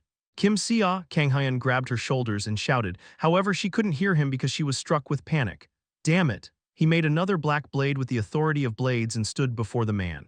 The man's eyes were filled with madness, his flesh was covered in maggots, and his sword was enveloped with power that Kang Hyun couldn't imitate with his tiny amount of demonic energy. Heya heya, Kang Hyun's legs shook uncontrollably. He was scared, he wanted to run away. Father or Uncle Si-hun will come to the rescue anyway, won't they? Yeah, I'm sure of it. So, to become stronger, you must overcome the fear lying dormant inside you. Just then Uncle Balrog's words popped into his head. Kang Hyun gritted his teeth and drew out all of his demonic energy. It was nowhere close to the mana wrapped around the man's sword. Even so, Kang Hyun looked at the girl trembling in pallor. He calmed his breathing and focused all of his demonic energy on his black blade. "Rahhh," he roared like a beast and charged. The distance between them narrowed in an instant. The man raised his arm high and swung down his sword like an axe. Clang, Kang Hyun was pushed back as the recoil almost ripped open his palms. Heh, the man smiled. I don't have a chance in a frontal assault. If that was the case, authority of haste. Kang Hyun used explosive speed to reach the man's flank. He would use his small stature and attack the man from his blind spots. He extended his bent legs like a spring and swung his sword toward his left armpit, aiming for the menacingly shining blue constellation mark. HHHH. It was the best attack he could use, taking advantage of the delayed reaction from the authority of haste's explosive speed. Heh, crunch, however, the man bent his torso at an impossible angle to dodge the slash. What the? The man's back bent like a flip phone, but in the opposite way. Any normal person would have become paraplegic from such an injury, but the man swung his arm like a whip despite that. Wham Kurg, Kang Hyun was hit by the whip-like arm and was blown away like a soccer ball. Hee you bother, crack. The man's back returned to normal and he staggered toward the collapsed Kang Hyun. He raised his sword high, enveloping it with impure blue light. Ah, Kang Hyun groaned. In the end, an overpowering sense of powerlessness that engulfed his fear crushed his soul. Authority of shattering air, rumble. Just then, a thunderous sound echoed as the man, about to swing down his sword at Kang Hyun, was blown away. A familiar silhouette dashed toward the man being blown back dozens of meters. Uncle Si-hun, the sword of martial god Kim Si-hun, the man worshipped as the savior of humanity, was brought down on the man. Soundless 4 slashes severed the man's limbs. Arg, garg. The man was instantly turned into a nugget. Si-hun, eyes as cold as ice, approached the man struggling like a fly without wings. Crush, crunch, the sound of flesh being torn away echoed. Just then Kang Hyun heard the voice of someone he had desperately longed for. I understand how you feel, but don't forget there are children here, Si-hun. Father, I'm sorry son, I'm a bit late aren't I? Kang-woo smiled and approached Kang Hyun. Ah, sniff. Dad, Kang Hyun, who usually called Kang-woo father, jumped into Kang-woo's arms and burst into tears. There, you don't have to be scared anymore. Sniff, I was so weak that I couldn't do anything. What are you talking about? I managed to reach you because you bought enough time for us. Is that so? Of course it is, Kang-woo smiled and nodded. KRRK. BLEEGHHH. Just then, the squirming man opened his mouth widely as his eyes flipped backward. Thousands of flies flew out of his mouth, opened so widely that the corners were ripped apart. The flies surrounded the group and suddenly expanded to grow several meters each. Si-hun and Kang-woo were immediately surrounded by an army of flies. Kang-woo leisurely looked around and rustled Kang Hyun's hair. I'm proud of you, son. You can leave the rest to me. The corners of Kang-woo's mouth rose as his golden irises surrounded by black sclera blazed fiercely. Epilogue Chapter 49, Interlude Demon of the Sky VW. Thousands of flies filled the surroundings of the Gangwon-do beach. They were not the size of a fingernail like regular flies, but were several meters big, as grotesque as what one would see in horror movies. Chiron WH, what the hell is that? P-players, someone get players. The tourists walking along the beach to view the sunset ran away chaotically from the sudden swarm of flies. Fortunately, the flies did not chase after the evacuating civilians and had surrounded someone. Even veteran players would be afraid if surrounded by an army of flies larger than themselves. Holy fucking shit, they look like crap. The man surrounded by the swarm of flies simply looked around at the swarm leisurely instead of stricken with fear. I will leave Sia and Kang Hyun to you, Hyungnim, said the frowning Kim Si-hun as he gripped his sword tightly. No fair, you're gonna take them on by yourself. They dared to lay a hand on my daughter. They laid a hand on my son too. That's, Si-hun flinched and stopped in his tracks. Kang-woo smirked, I'm joking. Go as wild as you want. Kang-woo also wanted more than anything to destroy the small fry who dared to mess with his son. But I have something else to do. His yellow irises surrounded by black sclera blazed fiercely. Thank you, Si-hun bowed lightly to Kang-woo and charged at the swarm of flies. A storm of silver sword energy raged. The army of flies surrounding them was caught in the storm and ripped apart as if they were put in a blender. Crunch. Crack slice, the flies, unable to even put up any resistance, were wiped out. One swing from Si-hun's sword sliced the flies into dozens of pieces. One might think size was the only thing the flies had going for them. Skree. However, the flies surrounding Si-hun were nothing but ordinary. Their skin was harder than steel and their front legs resembled those of praying mantises. They could fly at speeds nearing 100 kilometers per hour, and their hind wings allowed for movement that ignored inertia. They weren't just physically advanced, they were enveloped with impure blue light, meaning they possessed mana. Each fly was powerful enough to call a biological weapon, however that meant nothing. Heavenly Dragon Sword Technique Third Form, the man facing them was a true monster who made them look like mere flies. Chaos, slash. Sword energies bloomed like flowers everywhere and slaughtered the swarm of flies. Si-hun wiped out the flies charging at him from everywhere, his eyes as cold as ice. Wow. Expressed Kang-hyun, lost for words by the martial god's power. This is the martial god. He had learned countless times that Uncle Si-hun was powerful but got goosebumps after seeing it in person. He couldn't even fathom the level Si-hun was at. Kang-hyun stared at Si-hun's movements as if he were in a trance. "No, Kang-hyun, you shouldn't imitate him," said Kang-woo as he smiled bitterly and patted his son's head. The flustered Kang-hyun shook his head. "I know, that's not something I can imitate." "No, that's not what I mean," Kang-woo smiled. "I mean you don't have to imitate him. Pardon, no matter how strongly a river flows, it's not enough to move an ocean." Kang-hyun tilted his head in confusion. Kang-woo snickered and rustled Kang-hyun's hair. "It's okay, you'll understand soon enough. More importantly, can you tell me exactly what happened?" "Oh, yes, father." Kang-hyun went through his memories and calmly explained their encounter with the unidentified man, whom he was hiding in the bushes and suddenly attacked. I don't think he was hiding, he seemed to have been searching the area for something." "Really?" "Yes, even when he discovered Sia, he charged at her as he said he smelled something." "I see." Kang-woo muttered as he fell into thought and nodded. "I think I get what happened." Kang-woo walked forward and looked around in search of something, his gaze fixed on a nearby line of trees. He remarked, "You're doing something rather interesting." He smiled nastily and turned away as if he had lost interest. He slowly walked toward Si-hun, mercilessly slaughtering the flies. /GYEEH, SKRE. SKRE. There were only a little over 100 left. The thousands of flies had been mostly annihilated within just 5 minutes. They continued to charge like moths to a flame despite the victor already being decided. "Let's see, okay, he shouldn't be able to see at this angle." Kang-woo grabbed one of the flies and threw it at Si-hun. A silver wave of sword energy went straight through the fly. Slam. One of the roadside trees was cut perfectly in half and collapsed. "Hyung-nim," Si-hun turned to Kang-woo, confused by his action. "Haven't you vented enough?" said Kang-woo. Si-hun gritted his teeth and shook his head. "Not even close. Not until I catch who was behind this." He then turned to look at the dead man who had vomited the swarm of flies. He could easily tell who the culprit was from the stigmata on his chest. "Celestial, was it?" Kang-woo asked to confirm. "Yes, it has to be him." "Then I'm sure you know he's not here." "That's..." Si-hun's expression hardened. He slashed another fly charging at him and continued, "There must be a trace we can use to track him down." "I already looked." Kang-woo shook his head. "I examined this entire area with the authority of the beholder. There's nothing in a 100-kilometer radius. There's nothing we can use to reverse trace either." "I get how you feel, so enough of this pointless venting." Kang-woo snapped his finger. Whoosh, flames blazed in an instant to engulf the surroundings. Crunch, crush, munch, the sound of tearing flesh echoed. It was more apt to say they were being devoured than burned.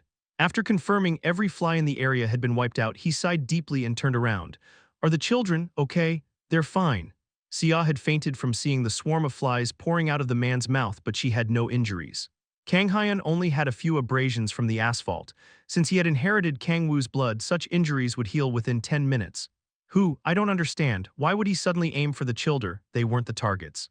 "You were, pardon?" Si-hun stared at Kang-woo wide-eyed. He didn't understand why he would be the target when the children were attacked. "You said earlier that you were going for a walk along the beach with Layla, right?" "Oh, yes. We were waiting for the kids to come to the rear entrance. I heard from Kang-hyun that the guy said he could smell something when he discovered Sia." According to Kang-hyun, he had also sniffed like a hunting dog, confirming its prey before attacking. After that, all his attention had been on Sia. "So you're saying, the guy sent to attack me just happened to attack the kids by coincidence?" "Yeah, since he could probably smell you on Sia." "Ah, the swarm of flies also only attacked you despite me walking to you." "You're right." Si-hun had not noticed because he had been blinded by rage, but now that his mind was clear, the swarm of flies completely ignored the tourists in the area and even Kang-woo, who was right next to him. "It seems this celestial has great interest in you." Kang-woo approached the displeasingly frowning Si-hun and placed his hand on his shoulder. "So, my beloved little brother, Kang-woo had no idea what the Celestial's goal was, but he at least managed to figure out who his target was, hence it was only obvious what to do now. Can you act as bait for me? Kang-woo smiled and patted Si-hun's shoulder. Ayarg, it had been a while since he arrived in this world. He could still recall it vividly, the blinding light of Vega once the clouds of the black sky devoured the starlight. Kurg. He could not recall how the Battle of the Celestials, known as the War of the Stars, began or ended. He had been reduced to a mindless puppet before the war even began because he had been deceived by the snake's words. But I survived. He was supposed to have turned into star fragments and meaninglessly vanished as a consumable of war, but ended up in an entirely different world through the distortions in space created by the black sky's power. I'm Ali v. Jehe. Several overlapping miracles could no longer be called a coincidence. This is fate. He placed his hand over his chest and felt the blazing power of the black sky within his beating heart. It was the power that his former master and the man he feared bestowed unto him. This could only mean one thing. I will become the demon of heaven, in his place. To do that, he needed to discard this injury-ridden body and find a new vessel powerful enough to handle the black sky's power. I found my vessel. His retina displayed a man slaughtering his familiars with a silver sword. Kim Si-hun was it. He was the leader of Guardians, humanity's most powerful organization, and was grandiosely known as the martial god. He was the perfect vessel.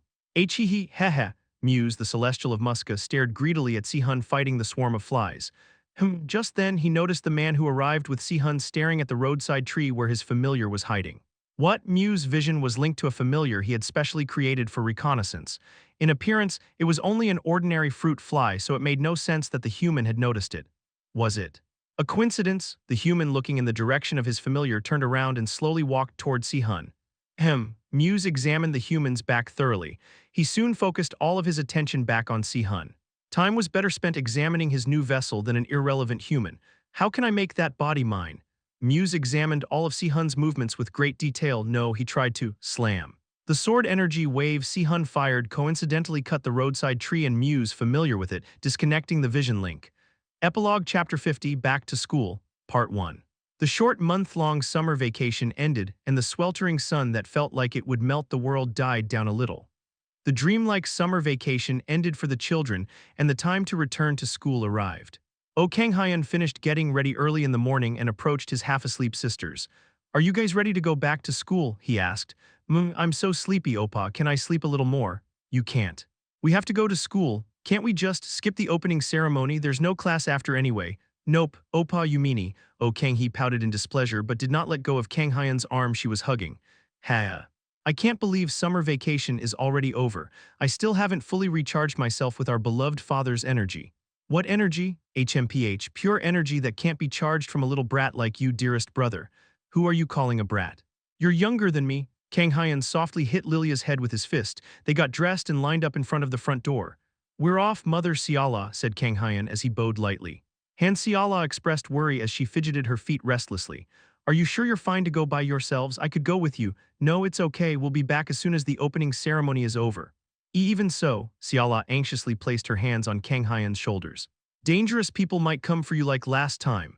Kang-hyun and Kim Sia were attacked by an unidentified man at the resort they went to a few weeks ago. Fortunately, they were fine since Kang-woo and Kim Si-hun made it to them in time, but that did not stop a parent from worrying about their child. Even after they returned from their trip, Siala had followed Kang-hyun everywhere to protect him. That's Kang-hyun's expression hardened, recalling the attack. He smiled bitterly and shook his head. You don't have to worry, it was simply an unfortunate accident. As Kang-hyun mentioned, it was an accident and nothing more. The unidentified man's target had not been either him or Sia, they had simply been at the wrong place at the wrong time. Yeah, so, it couldn't have been helped. Kang-hyun shut his eyes tightly to rid himself of the thought. Kang-woo walked over as Siala looked at Kang-hyun with worry. Let them go by themselves, darling. But it's not like we can stay with them while they're at school. It'll only make them more uncomfortable. That's true. Siala lowered her head dejectedly.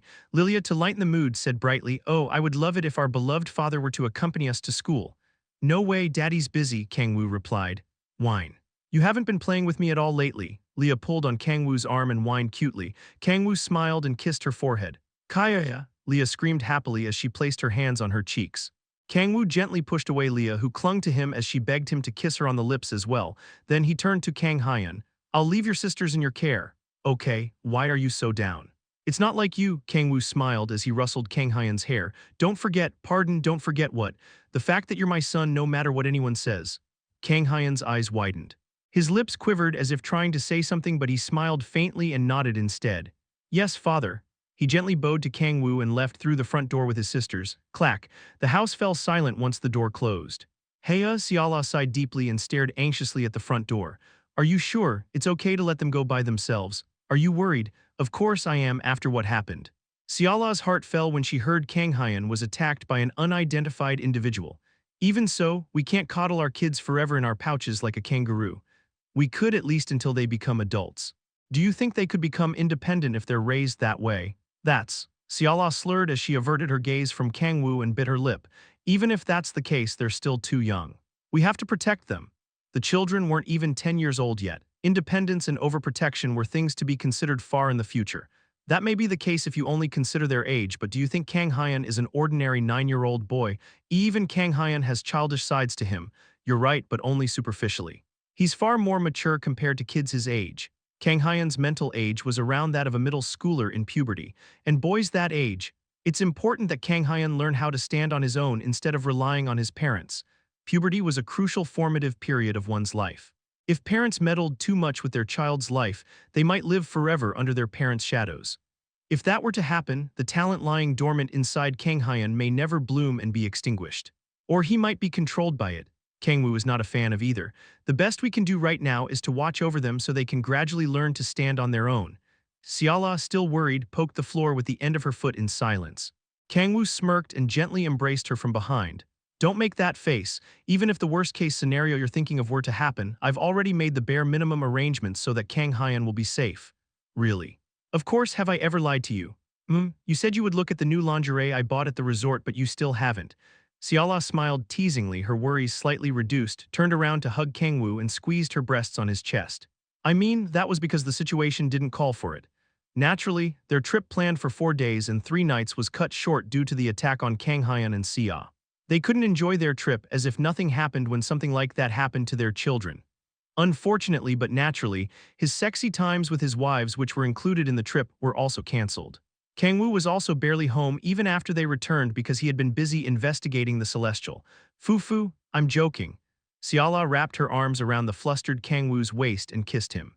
But in exchange, promise me you'll shower me with more love than what we couldn't share during that trip once this is all over, okay? That's a bit. Here, pinky promise.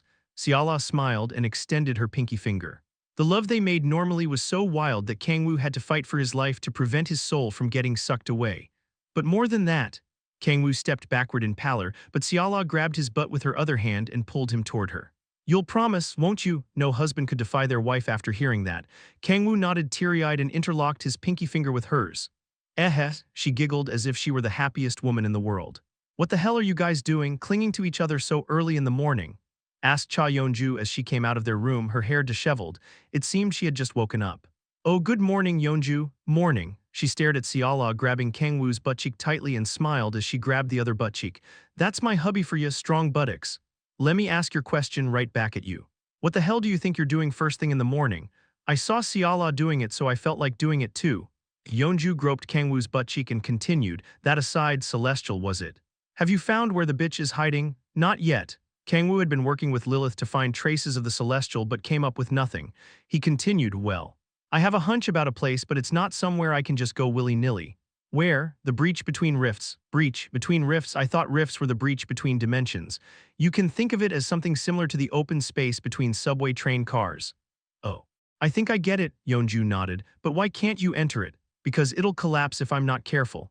It was also the main reason why Kang-woo couldn't actively search for the Celestial at the moment. Well, I've already thought of a few methods, so you don't have to worry. Really? Oh, and Yeonju's eyes turned cold. You'd better tell me if you find where the bastard is, got it. Thick bloodlust seeped from Yeonju as she gritted her teeth. Oh, me too, I have many things I would like to discuss with him. Even Siala's eyes gleamed chillingly as she smiled widely. Kang-woo chuckled. Whoever the Celestial was, he wouldn't be having a painless death. All right. If I find him, I'll bring him back alive. Good, don't kill him in the heat of the moment. Fufu, that's a promise. Yeonju and Siala smiled in satisfaction and nodded, that aside. Kang-woo slurred as she turned to his 2 wives, feeling the gropes of his butt cheeks growing stronger. How much longer are you gonna touch them for? A husband normally wasn't sexually harassed endlessly by his wives. No, his masculine pride couldn't stand for such treatment. It was time for him to exert his authority as the man of the house by reprimanding them. "What's up? Want me to touch something else? I don't have to go to work today." "Oh, in that case, why don't we spend some intimate time as husband and wives before the kids come back? We haven't had any opportunities for it because you've been so busy lately." "I apologize for overstepping. Let's just settle for the butt fondling."